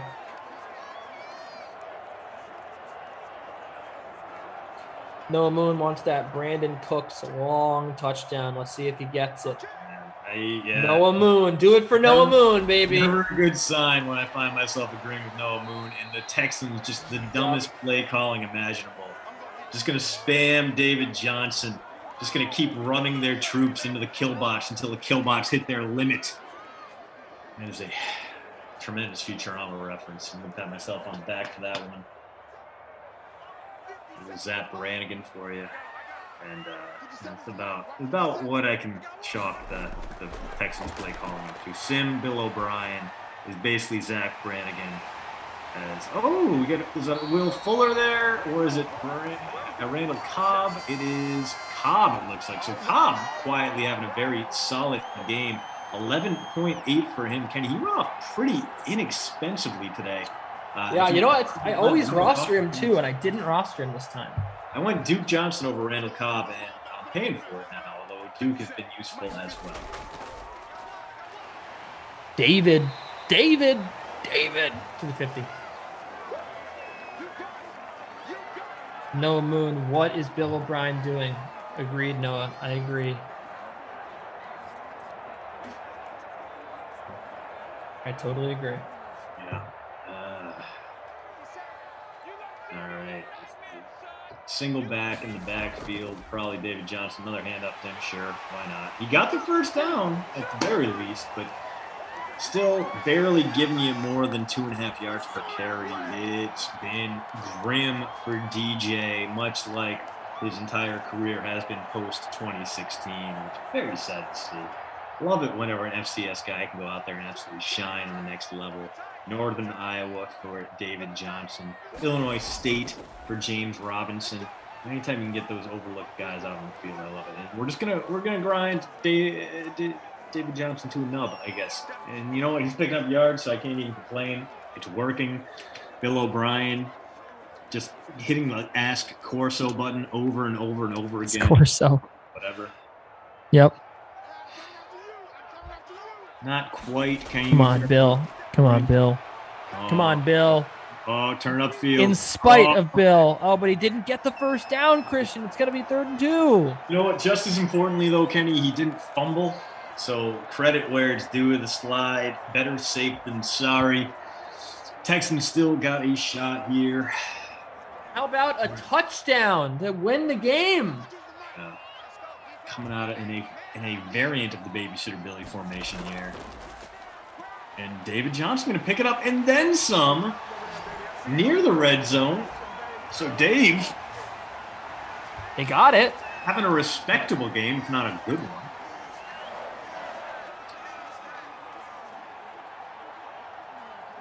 Come on now. Let's get this touchdown, boys. Let's win this game. Deshaun Watson under center. He's got 3 receivers out. He's looking over the middle. He's got a man to the 6. Brandon Cooks, as Christian said again. He's had a good game. Noah Moon, Christian DeAndrea, Kenny Ducey, the whole team on Brandon Cooks right now. Cooks. But, you know, 1st and goal from the 6, I got to imagine we're going to get a whole bunch Are you not on Brandon Cooks? I know. I'm just assuming we're going to get spammed David Johnson runs. Up the middle, David Johnson pushing the pile. Got to the 1. Well, got to the 1. That's a generous spot. I do have David Johnson in my lineup. And so I would be happy with this. I'll just say that. I would be really happy if David Johnson scored. TP calling the Gillespie touchdown. He's in before the Gillespie touchdown. Let's see what happens. Let's do it. 2nd and goal. Another power I formation on the goal line. 2 tight ends and Cooks out there. It's going to be another handoff. David Johnson. Go! He rolled over and got a touchdown. He rolled over the defender. He got in for 6.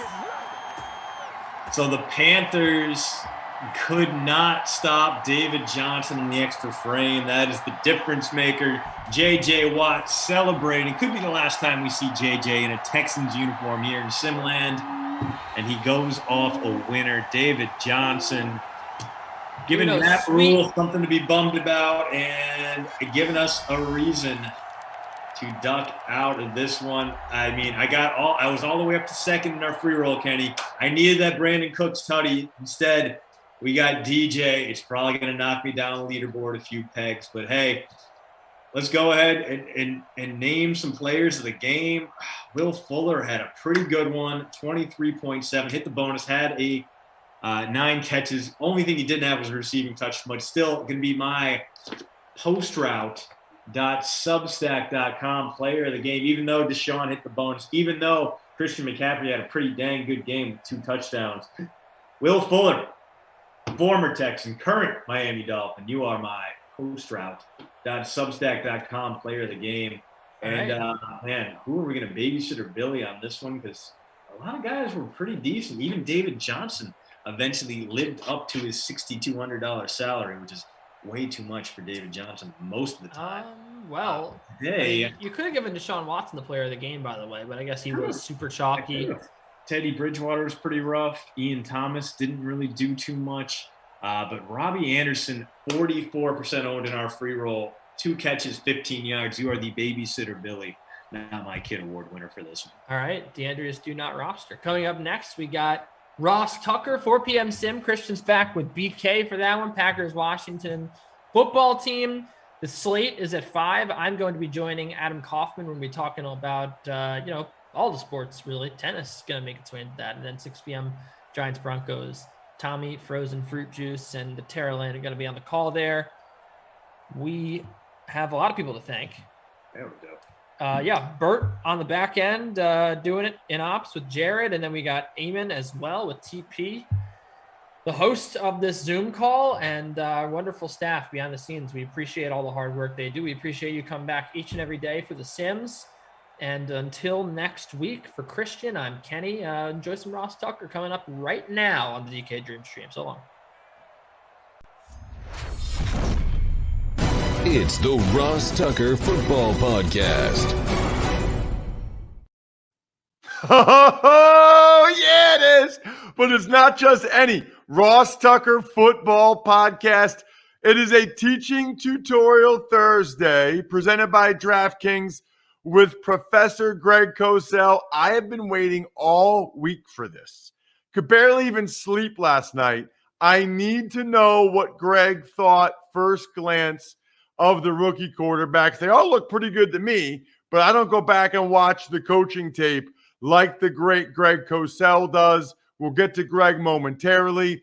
It's the last show of the week, which means you got to go back and listen or watch the Even Money podcast. It was amazing with another pro bettor, Simon Hunter from the Action Network. You absolutely need to listen to Fantasy Feast. Joe Dolan did his quarterback tiers. The College Draft podcast, we went over the top 10 prospects in the SEC. Plenty more for you to watch or listen to over the rest of the weekend till we are back bright and early on Monday morning, maybe even Sunday night. And in the meantime, you can also enter to win one of our contests because we don't just like winners. We love winners. I want winners. I want people that want to win. So here's the deal, by the way. A, these contests are very easy to win. B, when you win it, you got to email me, ross@rosstucker.com, and let me know what you want. Do you want a signed picture? Do you want a signed press pass? I mean, look, I'm going to post these on social media then, but I know we got a lot of Eagles fans. I got my season passes from a couple years ago. Tell me those don't look sweet. I mean, I've got the Steelers game the other night. I got lots of stuff for you guys. Just make sure you enter to win any of the contests. And then after I announce your name, like I'm about to right here, email me, ross@rosstucker.com. Ross, I want a signed picture. I want a signed Cowboys card. I want a Eagles season pass, whatever. Just let me know. The spread the word winner for the week, Sean Sidnor via Facebook, facebook.com/RossTuckerNFL. All you have to do is engage with @RossTuckerNFL or @RossTuckerPod on any platform in any way. Sponsor confirmation email winner, Jackie Ginter. Jackie bought some gear at 10,000. I love it, Jackie. My new favorite workout shorts ever. I'll be talking about them later. And then the YouTube shout out, really cool, youtube.com/RossTuckerNFL, so you can watch people like Greg and I talk to each other. just subscribe so you can check out the highlights of the other shows on video, and then make a comment, and I'll give you a cameo-style shout-out. People pay for that. I'll just give you that shout-out for free if you make a comment to youtube.com/Ross Tucker NFL. It's Big Show time. The Big Show. All right. I know you're going to tell me to relax, Greg, and you're probably right. But, you know, we've been talking about these college kids for a long time. You know, last year you watched them, people like Trevor Lawrence and Justin Fields. Then we watched them the whole college season. Then we talked about them before the draft. Then we talked about them after the draft. They actually got out there, Greg, in uniforms on an NFL field for the first time. I know it's just preseason, but I also know there have been times where, like Russell Wilson in preseason, we're like, I don't know. And then other guys that looked really bad, and you're like, I don't know about that guy either. So I got to ask you about these guys. I'm very excited. Should I be excited to hear your breakdowns? Well, excited is a relative term, Ross. I mean, obviously these guys were out on the field. All you can do is really look at what they did and not make any kind of final judgment. I mean, if you talk to people who've been doing this for a long time in the league, I'm talking about GMs, coaches, they're not going to tell you that this is the way to define what a quarterback's going to be.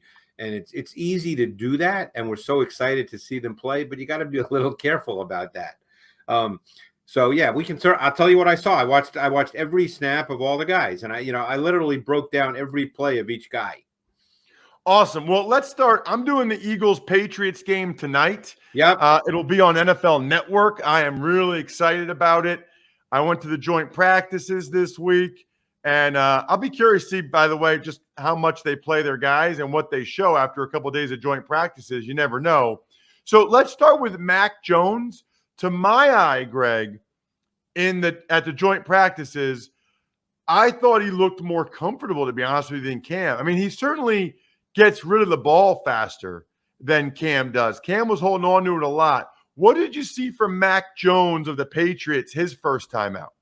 And it's funny you mention that because Cam has always been a guy that has held the ball because of his arm strength. So that's nothing new about Cam. That's the way he played even when he played at a high level. All I can tell you is what I saw from the first preseason game versus Washington. They asked him to do very little. It was quick game. It was what we call bang play action. It was wide receiver screens. They threw slant flat. It's a 2-receiver route. It's an easy read. He did throw an excellent deep ball to Wilkerson that was incomplete, but it was a beautifully thrown ball. They gave him a shot play opportunity to start the second possession. He did have Wilkerson on the post, but he took the check down to the back. They did give him no huddle to start the third quarter with meaningful snaps of empty, which is something we've seen them do a ton over the years with Tom Brady. I thought he had a chance on a timing anticipation throw to N'Keal Harry on his last series, but he didn't turn it loose, and he got sacked.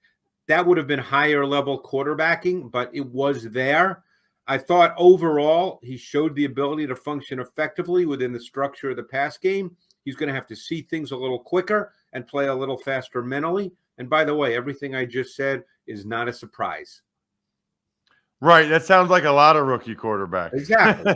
Exactly. So, again, I just told you pretty much what I saw watching Mac Jones, and he's going to have to be quicker. I wasn't at the joint practice as you were, but that's going to have to be his game anyway. If he's to become a quality NFL starter, and even more than that, he's going to have to be at a high level in terms of the details and the nuance and the disciplines of the position and be really good mentally. And eventually that means being really good before the ball's even snapped.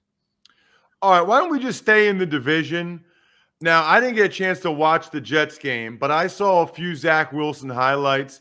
I saw one, Greg, where he got absolutely smoked in the head, in the chest, and there was a guy on his legs, and he still delivered a strike.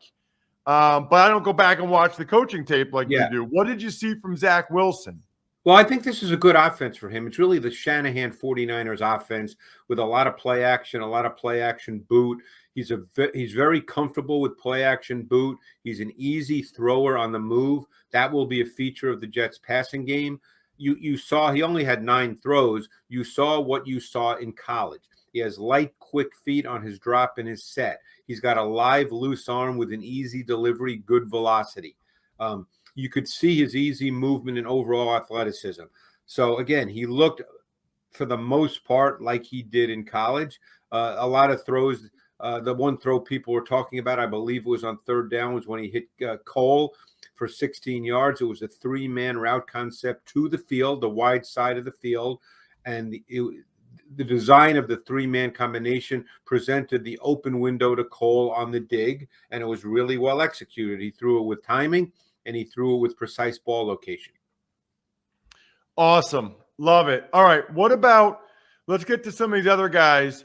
How about Justin Fields in Chicago? What'd you see from Fields?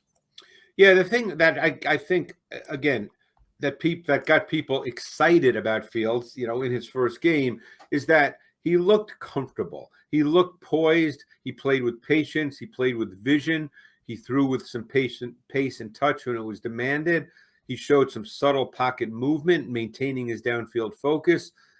I don't get excited about the mobility, Ross, because we knew he had mobility. That was not a scoop, that Justin Fields is mobile. And people were talking about it like, oh, my God, he's mobile. We knew that. And the Dolphins did show him a pretty good mix of man coverage, including one robber. They played some zone, including cover 2. I thought his best throw was actually an incomplete ball. It was a sail route that was really well defensed by the corner, but I thought that was his best throw. But overall, I thought he played with poise and he looked comfortable. Yeah, and honestly, for a rookie in his first time out, that's probably as important as anything. Yeah, and he's a big kid who can move really well. I mean, you don't realize how big this kid is. He's a big kid. So, again, I think what you take away from Justin Fields was positive, but based on just breaking down every play. What about Trey Lance? What did you see from Trey Lance? Yeah, Trey Lance was a little all over the place. He made that great throw on one of their staple concepts for people who remember and study the Niners. They hit George Kittle on a touchdown on that exact same play against the Green Bay Packers in 2019 in a regular season game. And in fact, the Packers, because Matt LaFleur comes from the Shanahan tree, Rodgers hit Robert Tonyan for a touchdown against the Bears last year on that exact same play. So that's a play they run. It's a design play. That's the throw. So that was not a progression read. Overall, I thought that he was a little unsettled. He was a little quick. When the primary read was there, Ross, he was decisive. When it wasn't there, he was a little hesitant. He hurried his mechanics, and he played a little fast when he had to come off number 1. I think he needs some work on his pace and touch throws. In this game, on some throws that required pace and touch, he was a little too much of a fastball pitcher. Got it. Okay. So far, Greg, it's a little bit of a mixed bag for all of them. Although, you know what? You didn't really say anything negative about Zach Wilson. You kind of had things for Fields. He threw 9 balls. I mean, it's hard. Like I said, all I can tell you is what the tape shows. This is not a definitive statement about their future. I mean, I read it, all this week. I'm sure you've seen it too, Ross. Everybody's saying these 5 guys, this could be the best quarterback class ever. They're all going to be great. I hope they are, by the way, because I love when young quarterbacks come into the league and become great. That's great for the league. But, all I want to do is tell you what the tape showed in their first performance. Yep. I'll do the headline. Cosell says Zach Wilson will be the best of the bunch. Hey, all I want, Ross, is a cameo shout out from you. The rest doesn't matter. There you go, Greg. All right. Last but certainly not least, Trevor Lawrence. I tell you, the highlights I saw of him, Greg, it looked like he was getting crushed a lot. Getting hit a lot, which didn't happen to him all that much at Clemson. No. That's funny you say that because he was hardly ever under duress at Clemson, particularly in 2020. And I did see him in 2019 as well, but he didn't spend a lot of time under pressure at Clemson. I thought that the first sack, by the way, on his first throw, that was on him. And again, this is very, very common for young quarterbacks who are not used to being under pressure and are used to their first throw being there. And what happened is that first throw, the primary was not there. It was a left side read, and he was looking for Marvin Jones in the slot, and he stayed on him too long. And on the same side, on the outside, he had Chenault open on the inbreaker. That was the read side. Both Jones and Chenault were on the same side, and he just held the ball too long. He didn't come off Jones and go to Chenault, so he was a little slow to eliminate and isolate on that given play. But I thought what he did do very well is there are throws to the outside, Ross, that are spot throws. In other words, you're not waiting for the receiver to make his break, because if you do, the corner is going to jump in front of the throw and take it to the house. So those are timing spot throws. They're execution throws more than read throws. I thought he did a couple of those extremely well.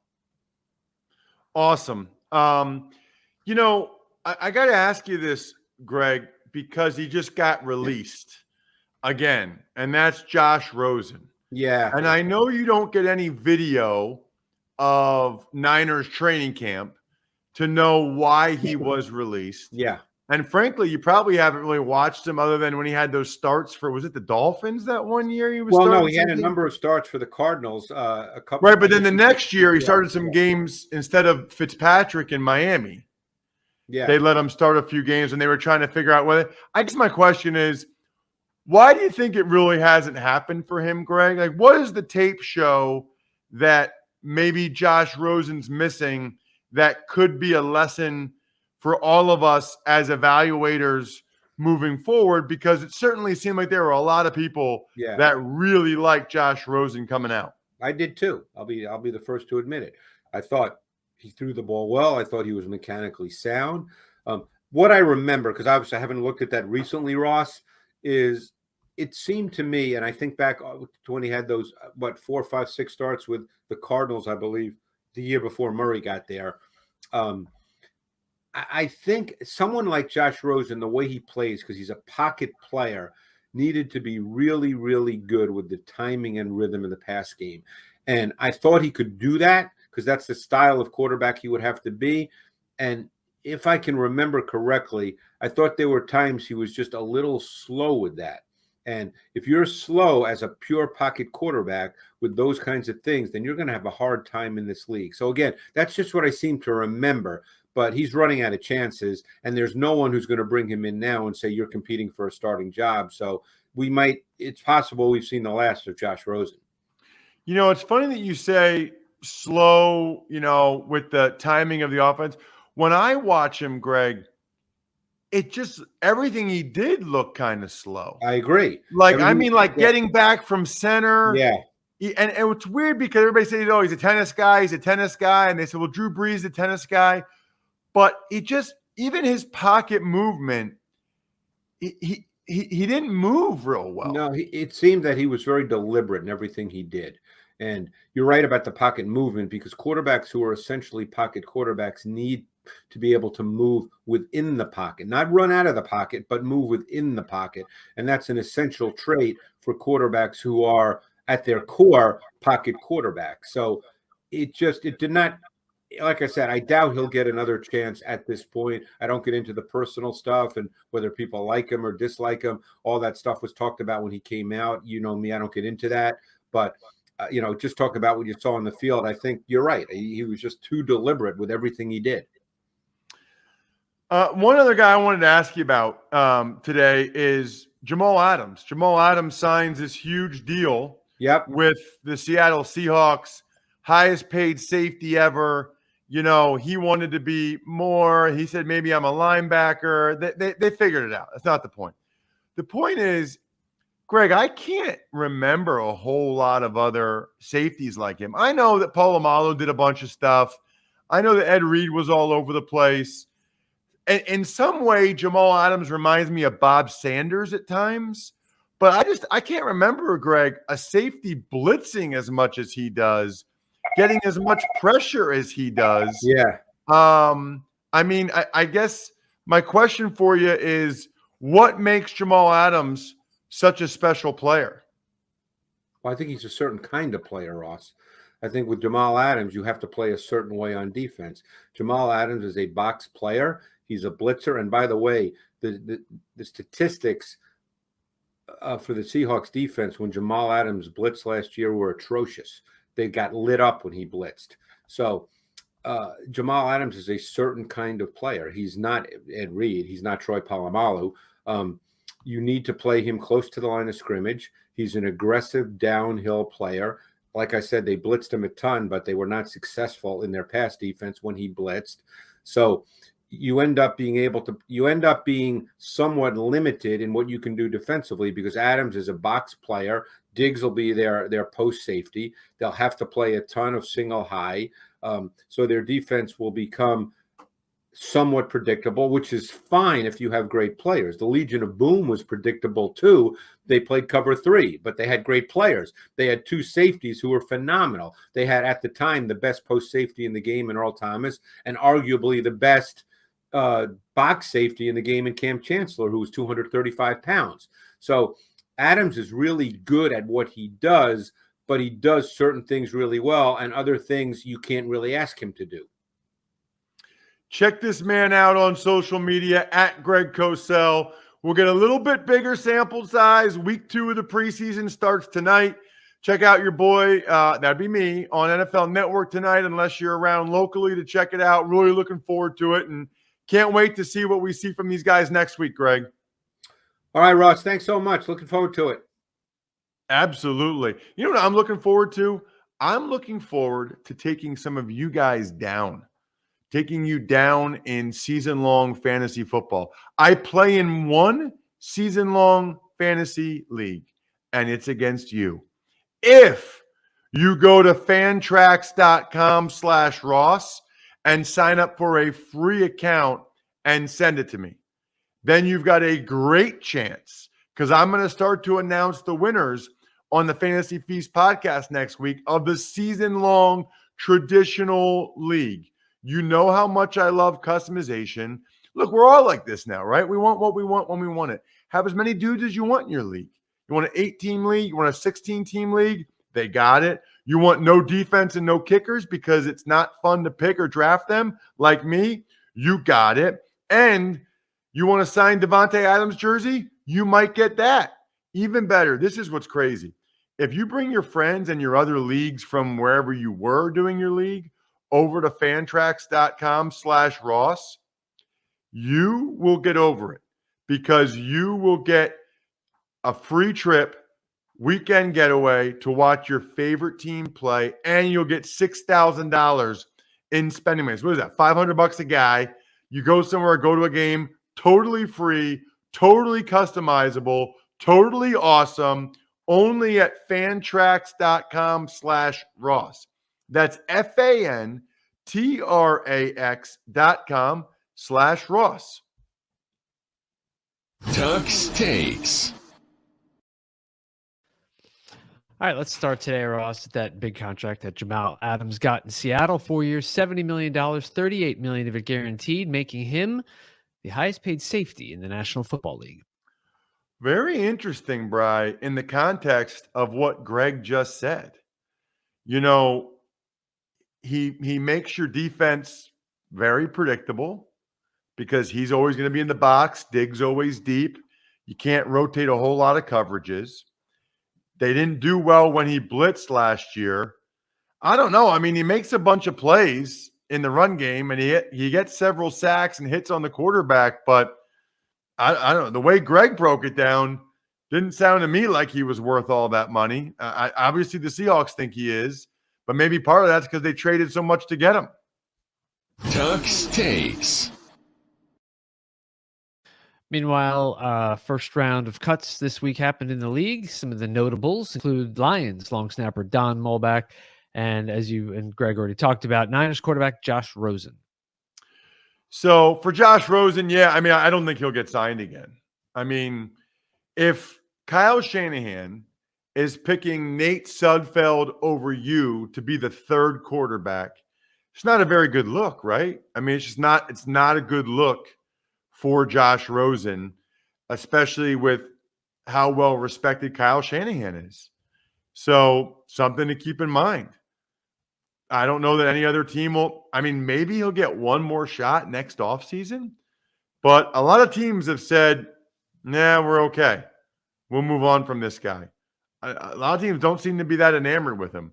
I mean, he was there with the Bucs and the practice squad for a lot last year. If they don't bring him back, that tells you something too.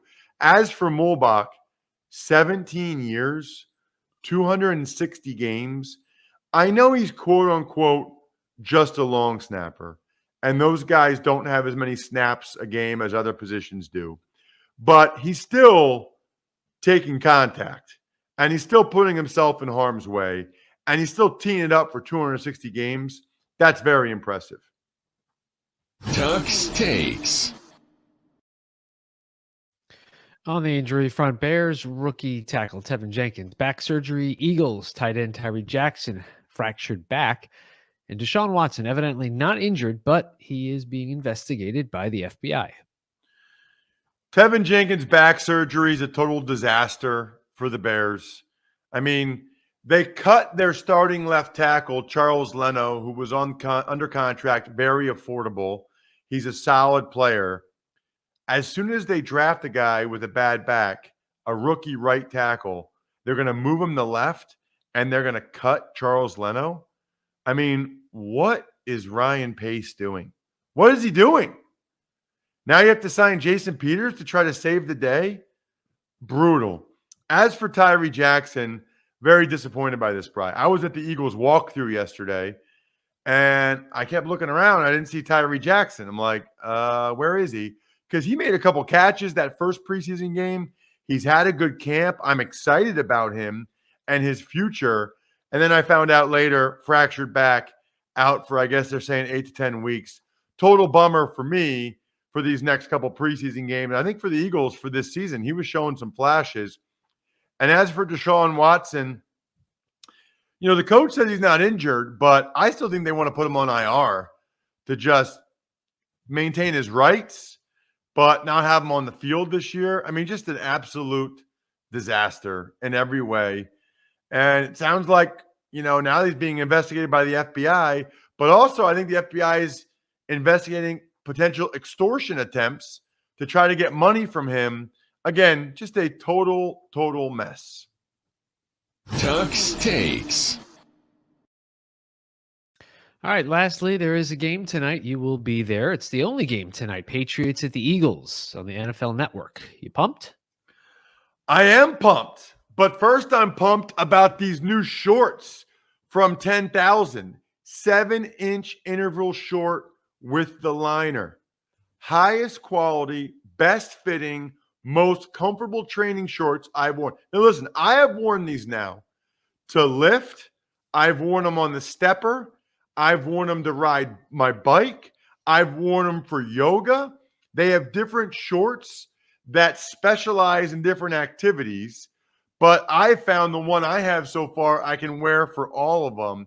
They have over 10,000 five-star reviews. Look, if you know, you know, right? Like if you're someone that works out a lot, you know how important it is to have good workout gear, right? Like you want gear that allows you to make gains, allows you to maximize your workouts. I like having a shirt that they gave me that I don't sweat in. It doesn't look like a cotton shirt that holds the sweat.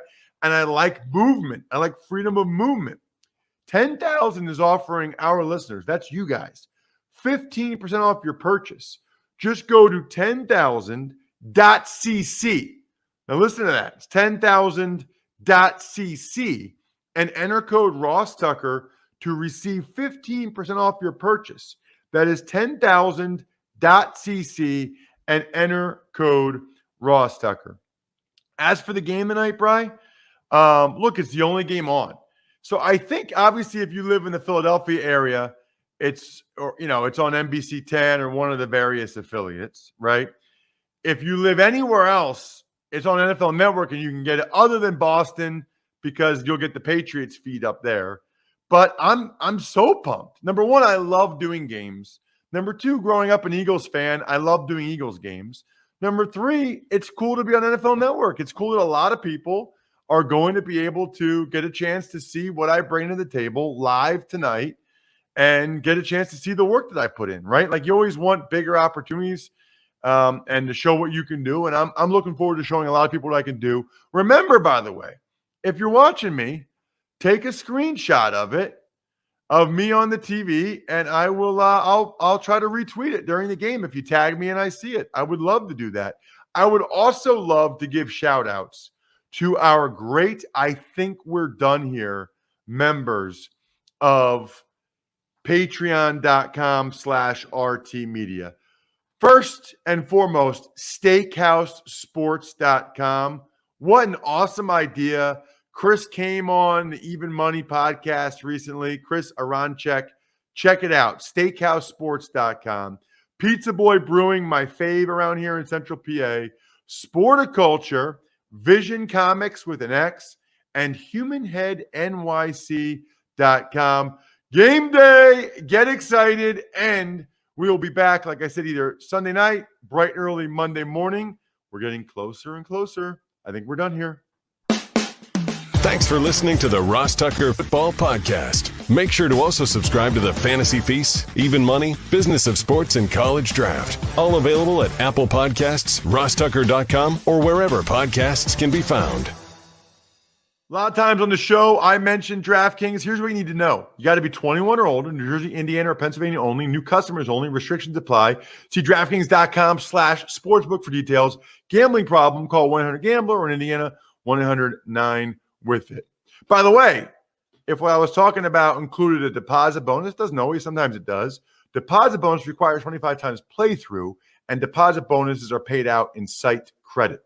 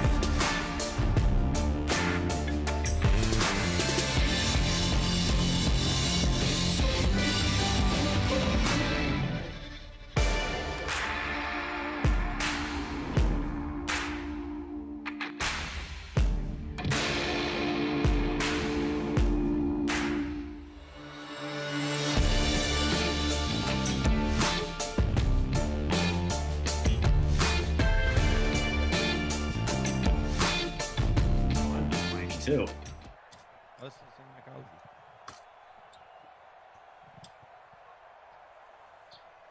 What's up, everyone? Welcome to the 4 p.m. Sim, getting off a little bit late, but that's kind of how we do things. You know, it's like 2 weeks left of Sims, less than that. We're in full Sims senior with announcers. Sims with announcers. For the announcers, that's right. As BK points out. Or not fill out your lineups like I did. Yeah. So, I mean, you could still play in the free rolls. You can play in the paid contest. We'll be here, well, in spirit, but just not doing commentary, unfortunately, which means that one of our last few broadcasts together, BK, and my heart is breaking a little bit, restored only by the horrible offense of Dwayne Haskins. Going out there and watching Dwayne Haskins fail will lift me back up. So you mentioned you did not get a lineup in, but if you did, who do you like in this one? Always Captain Lazard Funchess. Always Captain Funchess. So I would have had Funchess, Rodgers.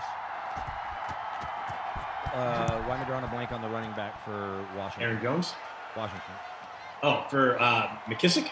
McKissick, Sprinkler, Lazard, we'll say, and Mason. Oh, no, Packers D against his quarterback, Packers. I definitely would have afforded that. So I'll write those 6 down. It definitely is under budget. You would have like 10K left over at the end. Yeah.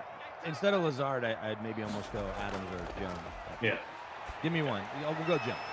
Yeah, I also invested heavily in that Packers lineup today. Although I need to get some cheap plays in there because there's too many good Packers you can throw in there. As we got looks like some old school Washington throwbacks here, and just the normal, like maybe like 1990s Packers garb right there, the Don Majkowski era Packers. I captained MVS because he was cheap.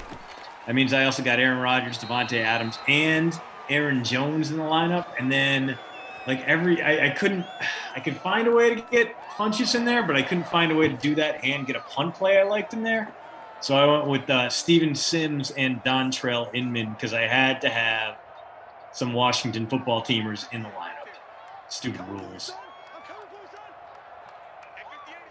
I guess since we're in Landover, Maryland, maybe Haskins comes out to play. And there's your guy, the Sprinkler right there, a former Madden All-Star. Guy was undeniable in Madden 20. Madden 21, not nearly as much, whereas Devin Funchess has kept up the massive performances beyond all reason and expectation.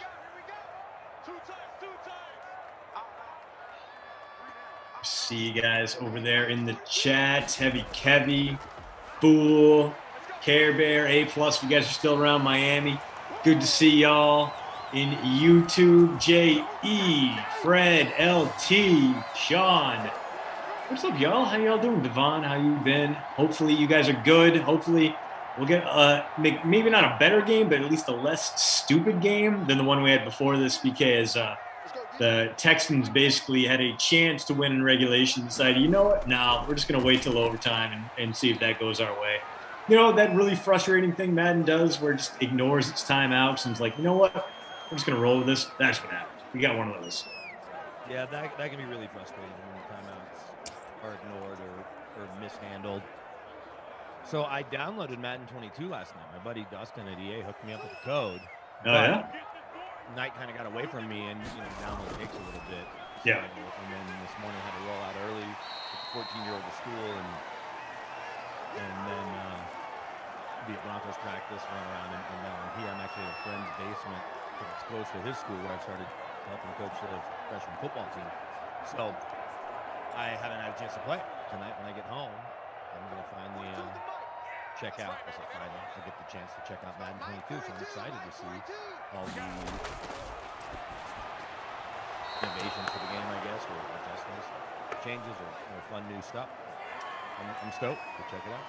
Yeah, gonna be interested to see. I'm very intrigued in what the depth charts are gonna look like just for these Madden simulation purposes. Obviously, I want to see a world in which Devin Funchess is still somehow the Packers' number 2 wideout, and may very well be. Is Ron Rivera really gonna send Dustin Hopkins out here for a 56-yard field goal? He should not, and instead he's gonna punt from the Packers 39 on 4th and 3. Good Lord.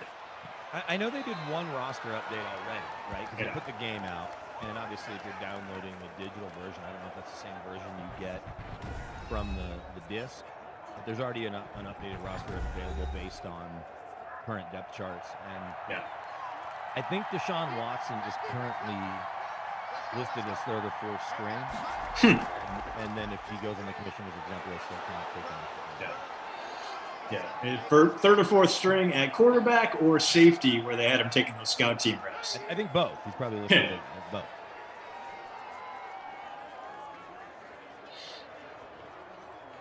Yeah, we hear you guys. We're working to get the levels all synced up. After we got a booming 21-yard punt from Tress Way, rewarding Riverboat Ron's cowardice, punting from the Packers 39 on 4th and 3, and already a modest gain for Green Bay.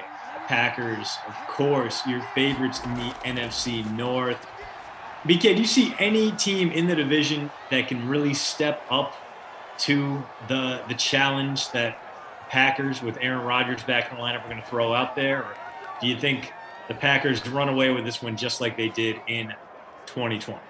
I think all things being equal, if everybody's healthy, the Packers are certainly not only going to be the class of the NFC North, but likely the class of the entire NFC. Certainly a strong favorite to get to the NFC title game at the very least, and maybe have a rematch with Tom Brady and company.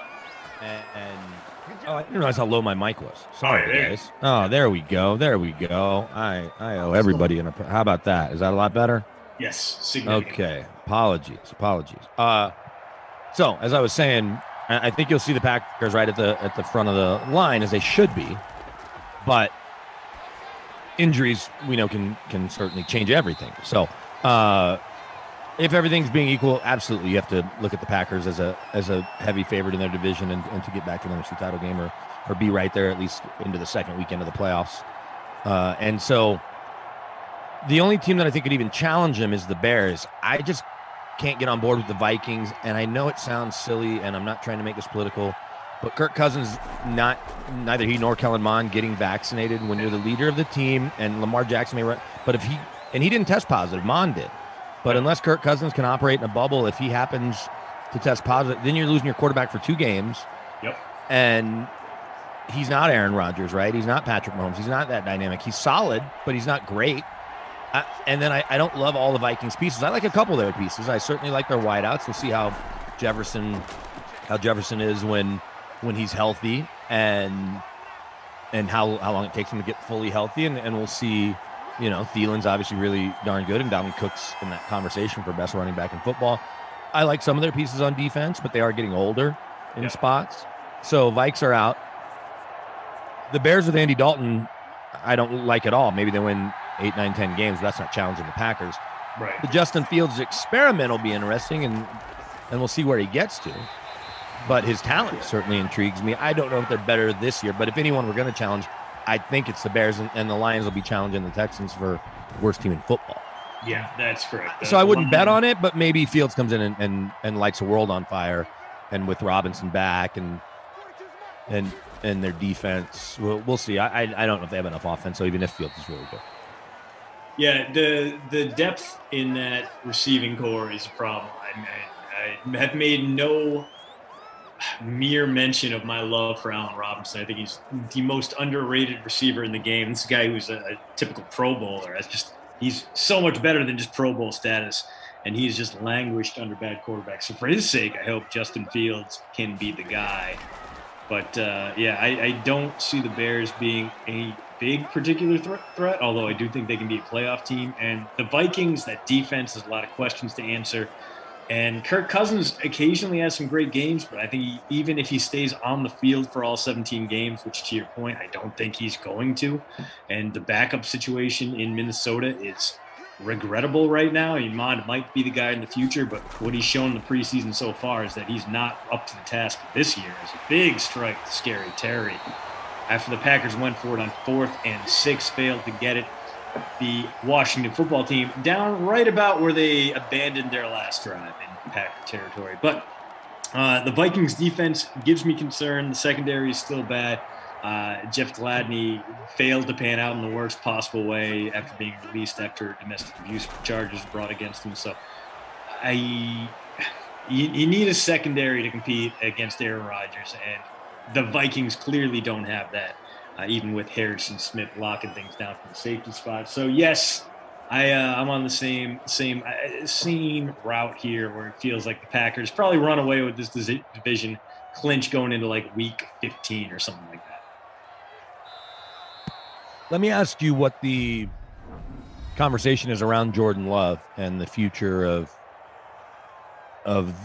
him at that position and the franchise knowing Aaron Rodgers. Even if this isn't his last year, that Aaron Rodgers absolutely isn't going to be there much longer, and Love is the current plan B or the next plan A, I guess.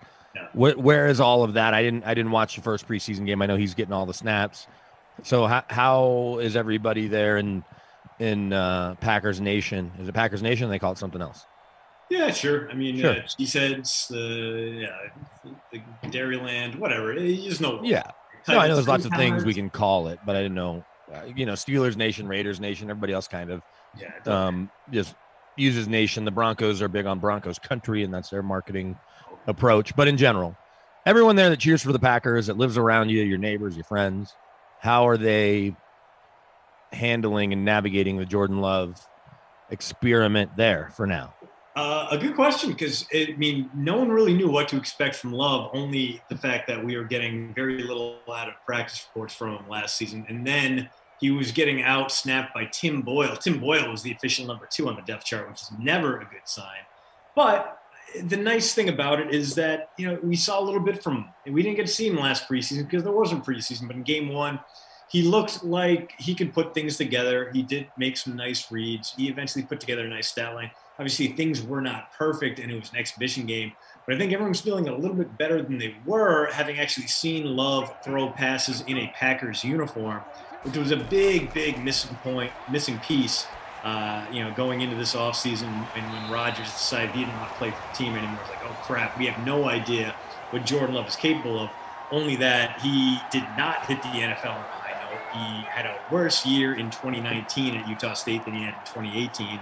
And the Packers may have really shot themselves in the foot by trading up to draft him. Now it's a little bit more optimistic, but we'll see. I mean, we're not going to see him anymore.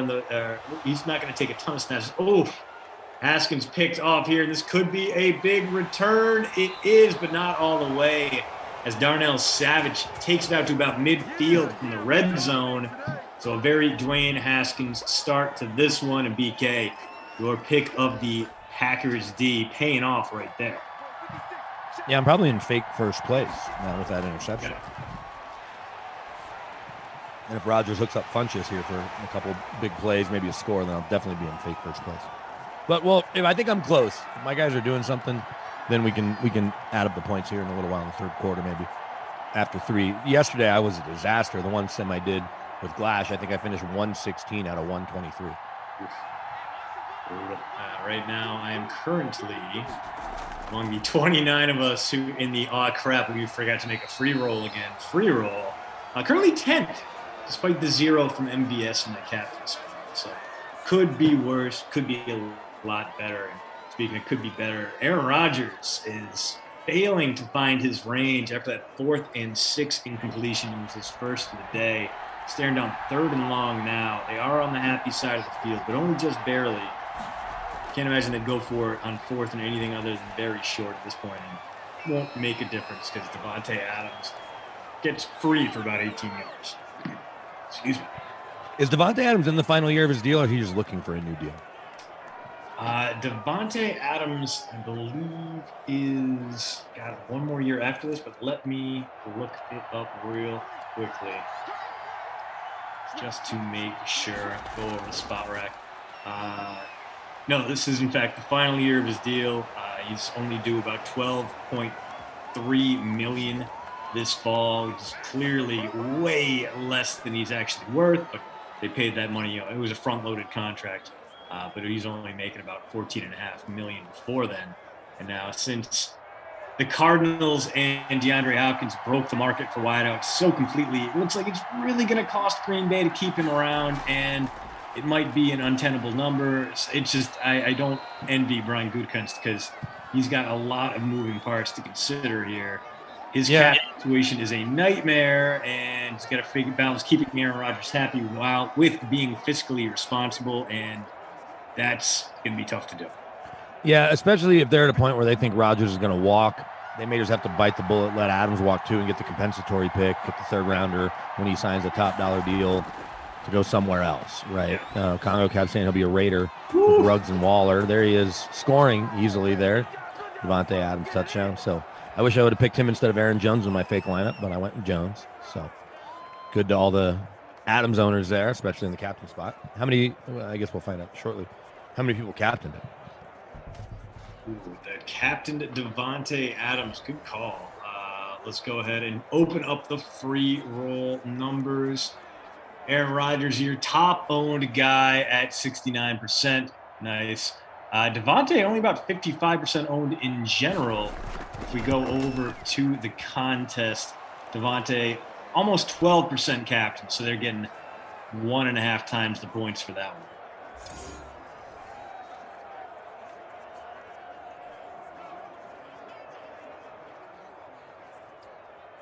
Pack there celebrating at FedEx Field in Landover.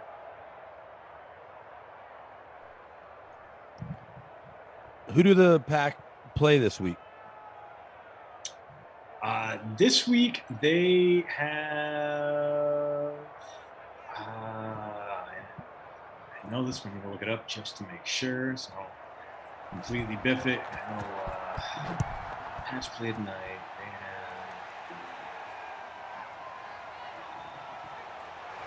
Eagles. And then Packers take on the Jets on Saturday against the completely depleted New York roster that now has to go without Carl Lawson. And we got to hang out with a despondent Kenny Ducey earlier today. It's like half his roster left practice early with injury. Lawson, of course, the big name there. Denzel Mims limped off as well. A few other defensive backs missed some time. So Kenny's not a great situation. Kenny's 10-win prediction's not looking awesome right now. Yeah. I think even he was willing to walk it back a little.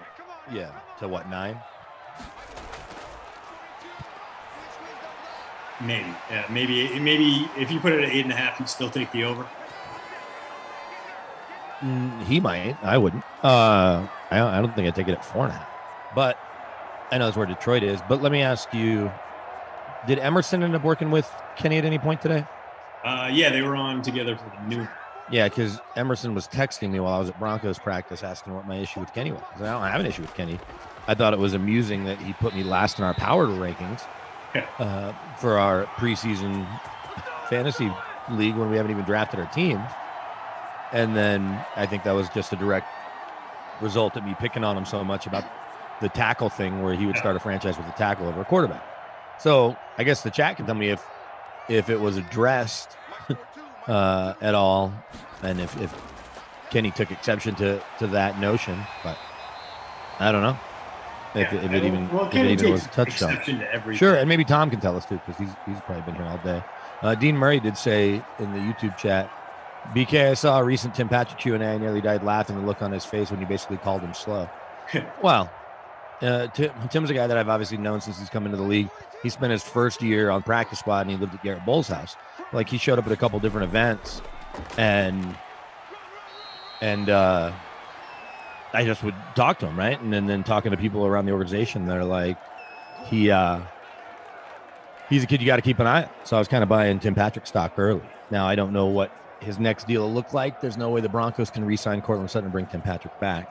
But he said he's the fastest guy, or he thought he's one of the fastest guys on the team.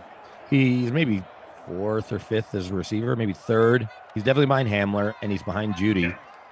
His 40 time is right even with Cortland Sutton. And Cortland's coming off a knee thing, so.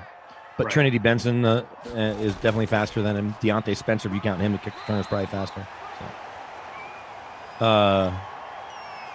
So people are trying to decide if Kenny was really mad at me or not. Ashley Edwards says Kenny has a problem with you. Brian C saying it seemed kind of fake, and that his upsetness was way overblown, that it was an act. I guess I need to go back and listen to it. Tom says he didn't seem actually that mad.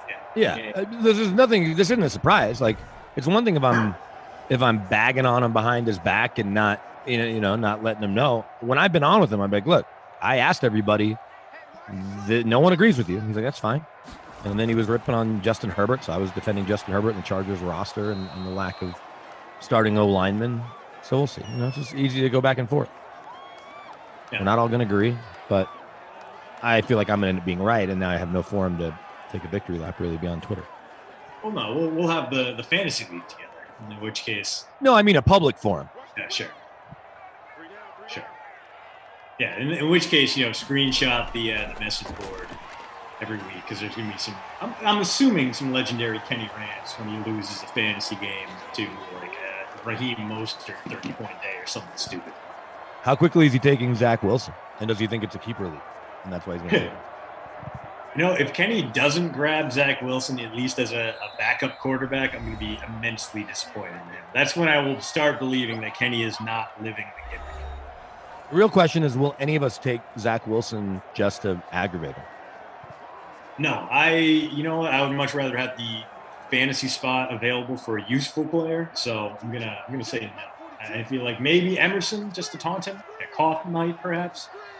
Emerson, by the way, tried to get me to cover for his nooner and did not tell me it was a Kenny sim, and now I don't know if I can ever trust him again. You're like you got to put that warning up front and center. Like, hey, can you take my sim? It's a Kenny sim. Yeah.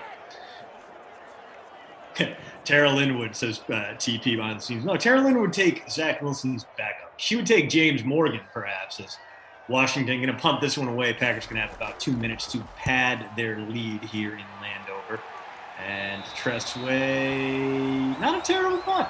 Much better than his last one. But he gained more than 21 yards, so we'll give it to him. Packers got to go 89 to add a touchdown here.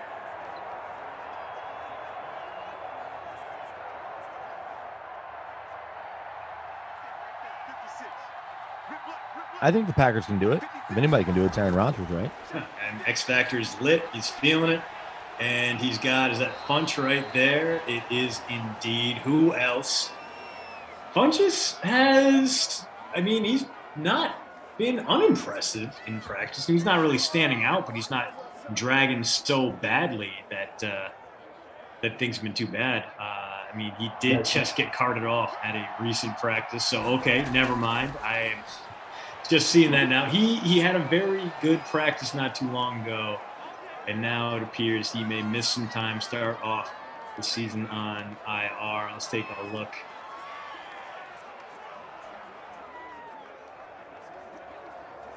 All right, so it looks like a hamstring injury, but maybe just a tweak.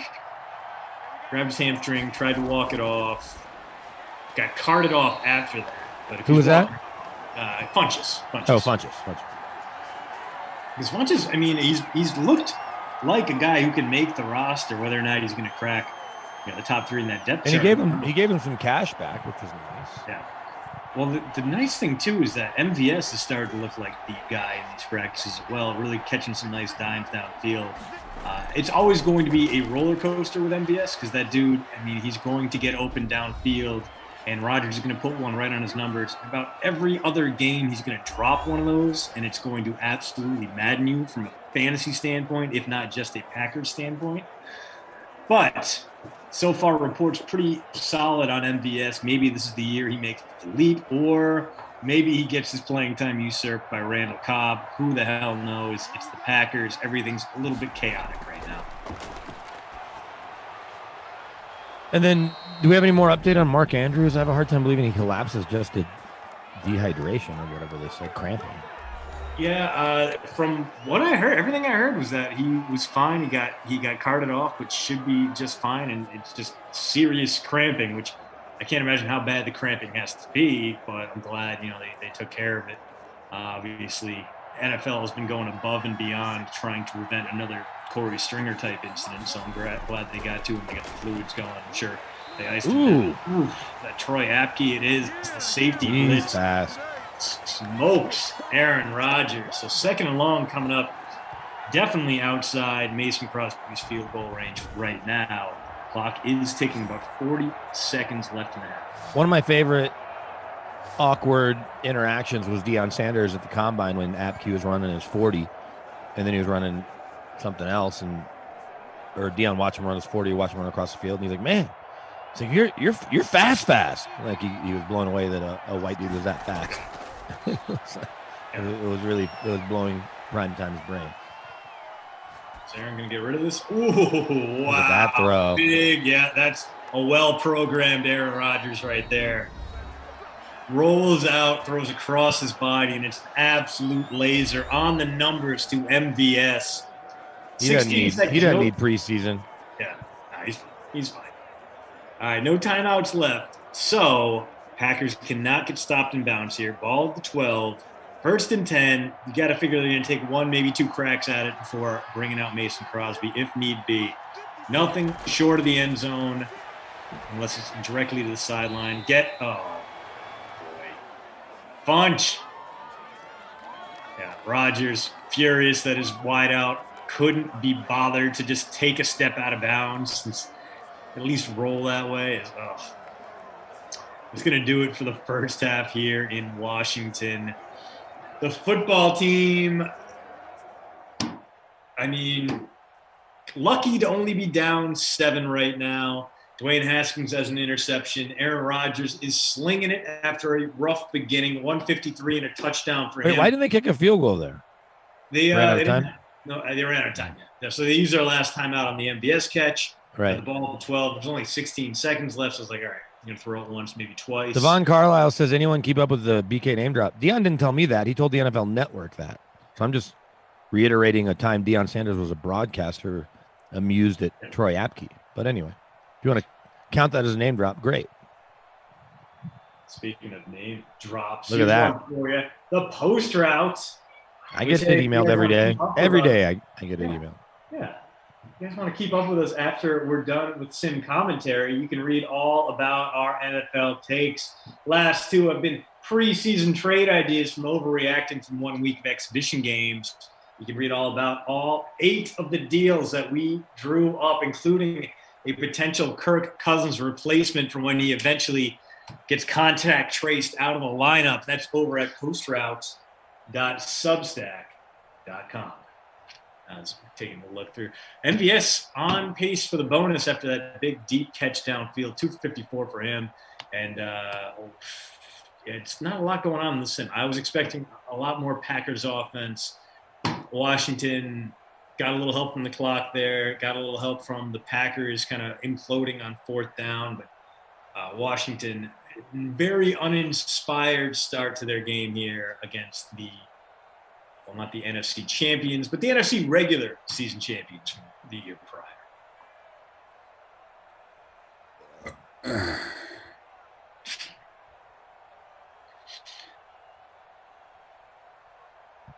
Someone said you were paused, Christian. I didn't see it paused. I missed it. What? I think you're just being quiet.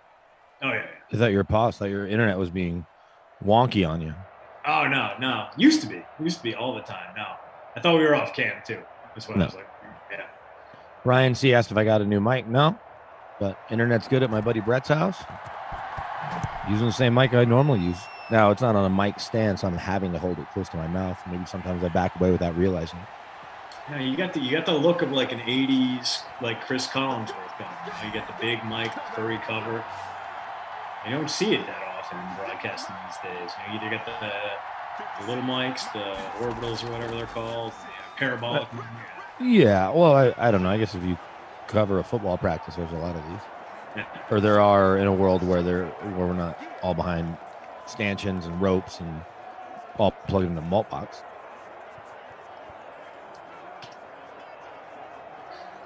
That's right. Commentary not over. It is, in fact, paused. We'll be back at some point. Maybe. Who knows? But don't feel too badly for us. We've all got other stuff going on. And speaking of stuff going on, holy moly, Aaron Jones going to take this. Oh, no! 71 yards. He had, you know what? If he had gotten to the end zone, that would have been the bonus right there. That put him at 96. He got stopped 5 yards from the goal line. Landon Collins chasing him down after one hell of a run. And oh boy, why'd he run into it? Why didn't he just stay attached to the sideline as Troy Apke could not bring him down? And is he going to be back in the game, or are we maybe going to get a little Jamal Witten up? Aaron Jones doesn't get tired. He just ran 70 yards. He's not taking a play off. He's in the backfield. He's getting the call, and he's stopped. 97 yards, 7 carries. I'm calling it now. Aaron Jones hits the bonus. Mark it down. Wow. Bold.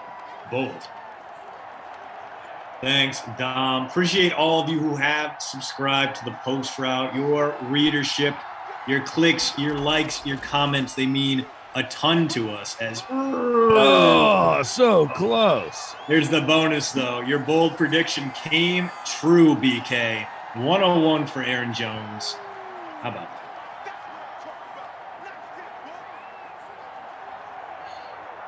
Are you at McDonald's over there? Yeah, my lunch of champions. I was going to eat it in the car as I was driving, but then I was fighting with my wife because our nanny may have quit. Oh, no. Ooh, there it is. Jones finishes off the drive. 4 straight carries, a 71-yarder, a 1-yarder, a 4-yarder, a 1-yarder, and a touchdown for the Pack, as that is going to be real tough for this Washington team to overcome. The offense doing nothing and now down 2 scores. So what are we talking about? Like, you got some McNuggets over there? You just going like the double cheeseburger? Yeah, a little double quarter pounder with cheese and some fries. Get me going before football practice. Although I may have to quit being a football coach if I have to watch my kids now that our nanny quit. Oh yeah, good point. So, I'm not sure I don't know how much vetting has to go into the process of getting a nanny. it's less about that and more about availability. Yeah. There just aren't a lot of nannies out there. Now, she wasn't a great nanny, but she was available. Yeah, she was available. And then she wanted a 30% raise, and we weren't ready to give it to her. Then she was asleep on the couch today, and my little one went into my wife's meeting via Zoom. Yeah. And I pointed that out to her. She was That's when disappointed she's like, about that. Yeah. Like most people, they fall asleep during their job. Don't keep their job. Yeah. So she was so offended by you pointing out that she was asleep that she decided to walk off? Yeah. It seems reasonable. Seems like a real hard worker you got there. Oof, McKissick. Yeah, it was sort of the devil you knew is better than the devil you don't. We're just trying to get this au pair here from Ireland, but Delta variant's not helping anything. And sure. So I gotta imagine then you gotta do a whole bunch of visa stuff as well. all that stuff's taken care of through this agency. So it's like we paid the agency, it's just on hold. We've been trying to get her here since last July. And she wants to come, and she emailed us the other day that she thinks things are opening up there a little bit. Look, there are fans at soccer games in the UK. Yeah. And she moved all her stuff into storage and it is ready to get over here. So maybe, knock on wood, we'll get an email that says, hey, I'm coming. And this will be a non-issue. But I don't know, things aren't always that clean. Brian C says Joe Biden falls asleep at his job and he's the president. Sorry, not sorry. Yeah, but no one can fire him. Really. And I guess he could quit, but he's not going to. Technically, she quit. I mean, we didn't fire her. We're pointing out you want a 30% raise, but she doesn't always clean the house. When she does, she cleans it great. Yeah, Sean asked how old she is. She just graduated high school in May. Oh, So wow. we're dealing with an 18-year-old. Yeah. There's a sense of entitlement. It's kind of, You know, when she wants to be good, she's good. But when she doesn't, 2-year-olds come wandering into my wife's meetings. And this happens a fair amount. Not that she's asleep, but that she's watching, other kiddos. And next thing you know, the 3-year, he's almost 3, he'll be 3 on Saturday. Just goes into just goes in there. Part of it's my wife's fault for not barricading the door, which she has the ability to do, but sometimes she just doesn't think about it, Yeah. Well, mine popped in on our prior broadcast and gave me about as much proper football insight as Kenny Ducey. So maybe he might just get hired at this point.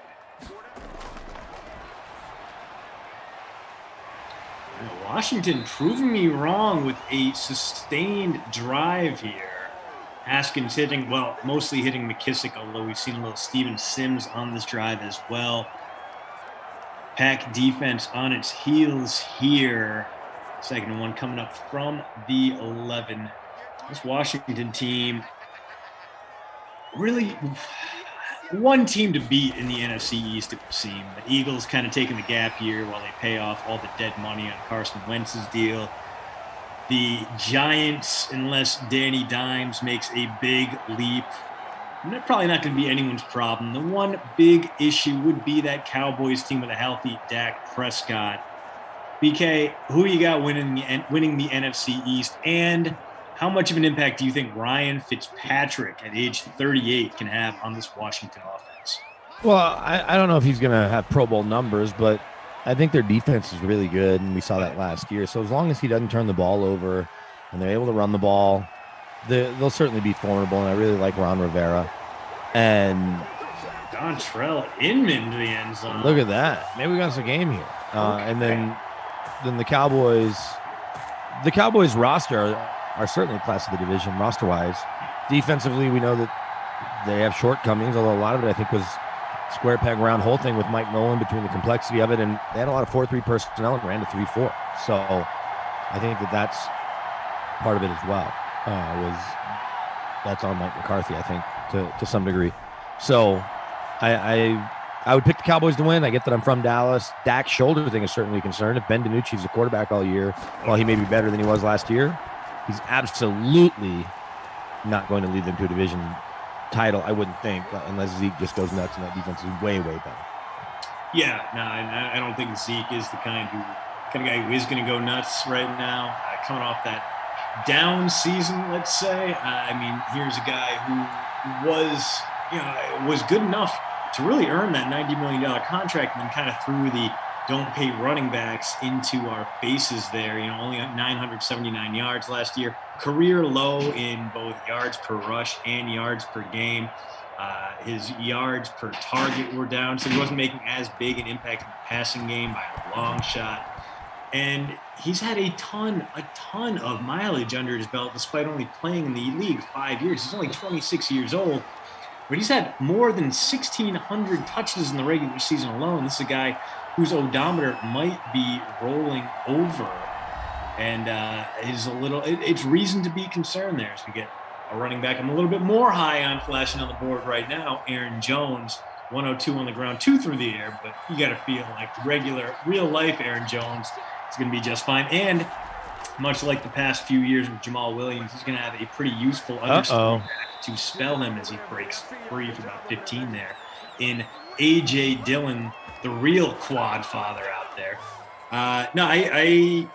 The thing that concerns me about the Cowboys is that even when Dak was basically lighting up the scoreboard, they were still struggling. 1-3 over their first 4 games, with Dak absolutely playing some of the best football of his career, of almost anyone's career. So I think this is Washington's division to lose. The defense is going to be tight, and if Fitzpatrick can just add a little bit of a vertical passing game, no, puts it on the turf. Rodgers has to make a tackle, and all of a sudden, that budding momentum stemmed as Washington takes over, already inside borderline field goal range.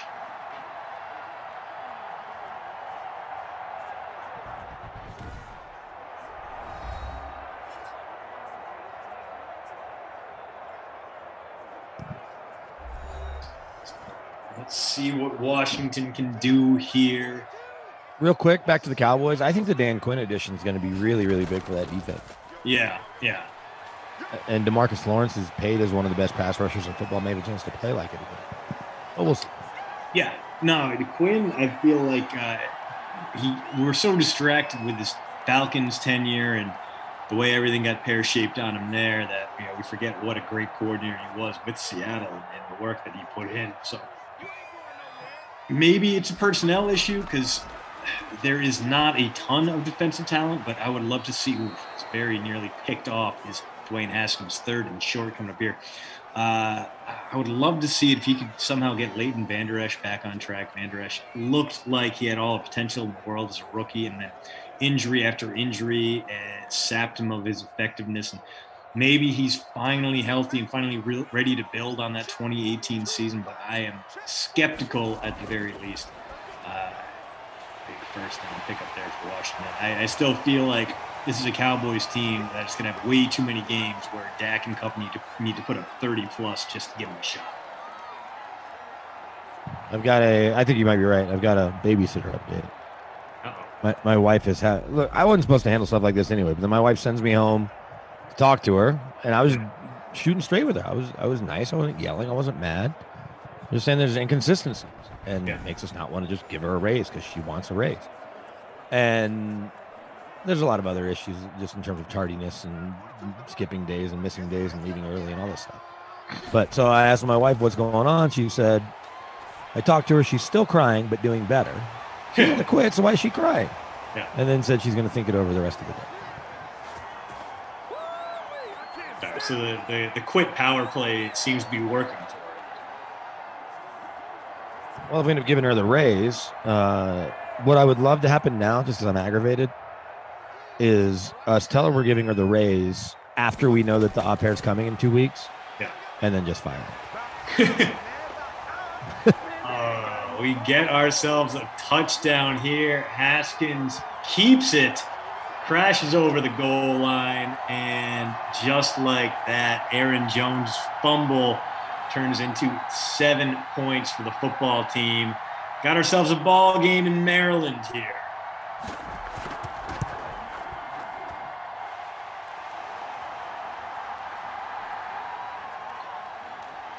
Haskins, by the way, not a super popular play, as you can imagine. 25% owned. He's less owned than Dontrell Inman or Jeremy Sprinkle or Steven Sims. Just absolutely wild how little he is respected here in Simland or in the real world also, because let's face it, he has not had a great pro career to date.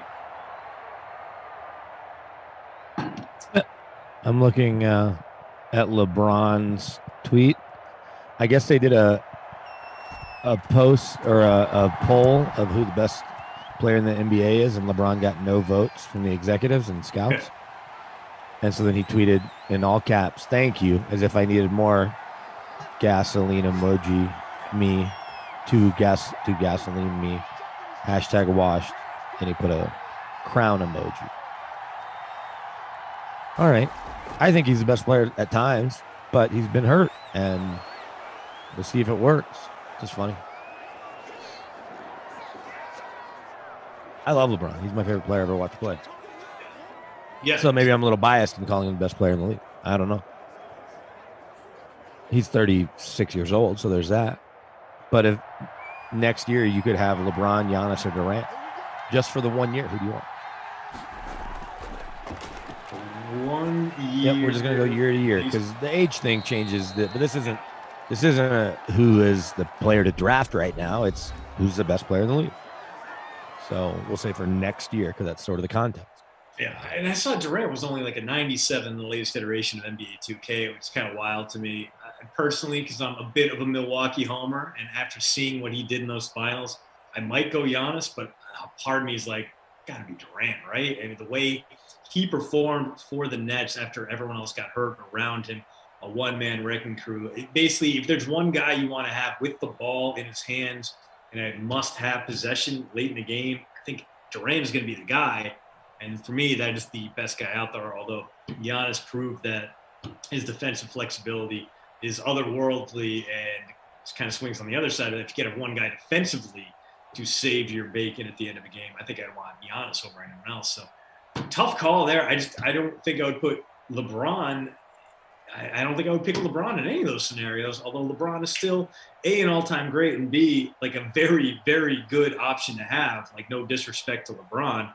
I just think my personal preference would be Durant, Giannis in some like 1A, 1B area, and then like number 2, or I guess in this situation, number 3 would be LeBron. Well, you're not going to go wrong with any of those guys. Yeah, the performance from Giannis in that closeout game, the 50 points, the ability to knock down all those free throws, really makes me think about him a lot differently. Can he score the different ways Durant can score? No. And I don't remember who I had this conversation with. I can't remember if it was on a sim or somewhere else, but we were talking about what player you would want to take the last shot in a game. And I think I might have said Durant. I think it was me and Koff, and then we ended up talking Steph Curry. But you're not gonna get me to bust on Durant. I love the guy. Yeah. Even with all of his personality quirks, if you will. I mean, shoot, he follows me on Twitter. There's your name drop. He follows me on Twitter. Well, yeah, he's got he's got like the Michael Jordan broken brain syndrome, where he sees everything as a slight, and it makes you kind of a mess of a human being to be around, but it makes you one hell of a competitor.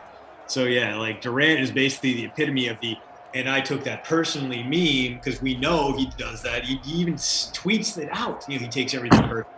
So like LeBron can like say, oh, okay, like more fuel to the fire. But I don't believe it the same way I would Kevin Durant. Like I know Kevin Durant saw that 97 overall, and that is going to chat his buns for a long time coming up. And he's got the unfinished business. I think that's part of it too. Like for the upcoming season, why I would like Durant a little bit more than Giannis is that I think Durant's probably a little bit angrier than Giannis is right now. Giannis got the monkey off his back, right? He brought a world championship to Milwaukee. Cannot understate how important and how incredible that was. But at the same time, I don't think he's going to have the same kind of fury and rage and hunger that's going to propel Durant through the 2021-22 season, which is why I might give him a little bit of an edge as we get this is more Aaron Jones. It is indeed Jones having one heck of a day here in Maryland, up over 23 points now, even with the fumble. Speaking of Wisconsin, by the way, in championships, yeah, I said yesterday when I was on with Glass Shit, I was taping podcast Shelby Harris. We were going to have Cortland Sutton as our guest. Yeah. Instead, we ended up with Melvin Gordon. And Nice. some Fear the Deer talk off the top and at the end.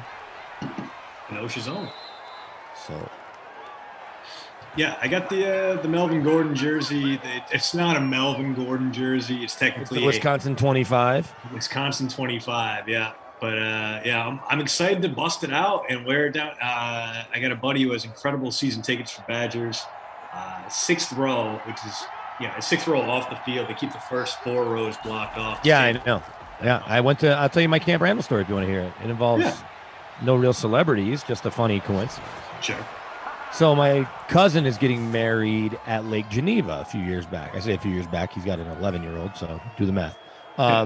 And actually, you can figure out exactly when, because we can just see when did Washington State open the game Labor Day weekend, open the season in Madison.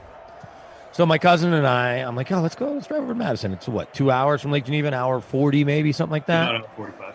Yeah, so I go, let's go over. All we have tonight's a rehearsal dinner, so it's not the end of the world because Labor Day, so Sunday wedding. I was like, let's drive over. So 2 things were really funny about this. A buddy of mine named Nick Graham is his name. His dad used to be the coach at Wazoo for a couple of years, and Nick was a point guard.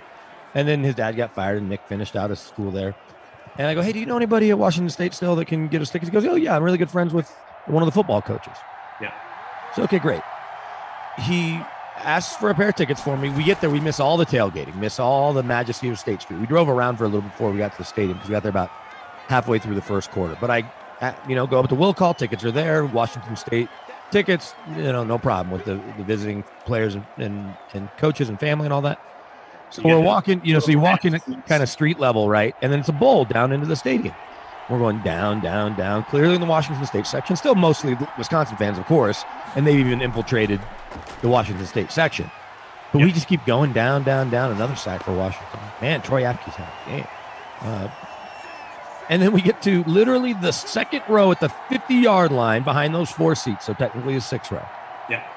And we're right there in by the biggest Washington State boosters ever. And so what happened was the defensive coach that was asked, I think like a DB's coach or whatever that Nick asked, was out of his tickets. He had given his 4, 6, or 8 away. So he just asked, I can't remember who the coach was at the time, but you could probably tell me. Was Mike Riley there then? This has been the Washington State. 2009 for Wazoo. Yeah. So whoever it was, he had extra tickets, so we got the head coach's tickets.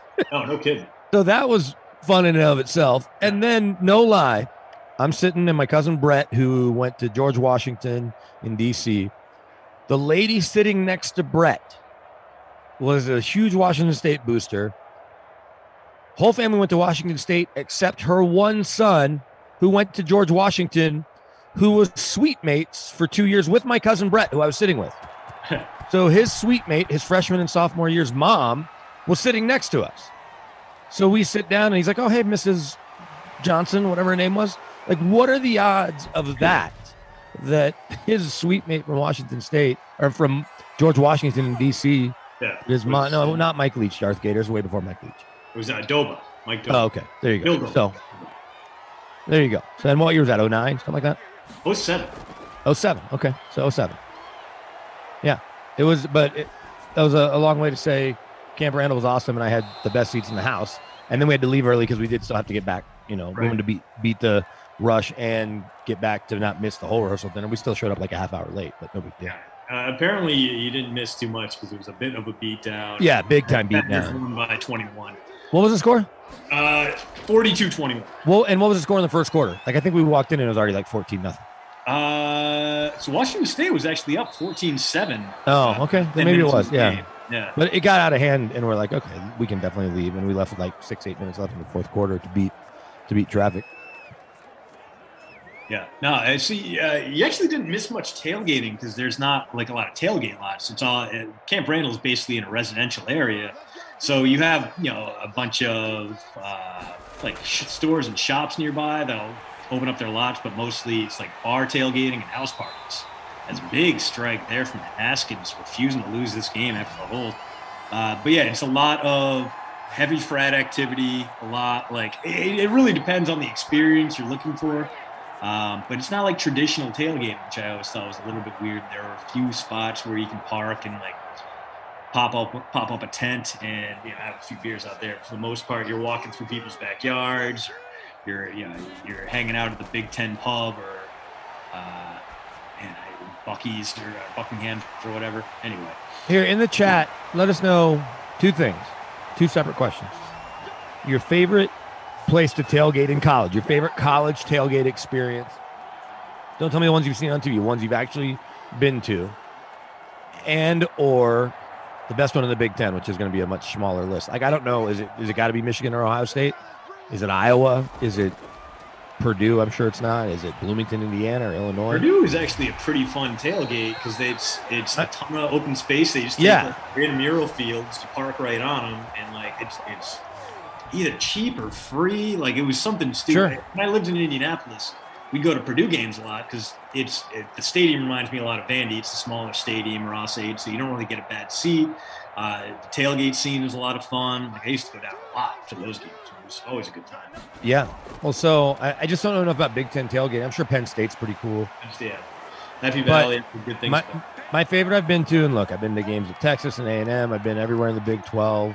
I haven't been to the Pacific Northwest, but a couple of SEC games I worked. I've been to Tuscaloosa, Alabama, and I've been to Athens, Georgia. And so I was working a game for Western One, so I didn't get to really enjoy the tailgate, but we had to park. We parked super far from the football stadium in Georgia down by the basketball stadium. So I say super far, but just not as close as you could easily park in other stadiums, right?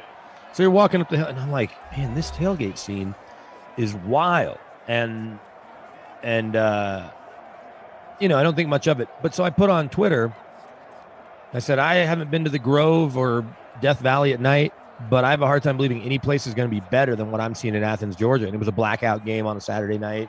This game, Todd Gurley tore his ACL, actually. They beat Auburn 34-3. But I was just blown away. And I love the town of Athens. And I was like, man, this place is awesome. I have a cousin who actually lives there. And so T-Bob Hebert, who does radio in Baton Rouge, Bobby Hebert's kid, played lineman at LSU, tweets at me, hey, BK, I've been to all of them, and nothing beats Athens. And I was like, all right. He's not a Georgia guy. He played at LSU. He lives in Baton Rouge. And so if he's going to say that, then I'm like, okay, I'm going to have a hard time believing that anywhere is better. Man, I want to Washington touchdown here in the worst way. Congo Cap says University of Maryland, not bad. I mean, College Park's supposed to be a cool town. Got to see Peyton play UCLA. Oh, that was the game where Peyton came in as a freshman?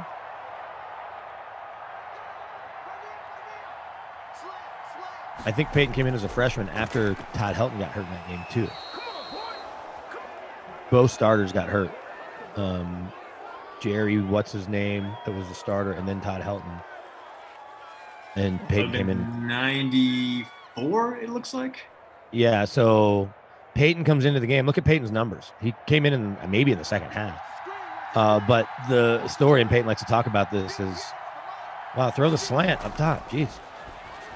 Well, easy money. Dead short range to the sprinkler.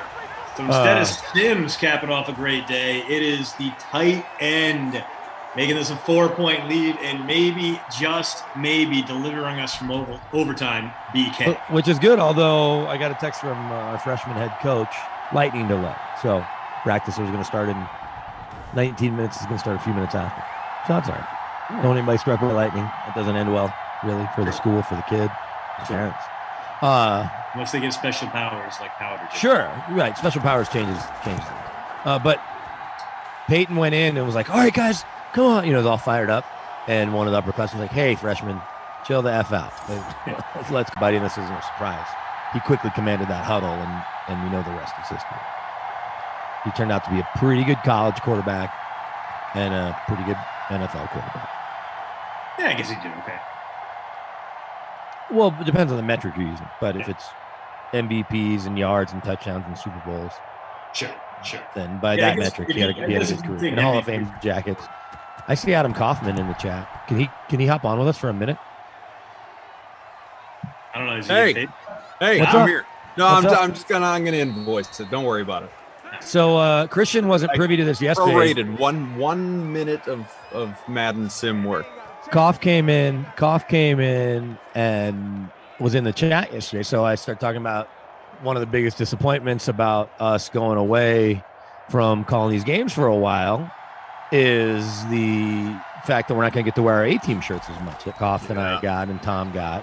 And Glash was like, he was not amused by our A-team shirts. And I said, look, we didn't call ourselves the A-team. And he's like, well, then who else has them? I go, anyone that works behind the scenes. So everyone was eligible that works behind the scenes because they all make us the A-team. Right. You know, and that was that.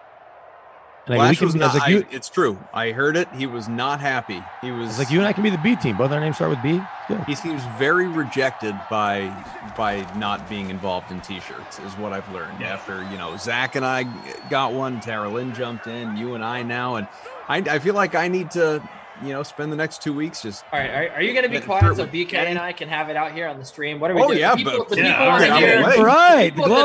to hear BK and I bicker about offensive linemen. Oh, they want to here we hear go. You talk about T-shirts or whatever the heck you're talking about. My goodness. Yeah, you guys who cares about T-shirts? With us. If I didn't have to go coach high school football, I would absolutely stick around. Even with the lightning delay. Yeah, it's a coward move right there. Coward move. Did you not hear Peyton Manning's speech? Go help the youth of America. Go coach people. Go make better people. Where you could be online, on camera, arguing with one another. I know. That's a great point. That's a great point. Now. And it'll live longer potentially because of the YouTube recording. You're right, Ken. A more meaningful life. Why would you do that? Something to think about. No, I fights, man. I took Peyton's Hall of Fame speech to heart about giving back to the game, and he's not done with football. So I was like, you know what? Neither am I, Peyton. You really did. I mean, you listened to it and you ran right back. Said, although you guys missed the first part of this. I don't have enough kids. I want to work more. I apparently made my nanny cry, and she quit today, but my wife's trying to salvage it. That'll cut into my coaching. You made your nanny cry? How'd you make the nanny cry? I told her it wasn't cool that she fell asleep and let the almost 3-year-old run into my wife's meeting on Zoom. Well, is it cool when you let your dog run away and then the cops have to come get him? The dogs and the cops thing, though, that's my look. They don't interrupt my wife's meeting. They throw off the sim, but they don't. Yeah, they knock over all your sim equipment. Yeah, they don't try to climb into the stream when she's on a big national meeting on Zoom. Oh man. So I just What's the, wait, what's the she nanny wanted a doing raise. sleeping when she's supposed to be watching the 3-year-old? Well, there's that. There's that part. I go, most people fall asleep at their job. They're likely more than reprimanded. So there's that. I've fallen asleep in my job before. I think I fell asleep in one of the Sims one time. That was because I had no sleep. Yeah, you make me fall asleep whenever we do a sim together. What a stupid ending to this game. I want to Rodgers know. goes a check down pass. I want to know with Kenny coming out with the power rankings, because you and I haven't addressed this, and I understand there may have been some personal feelings. At There's what no point, personal feelings. I just don't think you're a good player evaluator, BK. Okay. At what point will the rankings be after week 1? Are they going to be done every week so that standings will factor in, even wins and losses? But if somebody's 3-0 and 4-0, they have to go up the rankings. Make sure you're posting on social media so somebody can be aware of I them. mean, as soon as the draft happens, I'll have to readjust. I'll have to see how people draft. It's going to come in the post route email. Yes. Thank you. Plug that however possible. Whenever and however possible. Hey, Christian. Hey, Are we on a 4-way? Are all 4 of us going to be on camera right now, Tom? No, I don't think we have that I doubt capability. it. That'd be No, awesome. it's just the 2 of you. We're just At least the voices game of ended. God behind the scenes. Do you I wanna like BK holding his mic, by the way, like he's the stand-up comedian. He's like, "Oh, I'm gonna hold my mic now," so you get. Well, the I'm not even effects. doing this at my house. So I miss you having the brick wall. I miss it too. I did like you to move? be better with the brick wall. Yeah, I did. Did you move? Oh, We congrats. talked about this. Remember? No, I knew you talking were about- moving and somebody took your place. I just didn't know where you Christian, ended up who got actually today's moving. awards? No, I we don't talked know. about You gotta ask me me. moving. I don't know. Oh, I can't look at the scores. Aaron Jones definitely got the Aaron Crusty Jones, Crystal player of the game. And well, babysitter Billy. I wish we could have changed that name to Kenny Ducey's Not My Left Tackle Award, but next time when we come back in Generation 2, when they have us back, Colin Sims. That's right. After the pause is over. Look at that After the Devin pause. Bunches number. 1 away from the bonus. That is a bummer.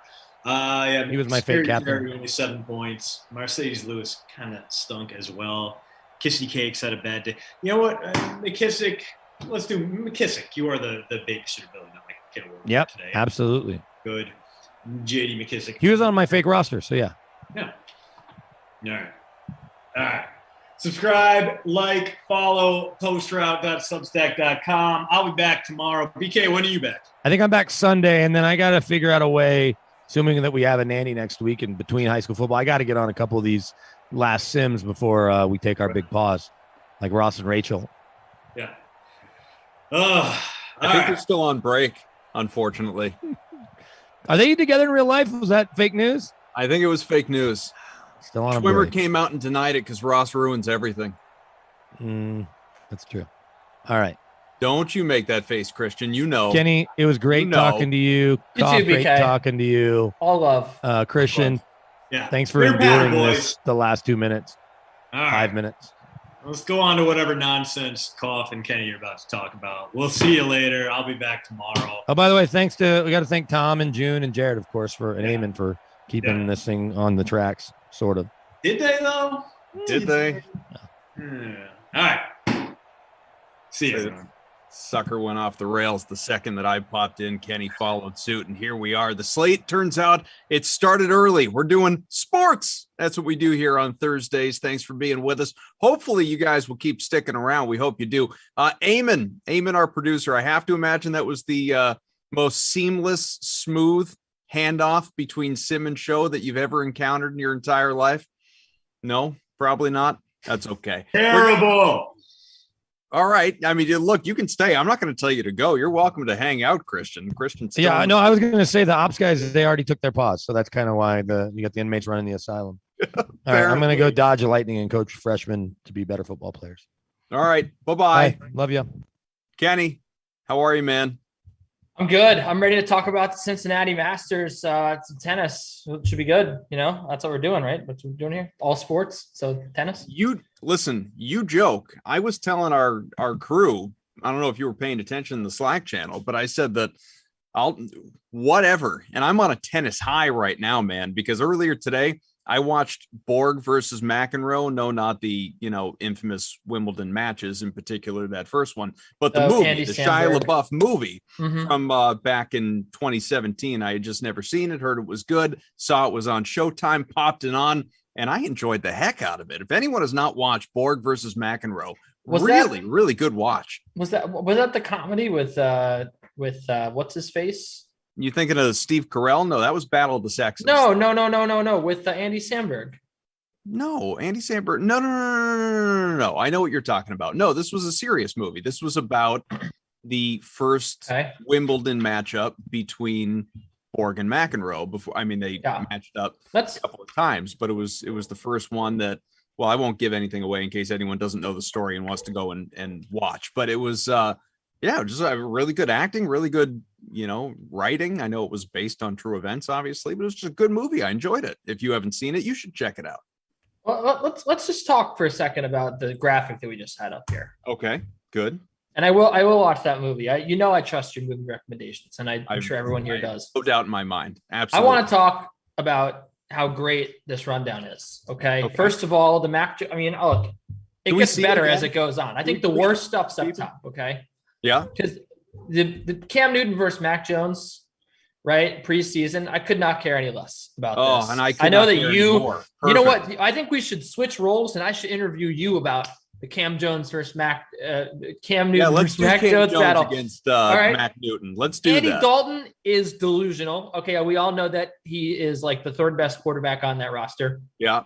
I sobbed my eyes out about Carl Lawson. And then, of course, we're going to talk about tennis, which is like the best. What else is even going on right now? U.S. Open in 2 weeks. We got the biggest. And Northern Trust is going on. Our guy, Reed T. Normally, Reed T. Fowler is on this very show. He's out in Jersey right now. Some of our crew. Yeah, he didn't say that he was here. Would like to hang out with him. And then we have the Angels. The Angels were down 10-2 today to the Tigers. It was 10-2 after 5. And they are now winning 13-10. Shohei Ohtani hit 7 more homers or what? Nope. I don't even think he did anything. Oh, so good. He's just he had a sacrifice fly. Best ERA in the American League the last, since the All-Star break? He's like 5-0 with a 1.50 ERA, and he's leads baseball with 40 homers. Just give him the MVP now. I'm looking at the DK Sportsbook here. What are the MVP odds currently? I know this was not on our agenda, our itinerary, but honestly, that's okay. That's fun. Player awards. So, yeah, MVP, let's look them up.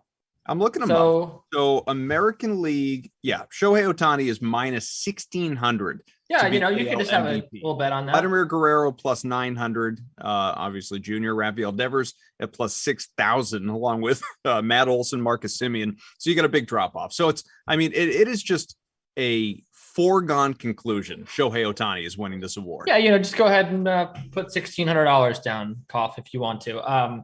He didn't do anything in this game. So he has 2 hits. He scored twice, 2 walks, but that's it. We had some big plays. Jack Mayfield, I believe. No Jack Mayfield. It was Jared Walsh and Brandon Marsh, who's been good. So that was a crazy game. We got the A's. The A's are trying to blow this game right now. The game's over. It's 5-4. But there was showing what we're looking at. There was some sort of see at some of the game lines going on. So some sort of error or something. Said, the Angels on top of the Tigers in the 9th innings. That one's almost over. You got a few other games still in progress. Yeah. So why don't we scroll down and talk, because obviously we're just doing whatever we want now. Yeah. Let's talk about these lines tonight, because I got best bets up on the DraftKings Sportsbook. Yeah, it's obviously a really tight, small slate, but I put together a play on every one of these games. Okay. Not the Mets game, because it's late at night and they don't have they don't have the pitchers listed still, I believe. I'm going to double check that actually, because we don't have the pitchers listed yet. The Dodgers, they never release a pitcher. They're the worst. So this Yankees game, first of all, I think that there is a lot of potential in parlaying the Yankees with another team. Maybe the Brewers. A little money's coming on the Cardinals. They've pushed the Brewers from like minus 210 to minus 195. But this pitching matchup to me is very lopsided. I really like the Brewers here. I would be very comfortable laying the minus 195, but I have the minus 1.5 up on the DK playbook as my official play. I'm not sure. I couldn't find the first 5 innings line, but if you can get a 3-way line, which we do have sometimes for the Brewers against the Cardinals, I like it. John Lester's been really bad. 14% strikeout rate. The Brewers have pushed 78% contact rate. They've been doing a great job putting the ball back in play. And John Lester, about a 40% hard hit rate, just hasn't been very good for him of late. But yeah, I definitely think that Brandon Woodruff, the pitching matchup here is very lopsided. Woodruff does almost everything right. Yeah, I don't see anything here. Woodruff does I think you have to go into innings. Woodruff is fantastic. He does almost nothing wrong. The only thing he does do wrong is sometimes he walks a few too many hitters, but there's the first 5 innings line. Yeah, but that's not. I wanted the 3-way line, so you get the minus a half a run at minus 140. Okay. I don't think that we have that for this game. We do not. Interestingly enough, though, the Brewers is minus 105. I kind of like that a little bit. That means they'd have to be leading after 5, and then they would have to win. I kind of like that, but yeah, Woodruff, high strikeout rate and high walk rate against a team that has been terrible with striking out in the Cardinals. They don't have Dylan Carlson. A lot of those guys have fallen off their pace. Harrison Bader, Yadier Molina, and they don't walk a lot either. So I don't think they're really going to be able to hurt Woodruff. So I like the Brewers a lot in that game. My favorite play. I'm also on the under in this Twins-Yankees game. Tyone's been great. Gant has been pretty good in the last 3 years out of the bullpen. Failed starter in St. Louis, but he'll just face the Yankees probably one time through the order. I think that'll be enough. I think this bullpen's been pretty good. So that should go under 10.5 runs. And I also like the under in Miami and Cincy because Luis Castillo, contrary to what I said earlier in the season, actually is good. I think Zach Thompson's good as well. So I like the under there. If anyone doesn't have any thoughts, questions, producer Eamon may be wondering why the heck do I put together a rundown, whereas Tom might be thinking, why do we build graphics? If anyone is, actually does have questions out there in the chat, I see you in the live chat here on YouTube. We see you on Twitch as well. If anyone has any questions, baseball, tennis, football, you name it, whatever you want to get into, we are here for you until 5:45 on the nose, 5:45 Eastern time. So we got you for another half hour plus. Lee in the chat says, will the Braves ever get Ronald Acuna Jr. back in their lineup the rest of the season? I mean, maybe like the last couple of weeks. There's no, they're in first place. The Phillies look, I like how he's asking us like we are, Brand Snitker or we're the managers of the Braves, right? Or the medical staff. He's coming to you for insights. No, I think that he'll probably come back for the last couple of weeks. But I don't think that there's anything to indicate that he would be rushed back because the Phillies have been really bad. Mets have been really bad. I don't think the Braves have a lot of, even though that's a tight race right now, I don't think the Braves have a lot to worry about. They don't have a lot to worry about here. So I would say that they will probably not rush Acuna back. So that's where I stand on that. Brian C says, thoughts on Giancarlo Stanton on tonight's main slate? That's what our former mayor of Simland asked. I like Stanton here. I think that obviously, the matchup with Gant is a good one because we know that I did just compliment him and I did just say this could be a relatively low scoring game. But we know that Stanton gets in these moods, right? We know that he gets in these moods where he hits the baseball very far. He gets very hot, and it seems like he's seeing it pretty well right now coming off that Red Sox series. I think that absolutely he could have another big game here, and I would definitely be looking to fire him up. So I like that call a little bit. He'll be in the heart of that Yankees order. That again, the team total you're looking at. If you're looking at the night slate here, right? And there's not a lot to choose from. I would say that if you were to pick from the Yankees, that'd be probably a pretty wise choice. Pretty chalky, but makes sense. Let's talk about your Yankees for a moment. Of course, after sweeping my Red Sox and overcoming a 10.5 game deficit in the division against Boston, no less, over the last 6 weeks, since mid-July, Kenny, something you're well aware of, Yankees have been the best team in baseball. 23-8, I think the official record is. Obviously doing it with, some stars, but a whole lot of patchwork as well along the way between injuries and whatever else. The trade deadline acquisitions, Heaney dominated Boston last night. Rizzo has been electric. That's a nightmare. I don't want to hear anything nice said about Andrew Heaney. Well, look, he had a good game, and you just have to hand, as bad as he was prior to that, he had a good game. You have to congratulate him for that. And again, that's almost worse, though. I wanted him to have a bad game because I want him. He's not good. Just a tease.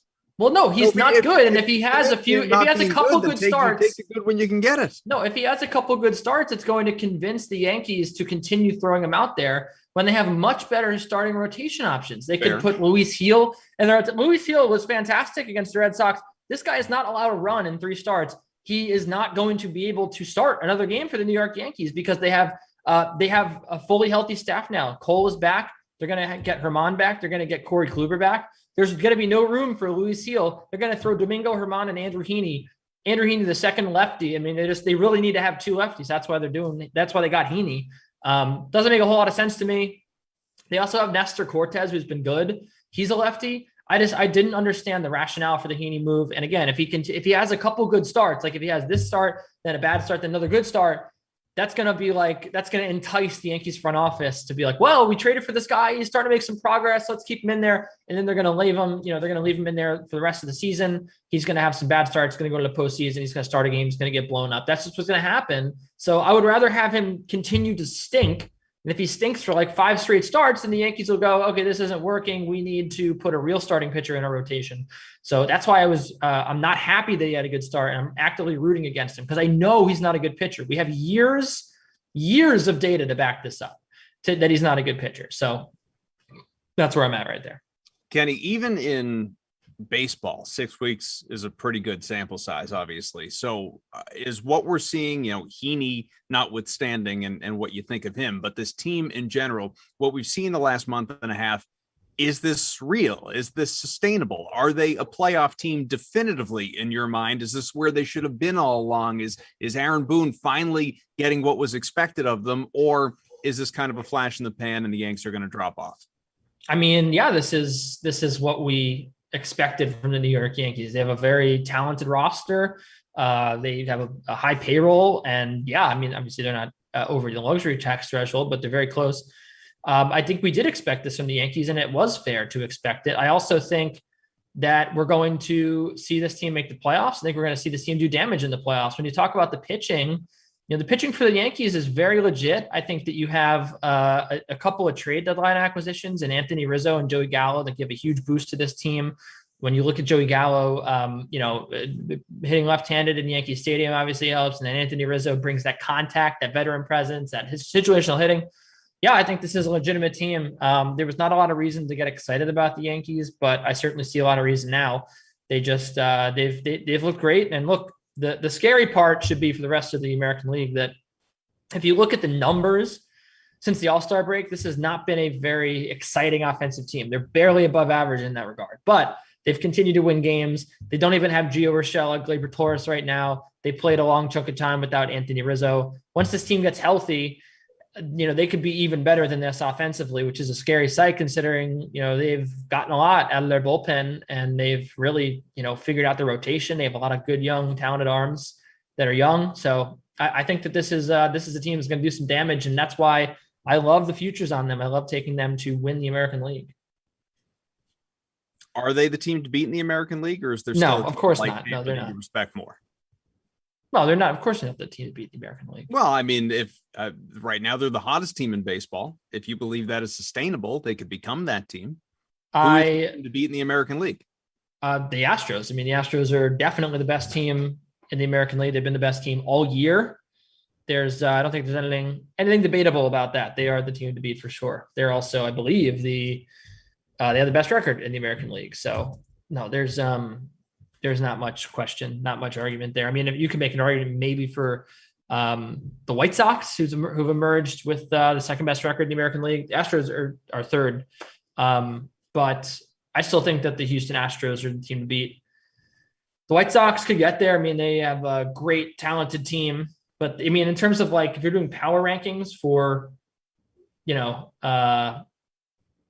American League teams, the Yankees are, like, 4th, maybe 5th. And that's sort of where they are in the record as well. I think they're better than the A's, for sure. But I don't think they're better than the Rays. I don't think they're better than the Astros and the White Sox. So. Our friend Tater Hater in the chat, which, by the way, I commend him on the longtime watcher, first-time listener. You only have so long, Tater Hater, so enjoy us while you can. Says, 2-part question.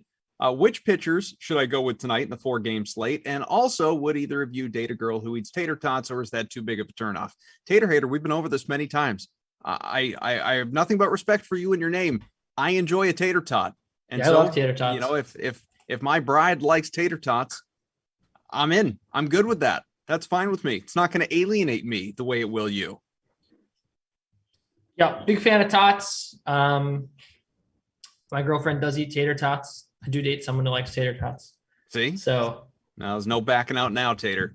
That's right. So tonight's slate. So it's a weird slate. Thank goodness Steve Buchanan isn't here, because he probably would have a tough time grappling with how weird this slate is. Excuse me. I would say, if I had to start somebody, it'd probably be Jameson Taillon, just because of the price here is really attractive at $6,300. I think that the probability that he wins is pretty high. And the thing about that is you could pair him with Brandon Woodruff, and you're pretty set there. I mean, Taillon's been fantastic since the All-Star break. I believe his ERA is under 2, or if it's not, it's right at 2. And the Minnesota Twins are, they're dangerous against left-handed pitching, but against righties, not so hot. They haven't been fantastic of late at the plate, 16th in WRC plus, and they carry with them a 23.4% strikeout rate, which is really high. It's just outside the top 10 worst in baseball over the last 2 weeks. They've been striking out a lot. Taillon's been racking up the strikeouts. I really like Taillon. I know that's again, it's what we're doing, like homer picks here, but that's a pretty good one. I would also say that taking Woodruff would be interesting to me as well, because again, that I laid out earlier that Cardinals team is striking out a lot. Woodruff, obviously a propensity for the strikeout, and he's been really solid over the last few starts. I mean, I know that he had a start that lasted only 2 innings against the Cubs, but he also, before that came back to dominating. He's always good to throw a lot of pitches. They keep him in there late in ball games. So I think he could go 6 or 7 here, get the win against St. Louis. He's definitely worth paying up for, and I'm definitely pairing him with Jameson Taillon, which might make me a square, might be the 2 chalkiest plays, but I'm doing it because I think that on a small slate like this, you can do your damage with your hitters. You can differentiate them. You can differentiate yourself in your lineups. So I think that is the way that I would probably want to go. Might even look at a guy $3,900 like Jeff McNeil, who's starting to hit the ball a little bit. So there's some interesting options down there. You got Anthony Rizzo at $3,700 because again he's been sort of inactive. He's hitting second for the Yankees tonight. I mean, that's a fantastic price. So there's a lot of interesting things you can do with your lineup, and I think that's reason enough to not really mess around at pitching. Just take the guys that are going to do it for you, and figure out the rest later. How will our coworker Zach with an H Thompson do for Miami tonight on the mound?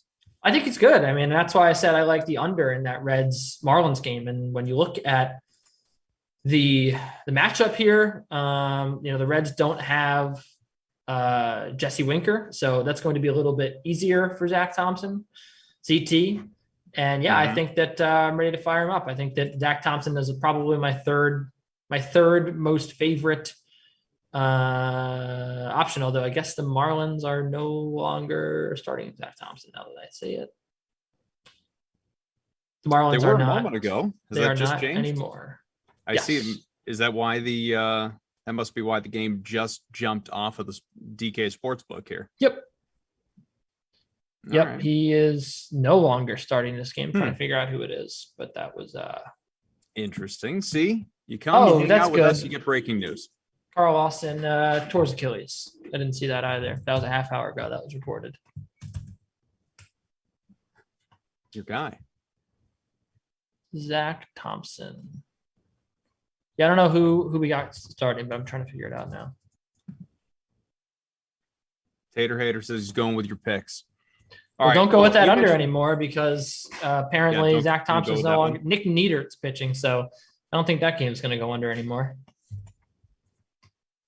You mentioned Carl Lawson, obviously, a Jet. Let's transition to football. We've got about 20 more minutes. We are going to do some tennis here for our guy Ducey before we get out of here. But you mentioned the preseason contest tonight between the Patriots and the Eagles, and obviously for Patriots fans, for football fans who do care about the QB battles across the league and are getting themselves ready for season-long drafts or even just a mind for DFS, or folks that are eager for what Madden 22 is going to look like now that that is on the cusp here. Mac Jones versus Cam Newton. I think easy money would tell you, to me it's easy money anyway, that Cam Newton is going to be the starter for that team week one, almost no matter how good Mac Jones is in the preseason. But he does have 2 games left to attempt to prove himself here in these exhibitions. What is your expectation tonight? Just even bigger than them specifically, this change to 3 preseason games versus 4. Normally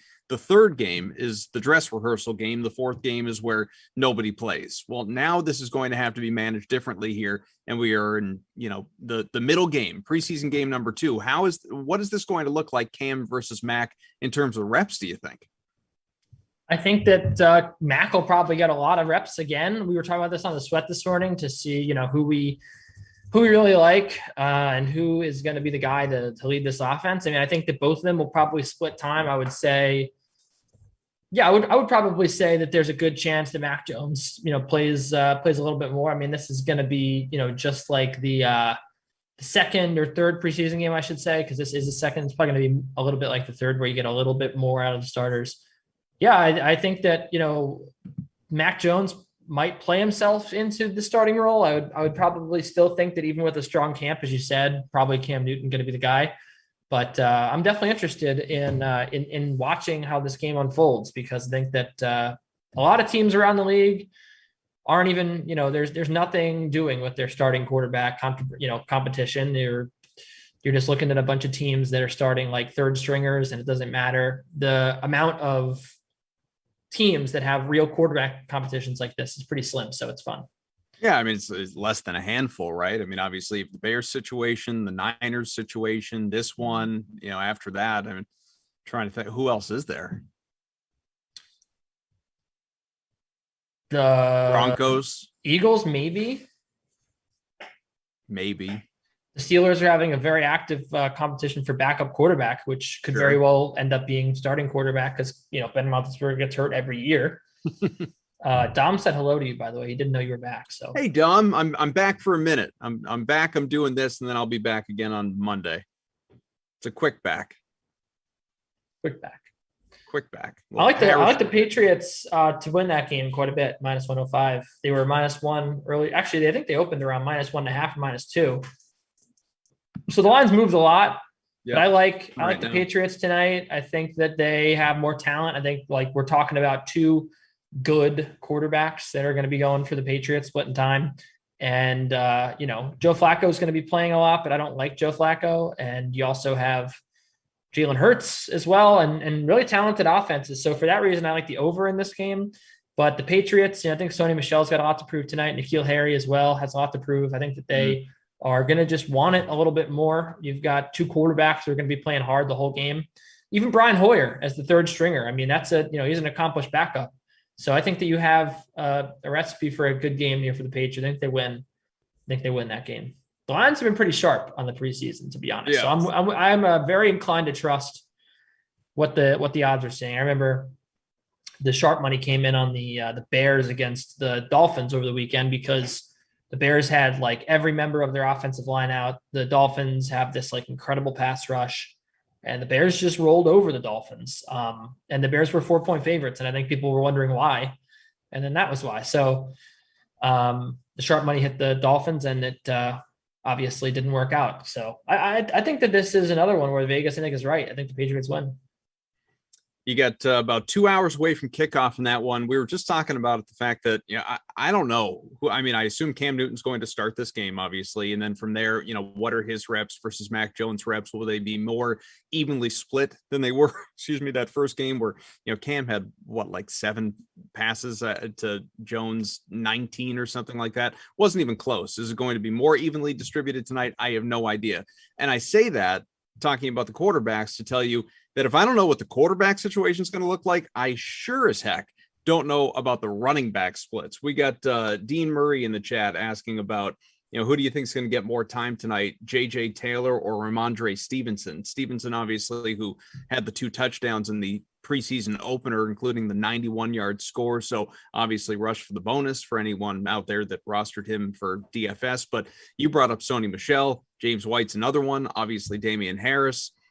Brandon Bolden, though he's more of a special teamer. I couldn't begin to predict what the Patriots preseason game number 2 running back splits are going to look like. I mean, do you have any sense of that?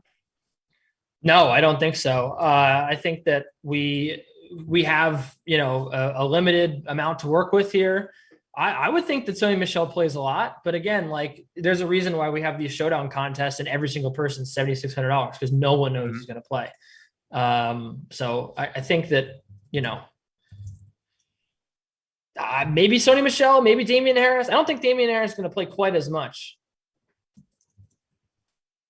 I don't know what the incentive necessarily would be. JJ Taylor, I don't know. I don't know how important it would be to see a lot of Stevenson, in part because I think you learned about as much as you need to know about him last week.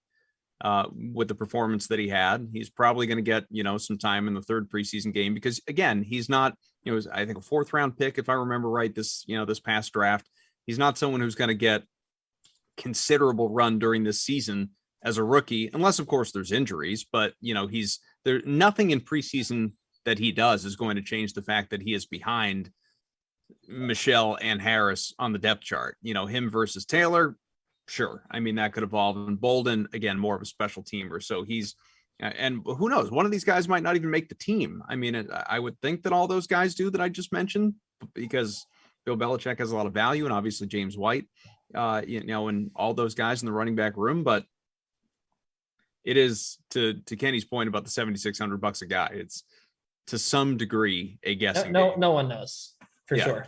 So to your point though, about, all the salaries being equal. I was talking to Reed about this last couple of weeks, actually. Is your preseason approach for DFS, generally speaking, you'd like to captain a defense, maybe play both defenses? What are you looking at? Because otherwise it really is dart throws, at least with the defense, the units are going to be there on the field. I'm not looking, for being honest. I'm just not playing preseason DFS. Well, if you were, I'm not betting on preseason football, and I'm not betting on preseason DFS. And I work at I'm wearing a DraftKings Sportsbook T-shirt, and I'm wearing a DraftKings hat, and I encourage everyone. It's a lot of fun, but for me, I just can't get a read on it. I just don't think that you ever really know, and I think it's it's one of those situations where you're at home and you're just going to flip on the preseason game. You got nothing to do, and you're not getting an edge on preseason football. Like if you have, Thursday night showdown or, your week 1 milli or whatever, you can sometimes find an edge. You can be like, okay, this is a guy that's going to get more time and look at the snap counts and, look at his targets last year. You can game plan based on matchups and, there's ways to attack the slate. But in preseason, you just talked about for 5 minutes, you filled air talking about how we have no idea who's going to play running back. So fair. I don't think it was quite 5 minutes, but it felt like 5 minutes. Oh, fair. So, that's the whole point is who knows what's going to happen. And let's not pretend I'm going to play Jalen Reagor tonight. If I am playing, I like Jalen Reagor. I like Sony Michel quite a bit. I think he's got, like I said before about N'Keal Harry, Sony Michel's got a lot to prove. But, again, if we're trying to find an edge here, I don't know if I'm thrilled about playing, any one of these guys really, because they could all just sit on the bench. You could have last week, I think So I feel like someone played for the Eagles or didn't play for the Eagles, rather, just sat on the bench. I just think it's impossible to tell what's going to happen. Let's talk about tennis. We'll get to tennis in a minute. First, let's do a little more football. You mentioned earlier with our graphic when that was up, Andy Dalton is delusional. Him saying this is his time in Chicago, and of course deemed QB1, by the team, by the coaching staff. It was out there on Twitter. You and I have talked about it a lot, joked about it to some degree. A lot of people would love to see Justin Fields, obviously the rookie, taken 12th overall. He's been electric at points here, as we've seen him in training camp or preseason, game number 1 at least. Is your expectation that it's going to be Fields, or is this Andy Dalton's time? This is absolutely not Andy Dalton's time. Look, if this were Andy Dalton on the 2020 Buccaneers before the season, entering a team that's loaded, and how about Andy Dalton like if he were on the Steelers or something? Elite defense, some good receivers. This is not like, okay, that could be your time, Andy. No one is even saying that the Bears are going to be good this year. That's why they drafted a quarterback. That's why they're starting over as an organization. So to say that it's your time when you're clearly getting beat out for the starting role, that's kind of crazy. I definitely don't think it's Andy Dalton's time. I think that there is a clear winner in this race so far. Justin Fields looked fantastic in the opening preseason game against those aforementioned Dolphins. I'm willing to believe that he's going to be the starter, and I have no reason to believe he wouldn't be. He's been that good, and I think that he's talented. And Andy Dalton had, we were talking about this on the sim with Terrell, and remember, Andy Dalton entered, he had last year at the Cowboys, he entered a great situation. He had the best offense, or one of the most talented offenses in football. I mean, you could not ask for better receivers, a better running back, a better third down back. Like the system, right? Even the line, people had complaints about the offensive line, is still pretty good, right? You could have not asked for a better situation to be in if you're Andy Dalton, to show your career renaissance, to show that you can still play. And what did he do? He stunk, man. First of all, they had a spot in the postseason right in front of them. They could have made the postseason and they didn't. So, I mean, he fumbled his chance, and now, a better, younger quarterback is going to come along and take his job. And, he's never going to be the same. So I just don't see it for Andy Dalton, man. I think that he's not going to be the starter. He's going to sit on the bench the whole season. Justin Fields is going to have a great year. So that's my view. All right. Before we do go, let's do tennis. We got 8 minutes. You can get all the tennis in that you want, right here, my friend. What do we got here? What do you want to get into? What do you want me to pull up here on the DK Sportsbook? Yeah, I know that we really had a lot going on with the backup quarterback position for the Bears. Let's talk about the ATP side of the Cincinnati Masters 1000 tournament. We have a barn burner going on right here. My pick, Diego Schwartzman, as you can see, not looking too good. So I actually want to see if we can get some. Well, first of all, let's go to this Matteo Berrettini, Felix Auger-Aliassime match, because I do have a play on this, and this is a play that I have not given out on Twitter. I have not written up this play. This is a brand new play that I'm going to be on. So why don't we click on the match here? You click on the names of the players and it'll pop up. No, not taking me anywhere. No. On the top there. No. Like you have to click on the names in the white heading. Yeah, like that. Where are you looking? Oh, on Player Props? No. Go back to match lines where it says Matteo Berrettini versus Felix Auger-Aliassime. That's what you click on. Oh, I see. Yeah. So you got this match here. DK Sportsbook. Yeah. So I think that go down to keep going down to see the set spread here. I want to see if the set spread's on here. Because that is what I want to take. No, I don't think so. Go to spreads on the top. Go to spreads. I believe that's where you'll find it. Spreads. Yeah, set spread. So okay, perfect. So it's -1. It's -205 to take Felix Auger-Aliassime to win a set. Look, I think, welcome to How to Sportsbook. Go back. You can go back to the How to Sportsbook. You can go back to the popular ones. Look, I think that you're getting a great deal here on a very exciting young talent to beat Matteo Berrettini at +140. Felix has been the ire of many sports bettors and tennis fans alike. I have not been the biggest Felix guy. He's very error prone and is very hot and cold. But I can tell you right now that this is one of those times where he's getting hot. He's playing very well right now. His win in the last round was, pretty exceptional. I thought that he, the last two matches, really, when you look at the way that he beat Marton Fucsovics, a very talented player, coming from behind the way he did, just relentless ground stroking, very crisp with the ball, a lot of pace.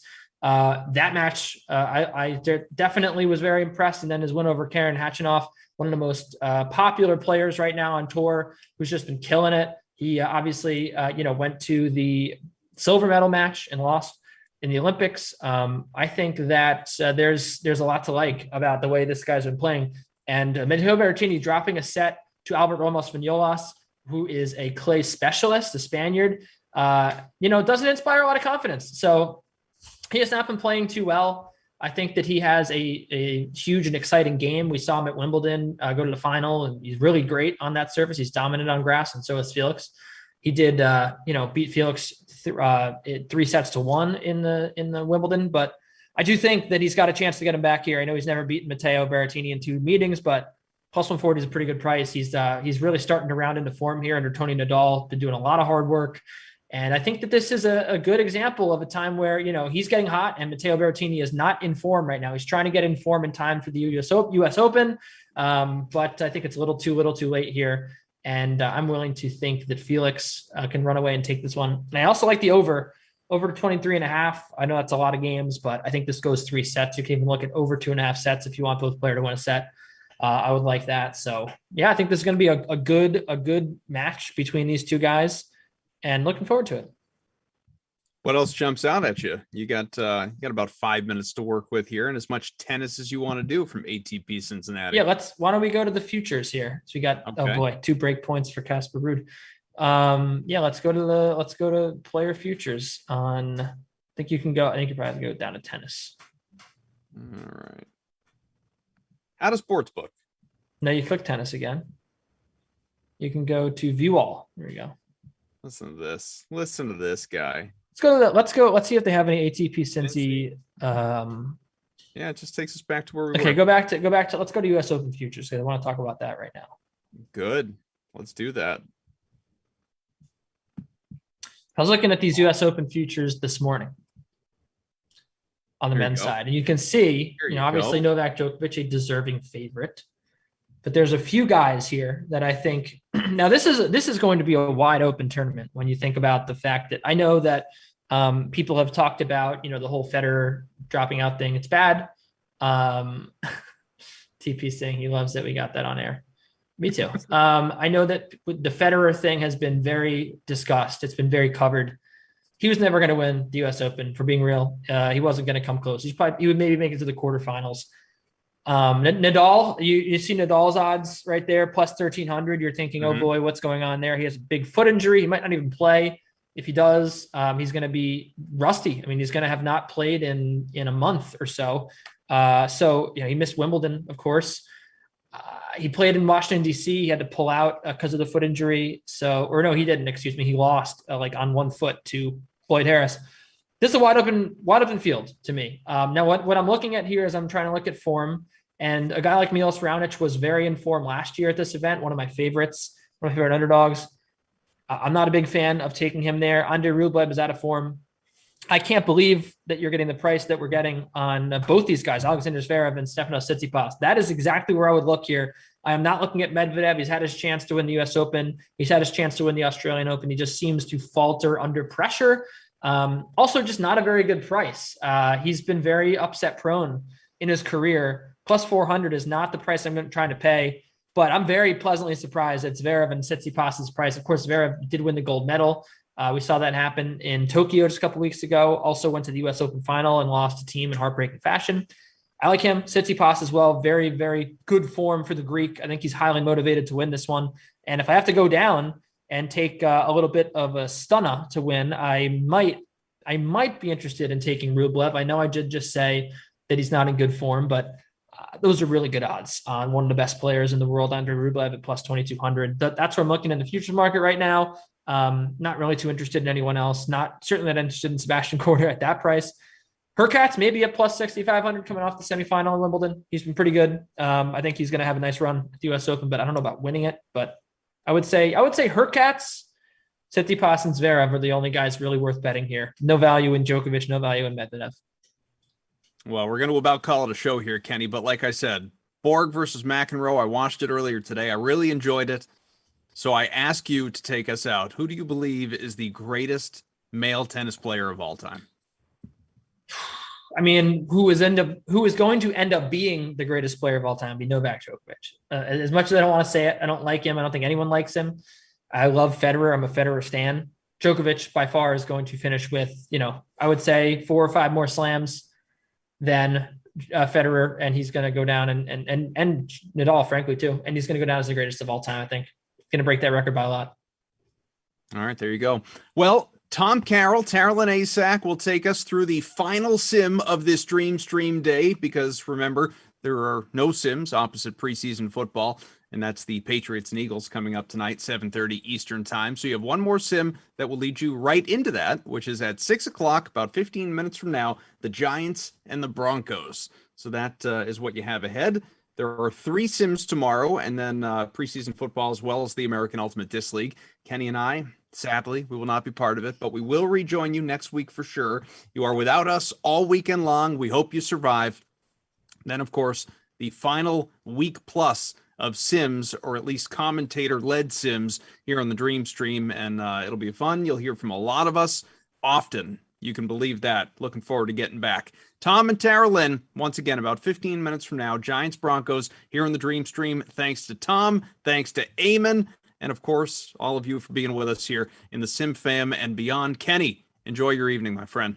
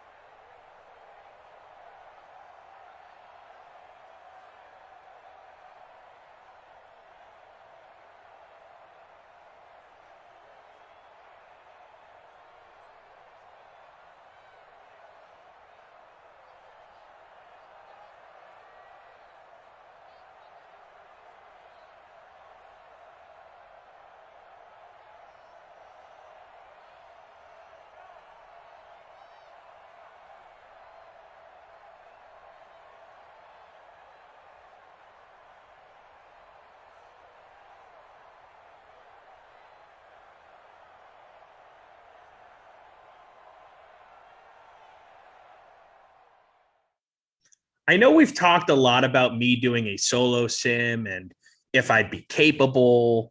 There were some rumors going around thinking that I was saying that I would be the best person to do a solo sim. That is not the case. Tara Lynn will be joining us here momentarily. She is dealing with some technical difficulties, but it's all going to be okay. She'll be here soon. So we're never going to see that played out. You know, I don't think there's going to be an opportunity for me to do a solo sim, and I'm actually okay with that.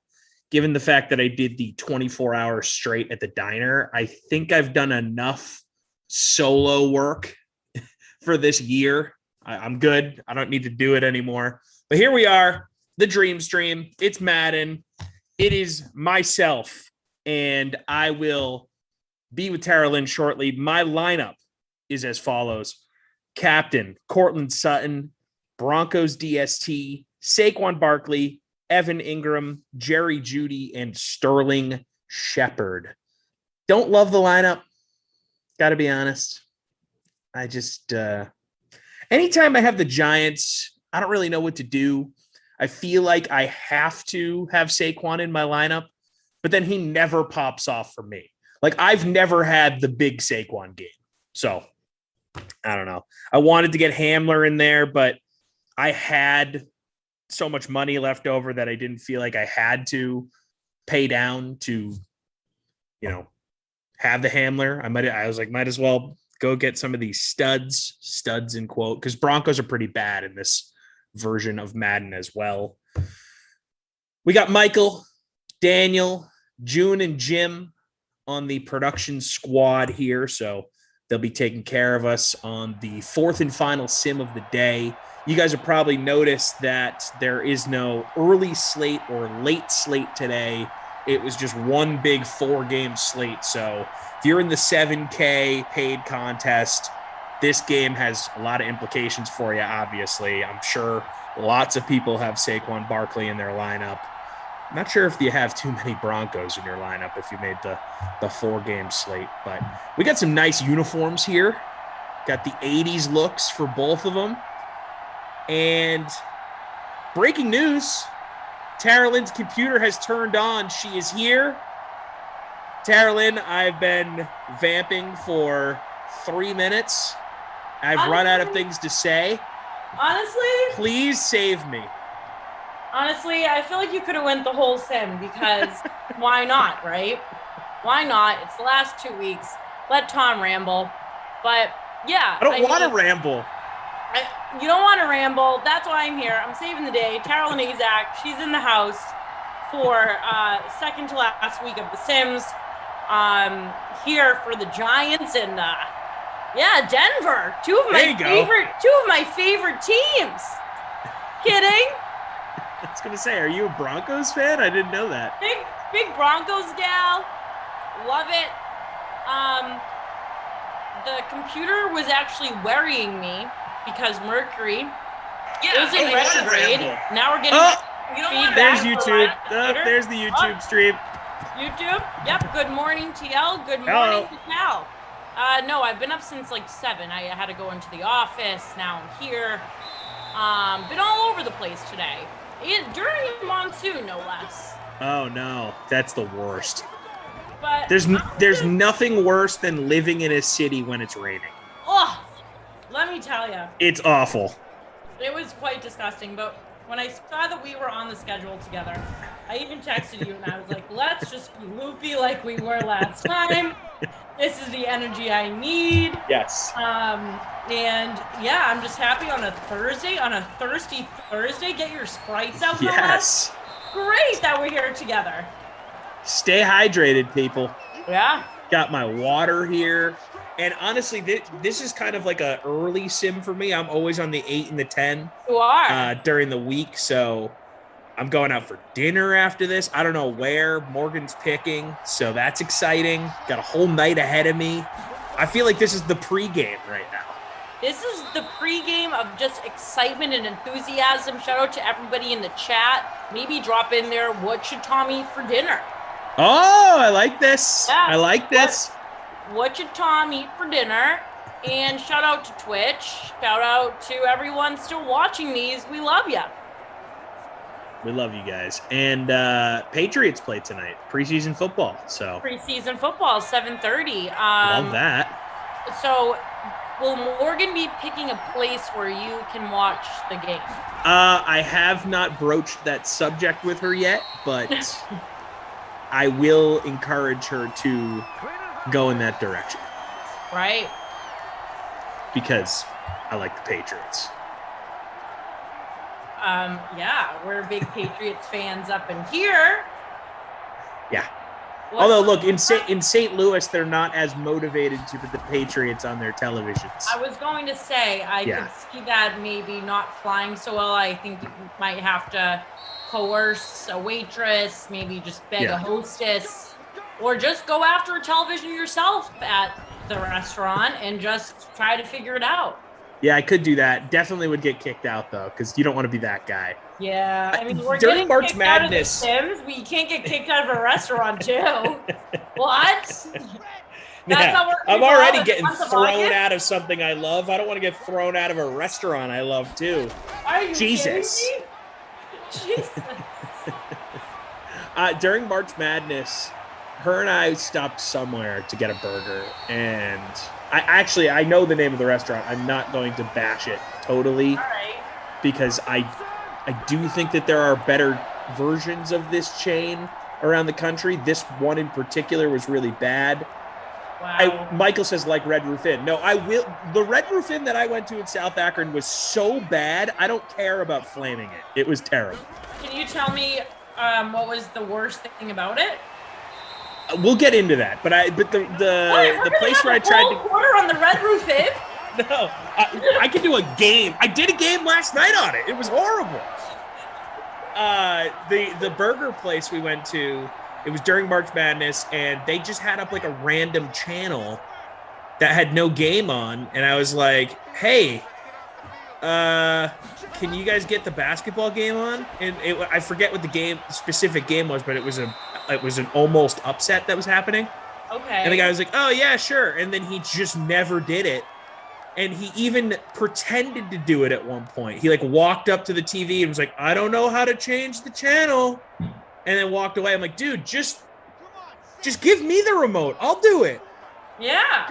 And then I started creating kind of a scene, and it was. So I don't want to be that guy again. That happened to me in Indianapolis. We wanted the TV to be changed, and they had an absolute fit. They were like, "Oh, well, the clicker is, my dog ate it." Yeah, it's like, guys, this is a part of the job, whether you like it or not. We're at a sports bar. Yeah, exactly. You know what? I think that good sports bars are actually really hard to find these days. Yeah, I feel like the art of the sports bar has gone almost disappeared, I would say. Like, what's a really good sports bar nowadays? Like, we have Tony C's in the Seaport. It's supposed to be the sports bar. Guess what? No one is really going there for sports. You're going there for a quick buffalo chicken wrap. You're looking at the water. They got good You're buff keeping it chicken moving. dip as well. Yeah, because they lost the appeal of it being a sports bar. They're not really pumping it up in there. The music's loud, or the TVs, they don't even have the volume on the TVs, and it's like the TVs are this small. Like, I want the real action here. Yeah, I completely agree with you. If I hit the lottery, I think I would just open a sports bar just to give back to the sports community, because there's not enough great ones out there. I know what you would call it. What would I call it? You would call it Flappy Dunk.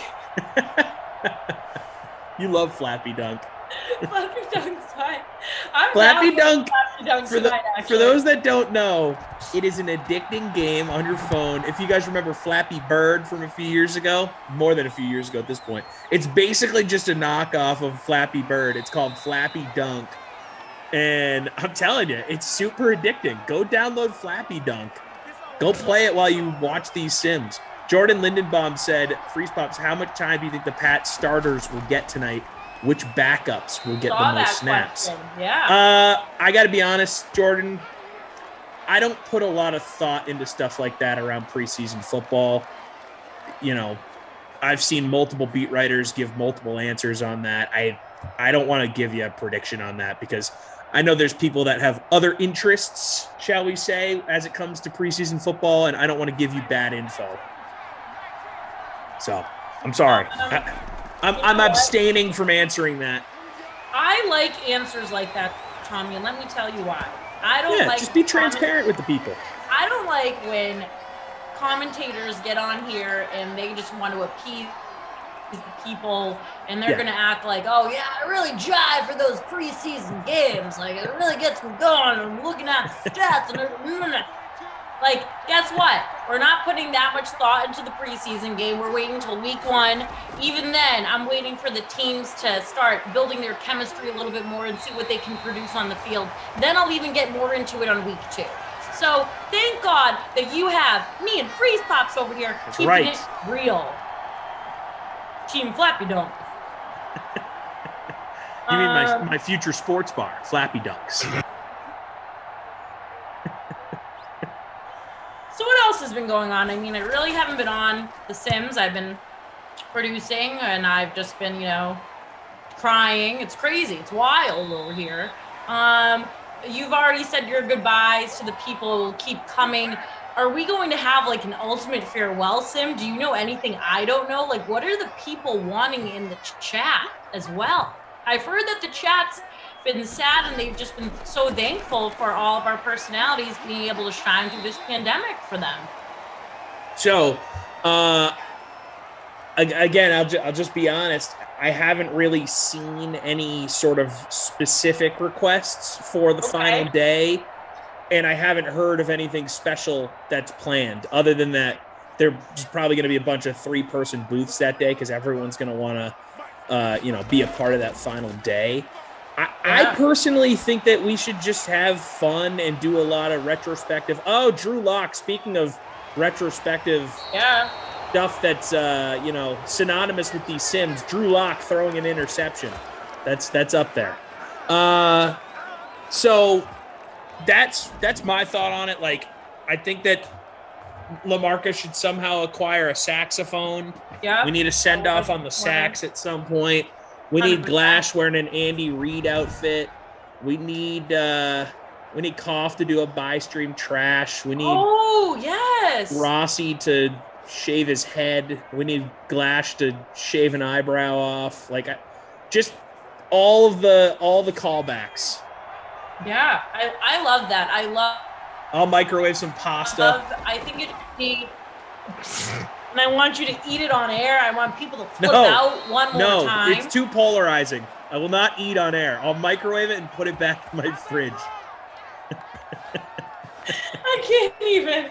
We can't even touch that because way too polarizing. I laughed so uncontrollably that day because it was such a turnaround. He's shoving things in his pie hole again, everyone. Oh no! Watch out! He's going for the full pie hole! I'm so hungry! Wait till it's clocked out! A fat slob! Eating our air! This man keeps stuffing his pie hole! I've never seen such a full pie hole in my life! See, the people love pie holes. That was crazy. That's actually a good name for a sports bar. Pie holes. Yeah, pie holes. And just have like mini meat pies as a appetizer. Yeah. Like that's our shtick. Instead of sliders, we just do mini meat pies. Mini meat pies, and around the holidays, throw in some apple pies. Dessert menu, yeah. Wow. Wow, so that's cool, yeah. Exciting times. Daniel's in. He'd go check out that bar. Thanks, Daniel. Well, me and Tommy are opening it, so... Pies on me, Daniel. You can come for the friends and family soft opening, Daniel. Miguel 1984 wants me to microwave a Thanksgiving dinner. I do not have Thanksgiving food and will not before that final sim, but I appreciate the sentiment. I do too. You know that there's some people that don't eat leftovers? Who? What is that? Like I used to work with someone that did not eat her leftovers. Like, it was a thing. She didn't like how food. She thinks that, like, once food is heated up for the first time, it cannot be reheated. Is that person rich? Does that person have a lot of money, or? Yeah, see, that was I never went there, but I definitely thought that in my head. Yeah, leftovers are more of a necessary evil than anything. Like, yeah, I'd love to. We have a touchdown here by the Giants. Not in my lineup. Me neither. So that's cool. I think that was Darius Slayton. But yeah, she just wasn't into it. And I would love to have a freshly cooked meal for me every single meal, but sometimes, most of the time, you cook a little bit. It's hard to cook the exact amount for a meal or have the exact amount, so there's always going to be leftovers. I'm not going to throw that stuff away. That can make a nice snack later or a next day lunch. Or, right, like that girl it's sometimes a next day dinner. You're a big air fryer girl. How's the air fryer life been? Didn't you just buy one? Dude, it's still in my box. So you have not opened that up yet. I'm going to get my money back because I need all the money I can. Yeah, it's literally just sitting right here. Yeah, return that. Sort of like, Carolyn, are you ever going to open me? And I'm like, no, I'm depressed. I'm probably going to open you in 2022. I actually think that's a smart move. You should just return it. Just pocket it. You're not going to use it. No, Who cares? I'll probably use it. Yeah, I'll wait till I get a husband and we can buy appliances. Yeah, then together. you can go get another one or put it on your wedding registry. Yeah, why did I buy this thing? A terrible, terrible decision. Bed Bath & Beyond, please accept my return. Abby Rizzle says, Tommy, I'm trying to figure out if either you or Rossi or both are like the Chunk character from Goonies of the DraftKings sim fan. You both, and then she puts a trophy, an ice cream cone, and then an ice cream sundae. Love Goonies, so if I can be any character from Goonies, that's a win. There you go. Did you make a lineup? No, I'm too depressed. But did you? I didn't. Of course I made a lineup. Come on. Yeah, that's good for you. I made the contest last night. I was really proud of myself. We got what's it good called? amount of people in there. Yeah, I felt really, really prepared. I'm in 41st right now. Saquon Barkley, 6 carries, 32 yards. So that's actually not a bad first quarter for Saquon. Darius Slayton with the tud on 2 catches. Cortland Sutton with a grab. Lindsey, Ingram, and Shepard each have a grab. So there's your first quarter, 7-3, Giants on top. And you know what? That's like not the worst first quarter in the world, right? There was some action. You had a pick. Both teams scored. We've seen worse. So I'm not dissatisfied right now. Are you kidding me? Sometimes when I call these sims, we've gone first quarter scoreless. So yeah, most sims I'd say we go first quarter scoreless. So I'm not that bummed right now. I'm feeling okay. Yeah, at least we have some action. I'm in shouting distance right now after a quarter, but things can always swing crazily. Drew Lock almost throwing another interception. Jordan W saying, thumbs up about leftover pizza. I had to do that when my toaster oven broke down. Now I only use a pan. Oh, so you reheat your leftover pizza in pans. Must be saying, thoughts on Tom's power rankings. Different. I don't remember. Yeah, must be like really wants power. Wait, I don't remember giving any power rankings about anything. Well, I did. I guess we ranked fruit the other day with Jeff, but I don't remember what my rankings were. I just was making that up on the fly. But I don't think that's what he's talking about. I got no power rankings for you. Must be high. Please be more detailed. Yeah. Tell me what you're talking about, bro. Maybe it's someone else's power rankings. I remember there was I think Kenny or Lamarca did power rankings for our fantasy league. Are you going to do the fantasy league still? Yeah, I'll still do it. Yeah, I'm like not that motivated to do it, but now like I was the one that kind of set it up, Yeah, so you I guess set I the whole kind of thing have up, to. and you told me to like your one. Yeah, and then you were line. the only one that did it. Yeah. So I don't know who voted for. I need to resend out a message. This is going to end up being a disaster. Right, and then people are like, "Oh, I'm not interested if there's not more money." Blah blah blah. Like we're doing some nice competition. Yeah, I mean the main reason to set it up for me was it was going to be good content for us to talk about on The Sims. Now we're not talking on The Sims, so it's like okay, it's not like I'm doing this to get rich, you know. Yeah, I'm still down. I feel like a lot of people still are. It seems like they are. It seems like it's a way that people want to stay in touch. So yeah, the people that want more money out of it, they can suck it and they can go play in a band somewhere. But it will be fine. Yeah. And like yeah, you know what, Lamarca? Like if you're gonna lose interest after 5 weeks, that's on you, bro. You know. That's on you. Yeah. Then I don't know what to tell you. Trisha said it's my first time seeing Carolyn. I mean, sure, call me whatever you want at this point. Carolyn. Yeah, without long eyelashes on. I didn't put mascara on, Trisha. I've never worn fake eyelashes. These are my real suckers on my eyes. And yeah, real this suckers. This is called the depressed look. So that's what we're rock tonight. And we got a touchdown. Melvin Gordon. He's not depressed. He gets in the end zone. No, he's not, 'cause he got a tutty, baby. About to be 10-7 Denver here in the second quarter. Melvin Gordon owners, congratulations. You get a touchdown. Yeah. Multiple questions on this. So do you never wear fake eyelashes? Because I know that's a big thing in the female community. I see many girls I went to high school are fake eyelash like salon owners. Like it's their whole job is to put eyelashes on people. Eyelash extensions. Yeah, multiple girls I went to in high school have full-on businesses, and they're constantly posting about And you people's want to know what, eyelashes. Tom? They make way more money than me and you. If I could go back in time, Tom, and go to esthetician school or hairdressing Is that what it's called? school, yep. Oh, I would.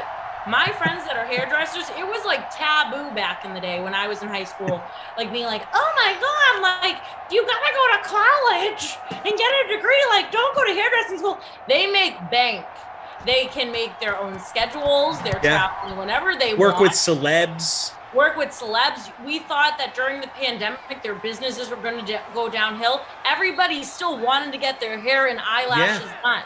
My friend Christine, one of my best friends, went right to hairdressing school. She now owns her own business with two of her friends.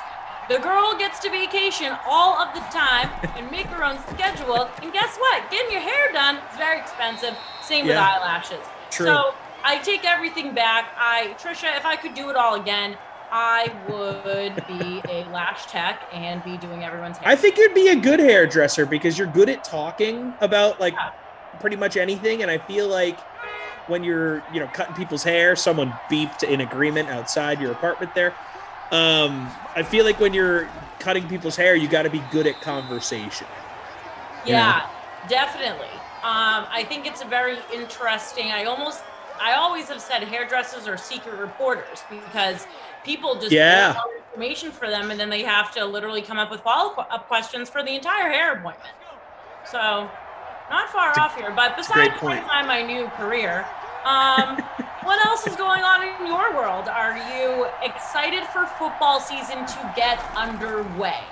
Yeah, I mean, look, doing all these Sims for months, it's made me like even more excited for football, if that makes sense, because I've had to think about it more frequently than I probably would if I wasn't calling fake football games every day for the last, X amount of months. But yeah, I'm pumped to have real football back in our lives. Like preseason football is fine, and once I'm watching the game, I enjoy it, but I'm not like anticipating games. I don't get the butterflies ahead of Pat's preseason game number 2.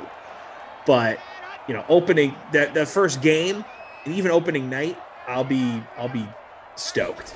Right. I love football. Football's the best. Football's the best. I'm excited for Bucks versus Cowboys. Honestly, yeah. It's such a great game. What a way to open up the season as well. I know this is a Giants-Denver game, but that's the game that I'm looking forward to. And I'm a Patriots fan, but I just think the return of Dak, Tom Brady going at it again, it's just an exciting way to open up the season. Yeah. I mean, it's definitely an interesting team for them to be playing their first night because Dallas, everyone is projecting to be better next season than they were because they have a guy who was an MVP candidate before he got hurt last year in Dak Prescott. Everyone is super high on Zeke right now. He came into to camp super in shape. I listen to some fantasy football nerds here and there on podcasts, or I'll read stuff, and there are people projecting Zeke to be the best running back in football next season. So that'll be super interesting to see in week 1 if they can come out of the gate hot and really send a message against the Super Bowl champs. Honestly, and I'm not saying I'm the biggest America's team fan over here, but the storylines have just been buzzing about this team all season, and I love a good comeback story. I love a player just overcoming adversity like Dak Prescott. I recently watched Hard Knocks. I know that people are hot and cold on Hard Knocks. You either like it or you don't like it. I like it. I didn't watch it this season yet, but I like it. Suggest. Yeah, I watch it every year. Yeah, I think it's so cool that we get to just go into their stadiums and on their practice fields and see how the team is driving. And that team, you can tell that they are actually friends off the field, which is so cool to see to me. And I always think that makes for a successful team just there. Mm-hmm. If the chemistry is flowing, good. And Ezekiel Elliott, too, you can already tell he definitely did get his own chef, as he already told everybody. He is lean and mean out on that field. So I'm glad. He was looking kind of looking slim thick for a while there. Yeah. When he came into the league, he was showing off the abs. He's like, "Look at me, I'm a beast," and he was really good right away. And then he just seemingly got, less committed to the ab situation for a while. Yeah. But now he's looking like, a badass again. Yeah, he really is. So that'll be interesting. I'm high on the Cowboys. I think they're going to win the NFC East. NFC least. Hey, as long as you win one of those divisions, you get in the playoffs. Exactly. Who cares if that division stinks? I'm rooting, though. I'm high on the Cowboys. Dak was lighting up the field before that gruesome injury in week 5, so let's see what he can do this season. They restacked their defense. They made sure that had to happen. Hopefully the offense can produce. And I'm not saying that they're going to win, versus the Bucks. I don't think so. I think it's going to take a little bit of time for Dak just to get his drive back. He needs to get his groove back on the field, get the accuracy down. The team needs to be able to play in these games. So yeah, they're hit though with a tough slate to start, Tom. Yeah, I mean, coming out of the gate against the Bucks is like really? Yeah, they're probably looking at the schedule like, why couldn't we play, the Eagles week 1? I know. Tough. But so that's a tough draw, no question. But when you're Dallas, you're going to get put in those tough spots, right? I mean, if you're playing a team that's a marquee team, the NFL is going to want to put that matchup in a marquee spot every time.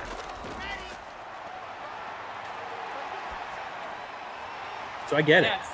I get what the NFL is doing. Said Cowboys are the most loved or the most hated team in football. I agree. It's true. They have the biggest fan base, and they also have the most amount of people who dislike them. Yeah. Same thing goes for the Yankees. Same thing goes for the Lakers. Yeah. In hockey, I would say it's probably the Montreal Canadiens. Maybe I'm biased because of where I'm from, but true. Lots of people hate them. So a lot of people hate Toronto too. Maple Leafs. Everyone enjoys when the Maple Leafs lose in the postseason every year. It's kind of a fun little thing. But they just lose so much, it's hard to really hate them. Yeah, everyone hates Notre Dame is the same way. Drew Lock, what are you doing? You had the ball for so long there. He was nervous. Do something. like just dancing. Like you're just waiting to get sacked, bro. Has there ever been a player in football so press conference he says I was nervous? Have we ever heard that before? I'm just trying to think, like, because you're under severe spotlight. Everyone's watching you. Sometimes maybe the nerves might get the best of them. I'm sure it's been said, but most of these guys try and hide it, because they don't want to seem weak. They don't want to give the other team an edge. Like you hear these defensive ends and offensive linemen talk all the time about how like more than half the game is just trash talking on the field to guys. Like John Randall is famous for, getting in dudes' heads and distracting them and barking at people during games. And so if a guy came out and was like, yeah, I was nervous, I'm sure that could be used against him negatively. Yeah. Like, you're a dweeb. You shouldn't be nervous. You're a quarterback. You're supposed to be cool. Next time, ask Morton if he was ever nervous. No. So Morton, if his famous saying that he likes to say is that you can't ice ice. Ooh. So he was rarely shaken. Yeah. He loves his sayings. That needs to get on a shirt. I think he has it trademarked. It should be. It's phenomenal. You can't ice ice. It's pretty good. But his thing is every single situation that he could possibly be put in, he's already mentally prepared for it. So throughout the week, he's studying weather patterns and he's kicking all different types of kicks, and he's taking notes on the types of steps. And I mean, I've talked with him about that process a million times, and it's way more gets put into it, at least for him, than people realize. Like the whole kicking position is something that's so misunderstood, I think, by the football fan public in general. I mean, That's true. He showed me Pat McAfee too going to detail, and it's interesting. It's crazy. Like he showed me a bookshelf he has once. It's like a bookshelf that takes up an entire wall, and it's just notes that he from his 25-year career. It's just all notebooks, and the whole thing is just filled with his notes that he'd take, and he kept everything. And he gives these notes to like other kickers and stuff that ask him for advice, or will be like, oh, okay, that reminds me of this game. He'll go back and he has, all of it mapped out. Like, oh, this game from 1987, I did this, and this was the scenario. And it's like, that's why the dude's in the Hall of Fame. Right, that's why he's in the Hall of Fame. And what a nice memory for him, too. Yeah, it definitely is a cool thing that he has to look back on, reminisce, Reminisce on the good time brings life. Kendrick Brown says, I love you now that I said dweeb. Okay. All Dweeb's a good word. Yeah, dweeb's great. Dweeb's good. Bozo. Bozo, yes. Somebody said something else the other day, too. When did you start using the word bozo regularly? Or has that been in the lexicon for you for a long time? No, it honestly hasn't. I would say when I got back from my stint in Wisconsin, I heard it somewhere. I'll never forget. And then I was like, that word is freaking great. And then I met Kaufman and Glash. And you're like, oh, these guys are bozos. Yeah, when I got hired at DraftKings, I met them. And then I was like, these two really fit the term bozo. And I haven't stopped it since. Bozo is a word that I could definitely see you having picked up being in the Midwest, because people in the Midwest are like too nice to call someone a swear word to their face, but they'll call them a bozo. But the intent of the word bozo will be of that, like someone from Mass calling someone like, an F head or an S head, or like Michael's, yeah, like a clown, like Right. yeah, and it became so popular at the office because at that time too, it was just me and all the guys just constantly, that they even started to create like lower thirds with Bozo, and then it would come in just you could put Bozo over Kaufman's head, you could put Bozo over my head. Yeah, so it's a great term if you don't want to use a swear or anything. Yeah. Oh, and then this came about, yeah, Bozo. It was great. It's a great word. All right, we've hit the halftime. We have. That means we have one half to go. That's how football works. It's two halves. It's 10-10. Very symmetrical game so far. So we'll get back to the Madden action in a moment. But before we do, earlier today on The Sweat, Kenny Ducey, Jeff Ulrich, and Garion Thorne previewed tonight's NFL preseason matchup between the New England Patriots and the Philadelphia Eagles. Take a look. All right, guys, now let's move on over to the DK Sportsbook. So the Patriots won their first preseason game over the Washington football team. Meanwhile, the Eagles fell to the Steelers in their first contest. So New England is on the road, but favored by just 1 point. So, Kenny, what do we think? Do you see the Patriots winning the game? I think so. I mean, look, anytime you can make Dwayne Haskins look like a really good quarterback, there's something wrong with your defense. And again, we're talking about the 2s and 3s here, but the Eagles preseason defense, the pre-season Eagles or whatever you want to call them, they didn't look too good against the Pittsburgh Steelers. And yeah, the Pre-Eagles. There you go. I don't think that – is that a starting quarterback for the Cowboys last year? I don't think that this is going to be a really fun game for the Eagles defense, especially considering the offensive talent that New England can still run out despite, not really running out every single one of their starters. And when you look at the quarterbacks as well, Mac Jones, even Brian Hoyer really as the third stringer is pretty good. Joe Flacco did flash a little bit of brilliance last week, but I think that the talent factor should swing this towards the Patriots. They're deserving favorites.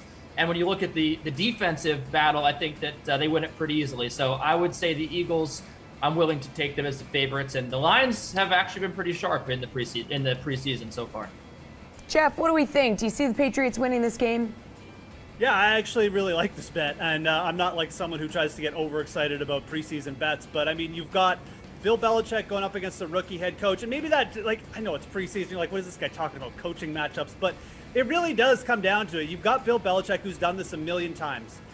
He knows that, he gets his team up for these games. Just when you're playing for Bill Belichick, you play hard, because if you don't, then the next practice, you're not there. You don't have a job anymore. So the Patriots tend to just really do pretty well in these preseason situations. And Kenny alluded to the depth chart here. You basically got Hoyer as the third string versus Flacco as the second string. I think that matchup washes out, quite frankly, but you're going to see Flacco for over half the game for the Eagles, whereas the Patriots, they're going to be rolling Mac Jones, Cam Newton. The depth on the defense is also something you can bring up. The depth at running back for the Patriots, as we saw with Stevenson in their first game. Everything here points to the Patriots. I'm actually surprised they're not favored by a field goal or something. Garion, what do you think? You like the Pats to win? I think so. I mean, it's funny because usually I will take a look at the quarterback depth chart in a preseason game and try to figure out who has the advantage. Generally, just from a veteran savvy perspective, is a team rolling out a 6th round pick as their backup quarterback that's going to get 2/3 of the snaps, or do we have some actual NFL talent on both of these rosters? And it's kind of funny. These are maybe two of the deeper quarterback rooms in the entire NFL, because we've mentioned a lot of names, but Nick Mullins, who's started and been sort of successful at the NFL level, is the third string quarterback for the Eagles right now. There is always going to be a quarterback in the game that has been either a success at the NFL level at some point, or is a highly touted rookie quarterback in the form of Mac Jones. So I do think Jeff's right. I think that's all kind of a wash. So at the end of the day, I think you have to go with who just has overall more talent on their roster. And if we do think that week 2 is the new week 3, and this is the dress rehearsal game, and the Patriots play a majority of their starters for a majority of this game, or at least most of the first half, you kind of have to side with the Patriots.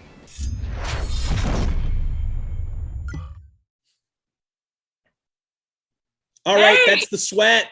Check it out every day, 11 a.m. Eastern, here on the Dream Stream. And remember, Madden Sims not going anywhere. Nope. Just us. Just us going, not the Sims. Hi. So you can still make lineups, join the contest, do all that fun stuff. We will just not be along for that ride. But remember, it's a pause in commentary. So if they ever decide to hit play again, we'll be back. Maybe. Or maybe I left. Maybe. Hey, but where can people find you though, Tom? After The Sims, I like to pump that up too. I pumped Christian up the other day for post routes because just Christian's writing alone is so entertaining. He's so good. And it's so informative. So keep following Christian, but you also have a lot of stuff cooking too. So here's your moment to shine, baby. All right. My moment to shine. Great Dane Nation. Check it out. It's the weekly podcast I do with Hall of Famer Morton Anderson. Got a lot of great guests coming up. We had PFT commenter join us for this week's episode of Barstool Sports. He was hilarious. Cool. We have Jerome Bettis joining us next week. Roger Goodell is going to be on with us week 1 of the NFL season. So a lot of cool stuff cooking with Great Dane Nation. Go check it out on Apple, Spotify, YouTube, wherever you get your podcasts. And follow us on Twitter at Great Dane Nation. Follow us on Instagram at Great Dane Nation VI. It's a fun time. We talk football.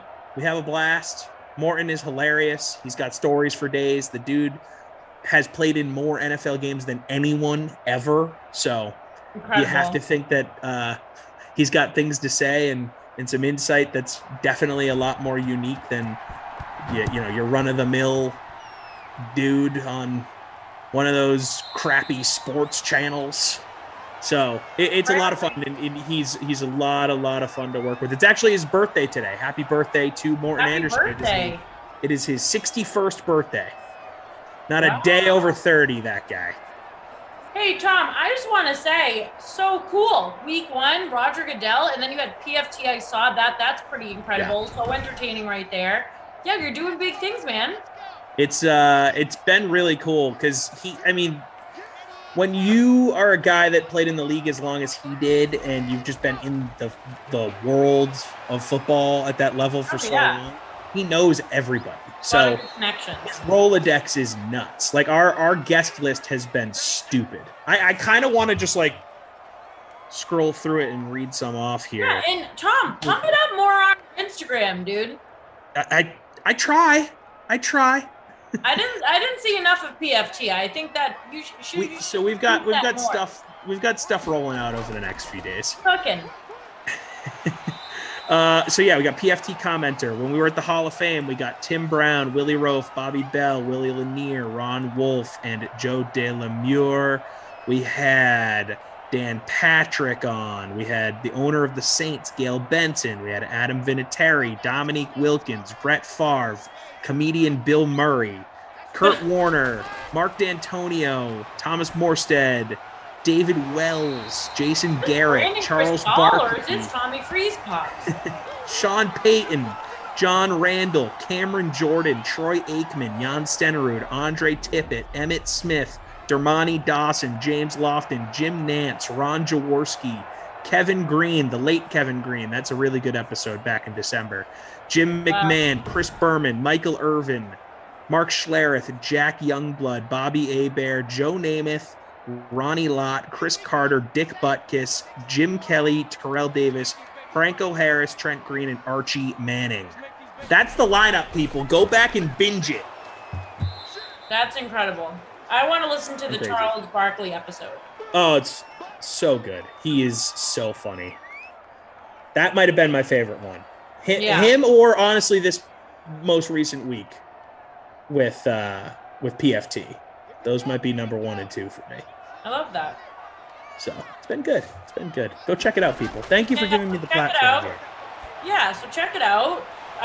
Tommy's not going anywhere. He's just going away from the Sims. So am I. But he just gave you a list of incredible people in the sports world. So if you're a sports junkie like us, go take a listen to Great Dane Nation. Heck yeah. Go listen right now. But during the halftime break, Taralyn, Michael was like, you got to tell Taralyn about this Red Bull Yeah, dude. It better be funny. Okay. So, well, Like, it's that's more tragic than anything. All right. So it's, the background on it is when I was going to the Hall of Fame for work, we waited until about 6 weeks out before approving this trip, which kept me from planning, better hotels, all that stuff. So the last hotel room available was in South Akron, Ohio, which is about 15 minutes away from everything that I, had to do for work. And I'm like, all right, whatever. Didn't really put a lot of thought into it. It was way too expensive for being a Red Roof Inn. That's fine. I show up, and the hotel room doesn't have any towels. So I go to call down to the front office to let them know, and the phone is not connected to the wall. It is just a landline phone with no cord connecting it to the wall. What? I'm like, okay. So I go down, I walk down to the office. I'm like, hey, so first of all, there's no cord for the phone, so just so you guys know. And secondly, do you guys do towel service for customers? And they were confused by the question. So I had to explain 3 times what I was looking for. And finally they're like, oh yeah, we'll get you some towels. An hour and a half goes by, they come by, they give me 3 hand towels. Okay, well, this will be difficult to dry myself off with for a shower. Yeah, 3 hand towels. So I spent the next 5 days drying myself off with 3 hand towels. Yes, I sure did. TV didn't work. Toilet wasn't flushed when I got there. My ice bucket had crumbs in it. There was crumbs all over the floor. You couldn't have fled the scene? No, because the hotel was completely booked, and there's no other hotels available in the entire area. This was my bed. I had to lay in it. Unfortunately, this bed had disgusting blankets and stuff. I feel like I got a rash staying there. Oh my God. All of my masks smelled like cigarettes just from keeping them in the room because the whole hotel smelled like cigs. Even though there's a touchdown there. That's a vulture right there. That's a tight end. I think that's Jake. No, that's not Jake Butt. But it's a tight end touchdown here. So it does not qualify for the Freeze Pops fullback minute. But that is a vulture. Caw-caw, caw-caw. Vulture, come eat me and swallow me whole. So yeah, this was a disgusting hotel. Gross on every level. Every single Uber driver would ask me, or I would be talking, blah, blah, blah. Like, oh, yeah, I'm staying here. They'd be like, oh, yeah, I see this hotel on the news all the time. I'm like, oh, that's not a good thing to hear about a hotel, that it's on the news locally a lot. So thanks for letting me know. No, I guess some casual pay-for-play situations happening, we'll say. Coming out of the hotel. There's some OD situations. By the way, so even though he wears a tight end number, Andrew Beck in this game is the Broncos fullback 1. So congrats to those who have Andrew Beck in their lineup. I'd love to see ownership on him. It's got to be sub 1%. Oh, it was terrible. I mean, it was just the TV didn't work, so I couldn't even watch TV.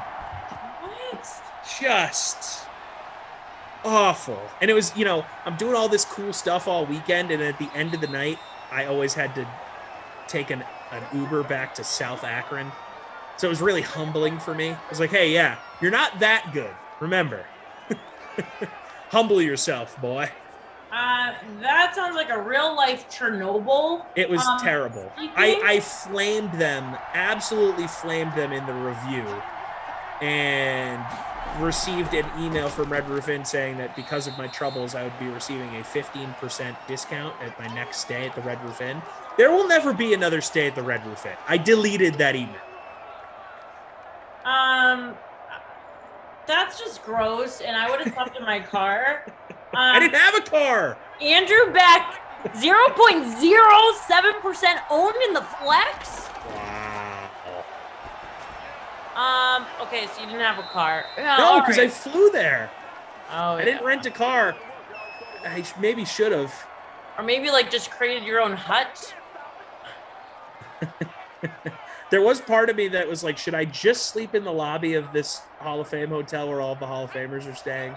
And if I wear my media pass, they won't think I'm like a homeless person trying to stay in the hotel.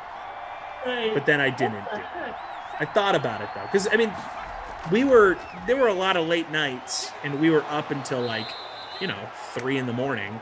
So I'd be looking for cabs super late as it was, and Ubers and Lyfts and stuff, and it was already really hard to find a car. So there definitely were some real introspective conversations I was having with myself where I'm like, if I just sleep in this chair and don't bother anyone until like 5:30 in the morning, maybe I would have thought like that. Yeah, I would have definitely thought like But then I was like, do I really want to get kicked out of this hotel? That's a bad look for Morton. Yeah, Morton would be like, this guy's crazy. This is my home. Yeah, I would have lost my job. Yeah. Not good. Rob Rand saying, Freeze Pops, I would have rented a van and slept in it. I thought about it. I didn't want to spend my own money, though, Yeah. Could you have slept on Morton's floor? Yeah, well, his wife was with him, and, that's weird. Imagine if you asked Morton to sleep on his floor. Hey, man. I know this is weird, but can I sleep at the foot of your bed? Thank you. I'm sure his room was nice, too. I didn't go up there, but, we were staying. It was a nice hotel. Yeah, artist. This is funny. The artist formerly known as Brother Phil. Tom, in all my years traveling with my bands, we got put up in some real sketchy joints by promoters and agents looking to skim some expenses off the top, but don't think I've even heard of that level. Yeah, it was bad, man. Everyone I told that weekend that I was staying there that's from that area, they're like, ooh. It's like a notoriously bad hotel. And they were all telling me it was a bad area, too. Right. No, luckily I did not get bed bugs. Yeah, that would have been really bad. Awful. So I went from the hotel to vacation up in New England with my family. The first shower that I took at my parents' house, I felt so good. If I was your parents, amazing. I would have been like, bleach yourself outside, then you can enter our home. Because we all know the feeling, right? When you go home, so it's like you're super familiar with like your home bathroom. I grew up in this bathroom. Like, this is my shower. Comfortable. Yeah. Yeah. So after the hell that was that hotel, to be able to shower in that shower it was good feeling. So sorry if that was too much information. 17-10. Disturbed. We had a fullback touchdown in here, folks. 0.07% ownership. Yep. Ownership. I said that weird. Drew Lock, 9 for 15, 147 yards, no touchdowns. He has pick. 0. Daniel Jones, 10 for 14, throwing. I think he has 1 touchdown. He has 1 tutty. Saquon Barkley, 12 for 69. Melvin Gordon, 10 for 80. Got him. So that's the main rushing stats for you. We have the Beck score. So you got that fullback vulture. Noah Fant, 4 grabs, 45 yards. Darius Slayton, 4 grabs, 45 yards, and a tud. Evan Ingram, 4 grabs, 41 yards. Cortland Sutton, 2 for 61. Philip Lindsay, 2 for 20. Sterling Shepard, 2 for 33. Jerry Jeudy, 1 for 21. There you go. Judy. So, there's your stats. Fourth quarter on the way. Yeah. What's the chat saying? The chat is going wild. They want Ingram here. A lot of people want Ingram. Yeah. It's Saquon. I'm going to manifest that for you. It's Saquon. Touchdown, Saquon.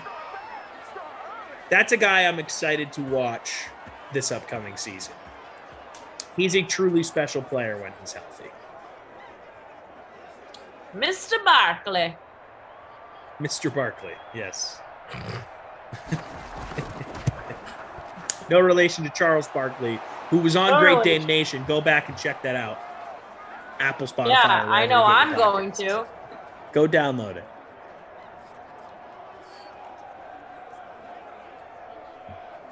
Why don't we give this thing a like, right? Here, I'll like it. Yeah, make the hand go from gray to blue.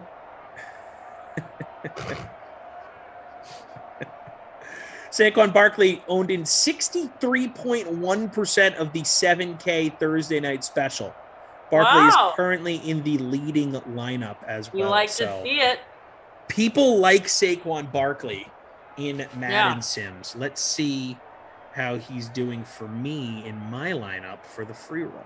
Yeah, I have an he's still 89. hanging out at so 41. Oh, you Nope. dropped even lower? I'm not good. Oh my goodness. And look, he's not really killing it per se in this game. He's only got 13 points in the flex, 88% ownership in the free roll. Not really a ton of great candidates for the wood and nickel at this point. Yeah, I would say we get it. I don't know if that's allowed, but I would love to make it a first. One time I gave Krusty Kosh to Emerson's dogs because he said that they deserved it. Compelling argument by and Emerson. Whatever Emerson says, I usually just go with. He's like my, the father I never had. So I was like, of course you're sure. I mean, why give it to anyone in the Madisons? Let's give it to the Sassy Springers. So I did write it on the Excel sheet, Sassy Springers. There you go. Yeah. Love that. Drew Lock, again, plenty of time. Throws it out of bounds.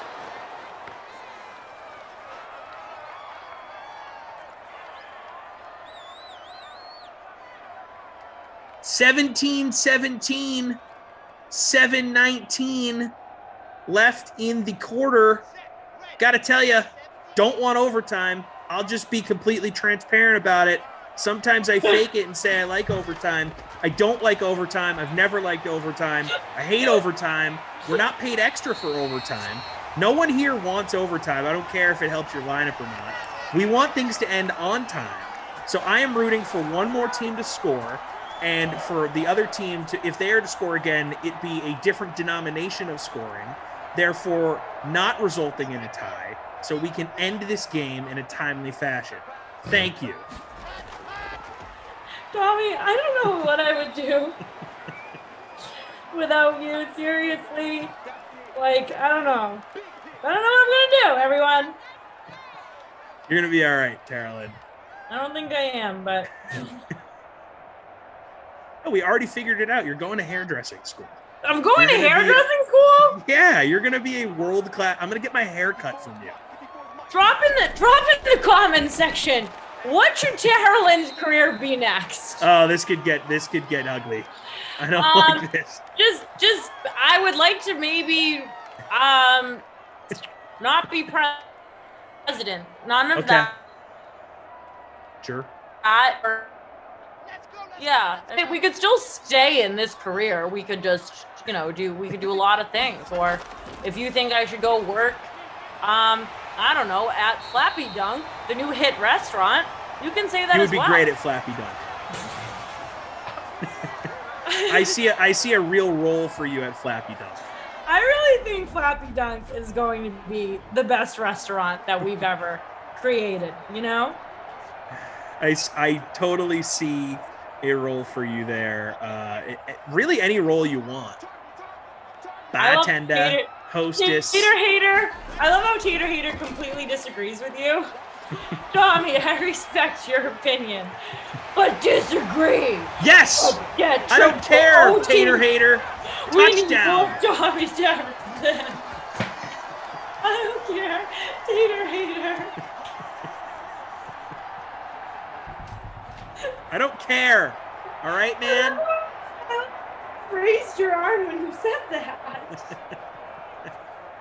What a snag by Cortland Sutton. Thank you. Doing yeoman's work. That's the score. Does the LeBron Selly. Hate that. 23-17. Gonna be 24 after Brandon McManus hits this touchdown. Extra point, sorry. Sutton's owned in 47% of your lineups and 7.3% in the captain spot. So you're liking him.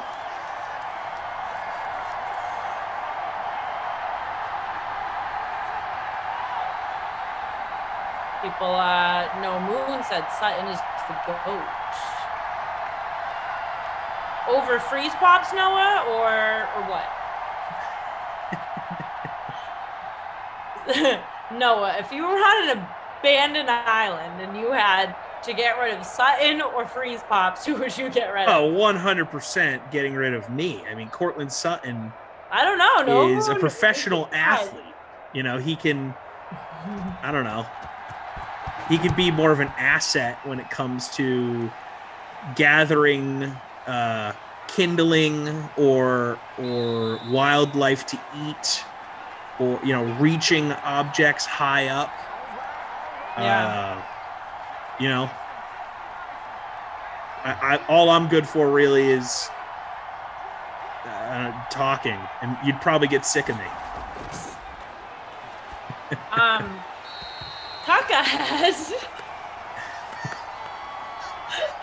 Kakahead in the chat. What a name.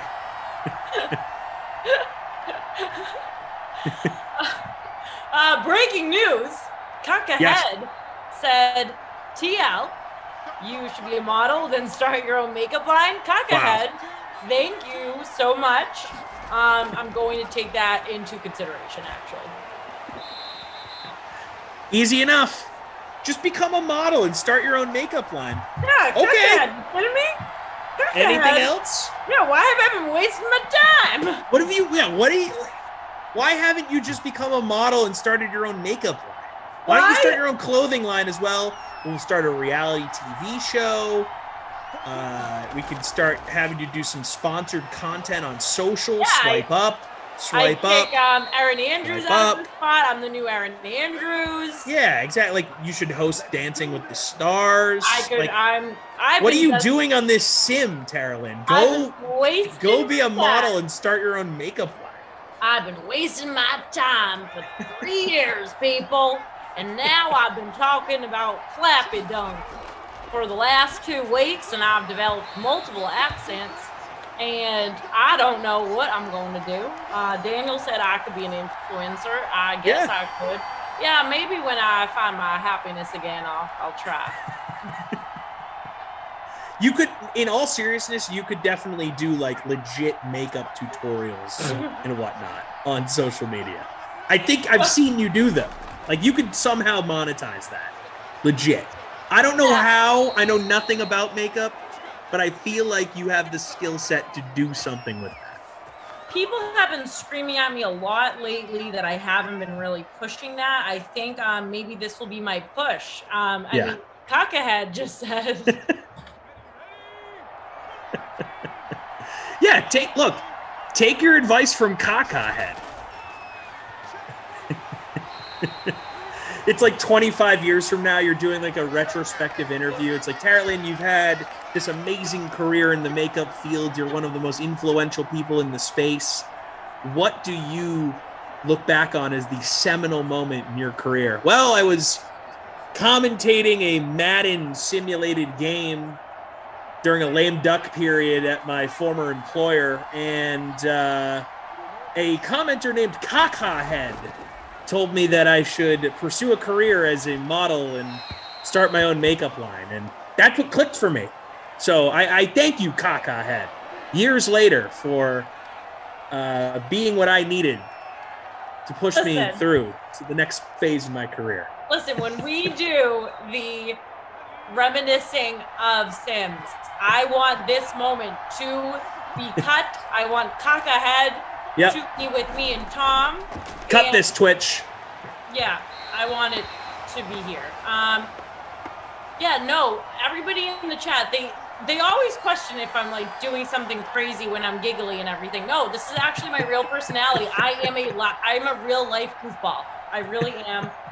It's just fully coming out because I just get really goofy when it comes to Tom, because like his microwave's in the background. I got a microwave. It's crazy. Yeah, we're the microwave brigade. Yeah, Tom's become one of my very good friends here in Simland, and we just have a goofy We have a good time personalities with each other. But in all seriousness, no, I'm not depressed. I'm totally joking over here.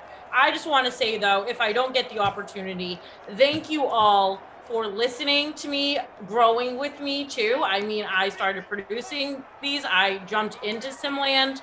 I had no idea even how to call a football game or even do color. Nothing like that. And I learned too much about Kaufman through this whole period of time.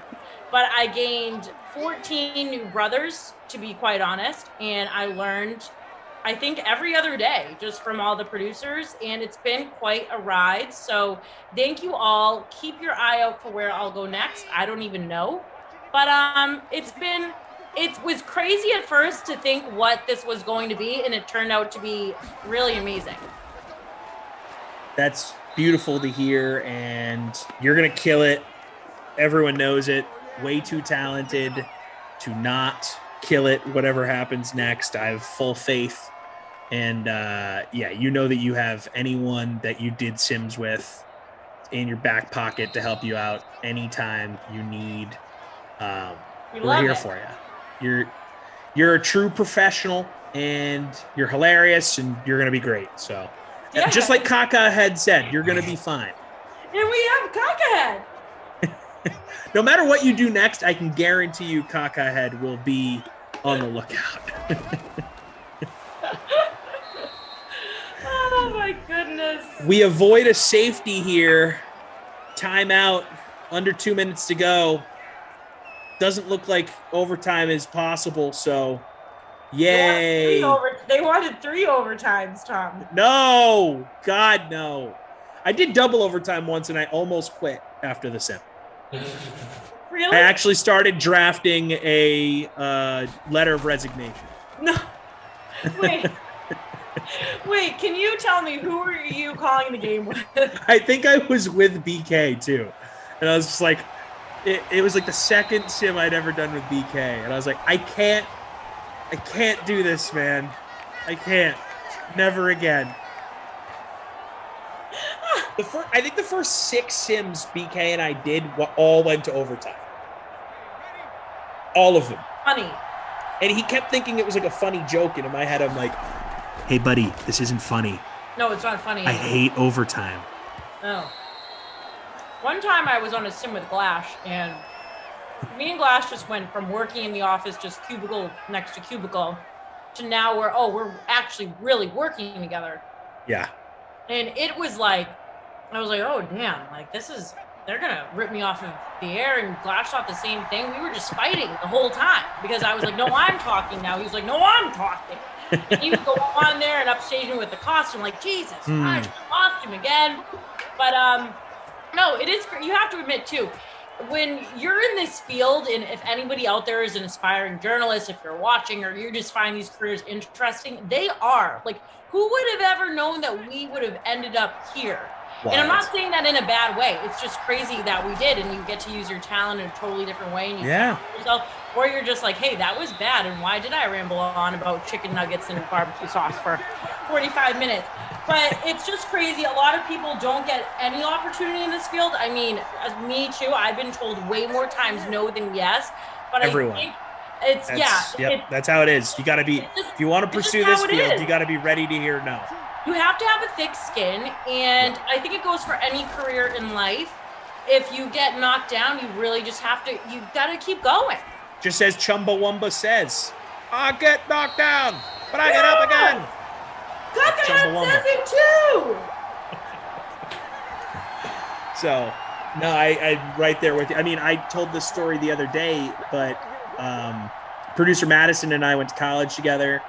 And she sent me an Instagram message with a link to a game she was producing. And she's like, hey, we're looking for more people to do these. I think you'd be great at it. Just take a look and tell me what you think. And I was actually home for a wedding last late summer, early fall. So I was sitting on the couch next to my dad. So I clicked to open the link, and it was Kaufman and someone else. I think it might have been Moose, and they were talking about Madden during a quarter break when we first opened the link. Did I say Madden? I meant to say Batman. They're talking about Batman. And I'm like, okay, what is happening here? And the chat's going nuts. And I'm like, what is this thing? And we watched it for like 10 minutes. And my dad was like, see what it's all about before you just tell her no thanks. And then here we are today. So, and it's funny, when I got the news that this was going away for commenters, I was on vacation with my family, and I was sitting next to my dad when I got the email.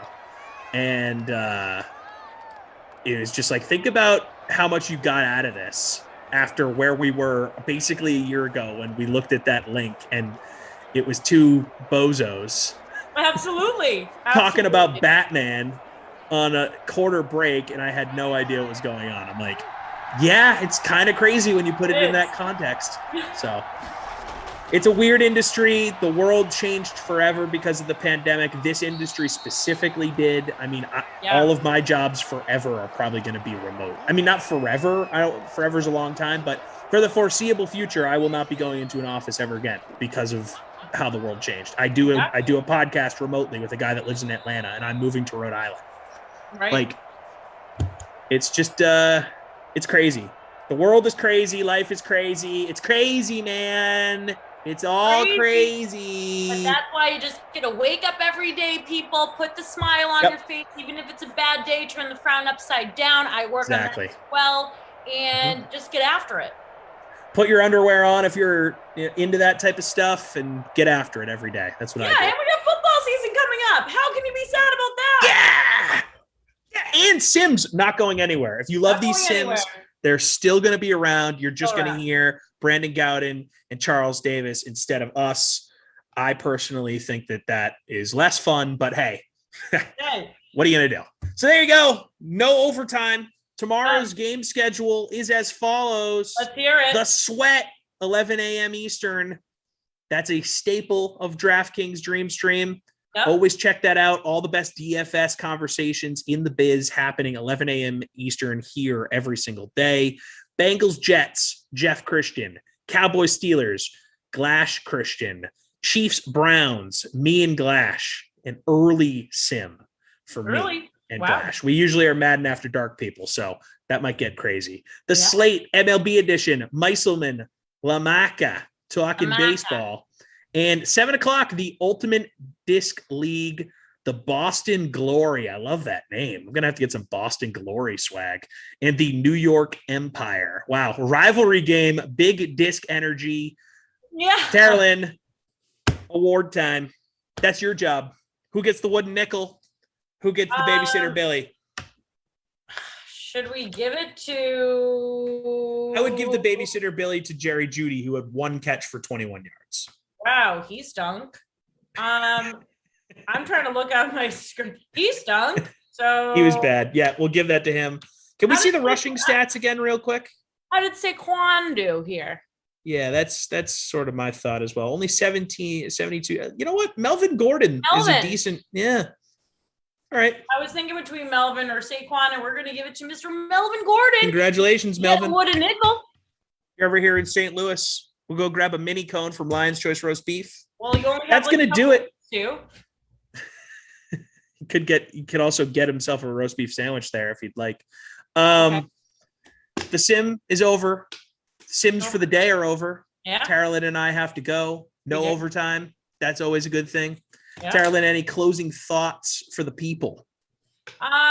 No closing thoughts for the people, really. I already poured my heart out to them. You don't get any more than that, people. Sorry. I'm producing tomorrow, so I will be hanging with the guys all day. But thank you again. Appreciate it more than you know for hanging with us. Follow us, Great Day Nation, for Tom, me on Instagram, TikTok. I'm all over the place. I'm on Twitter too. And I hope you have a fantastic rest of your Thursday night. Go team. Bye.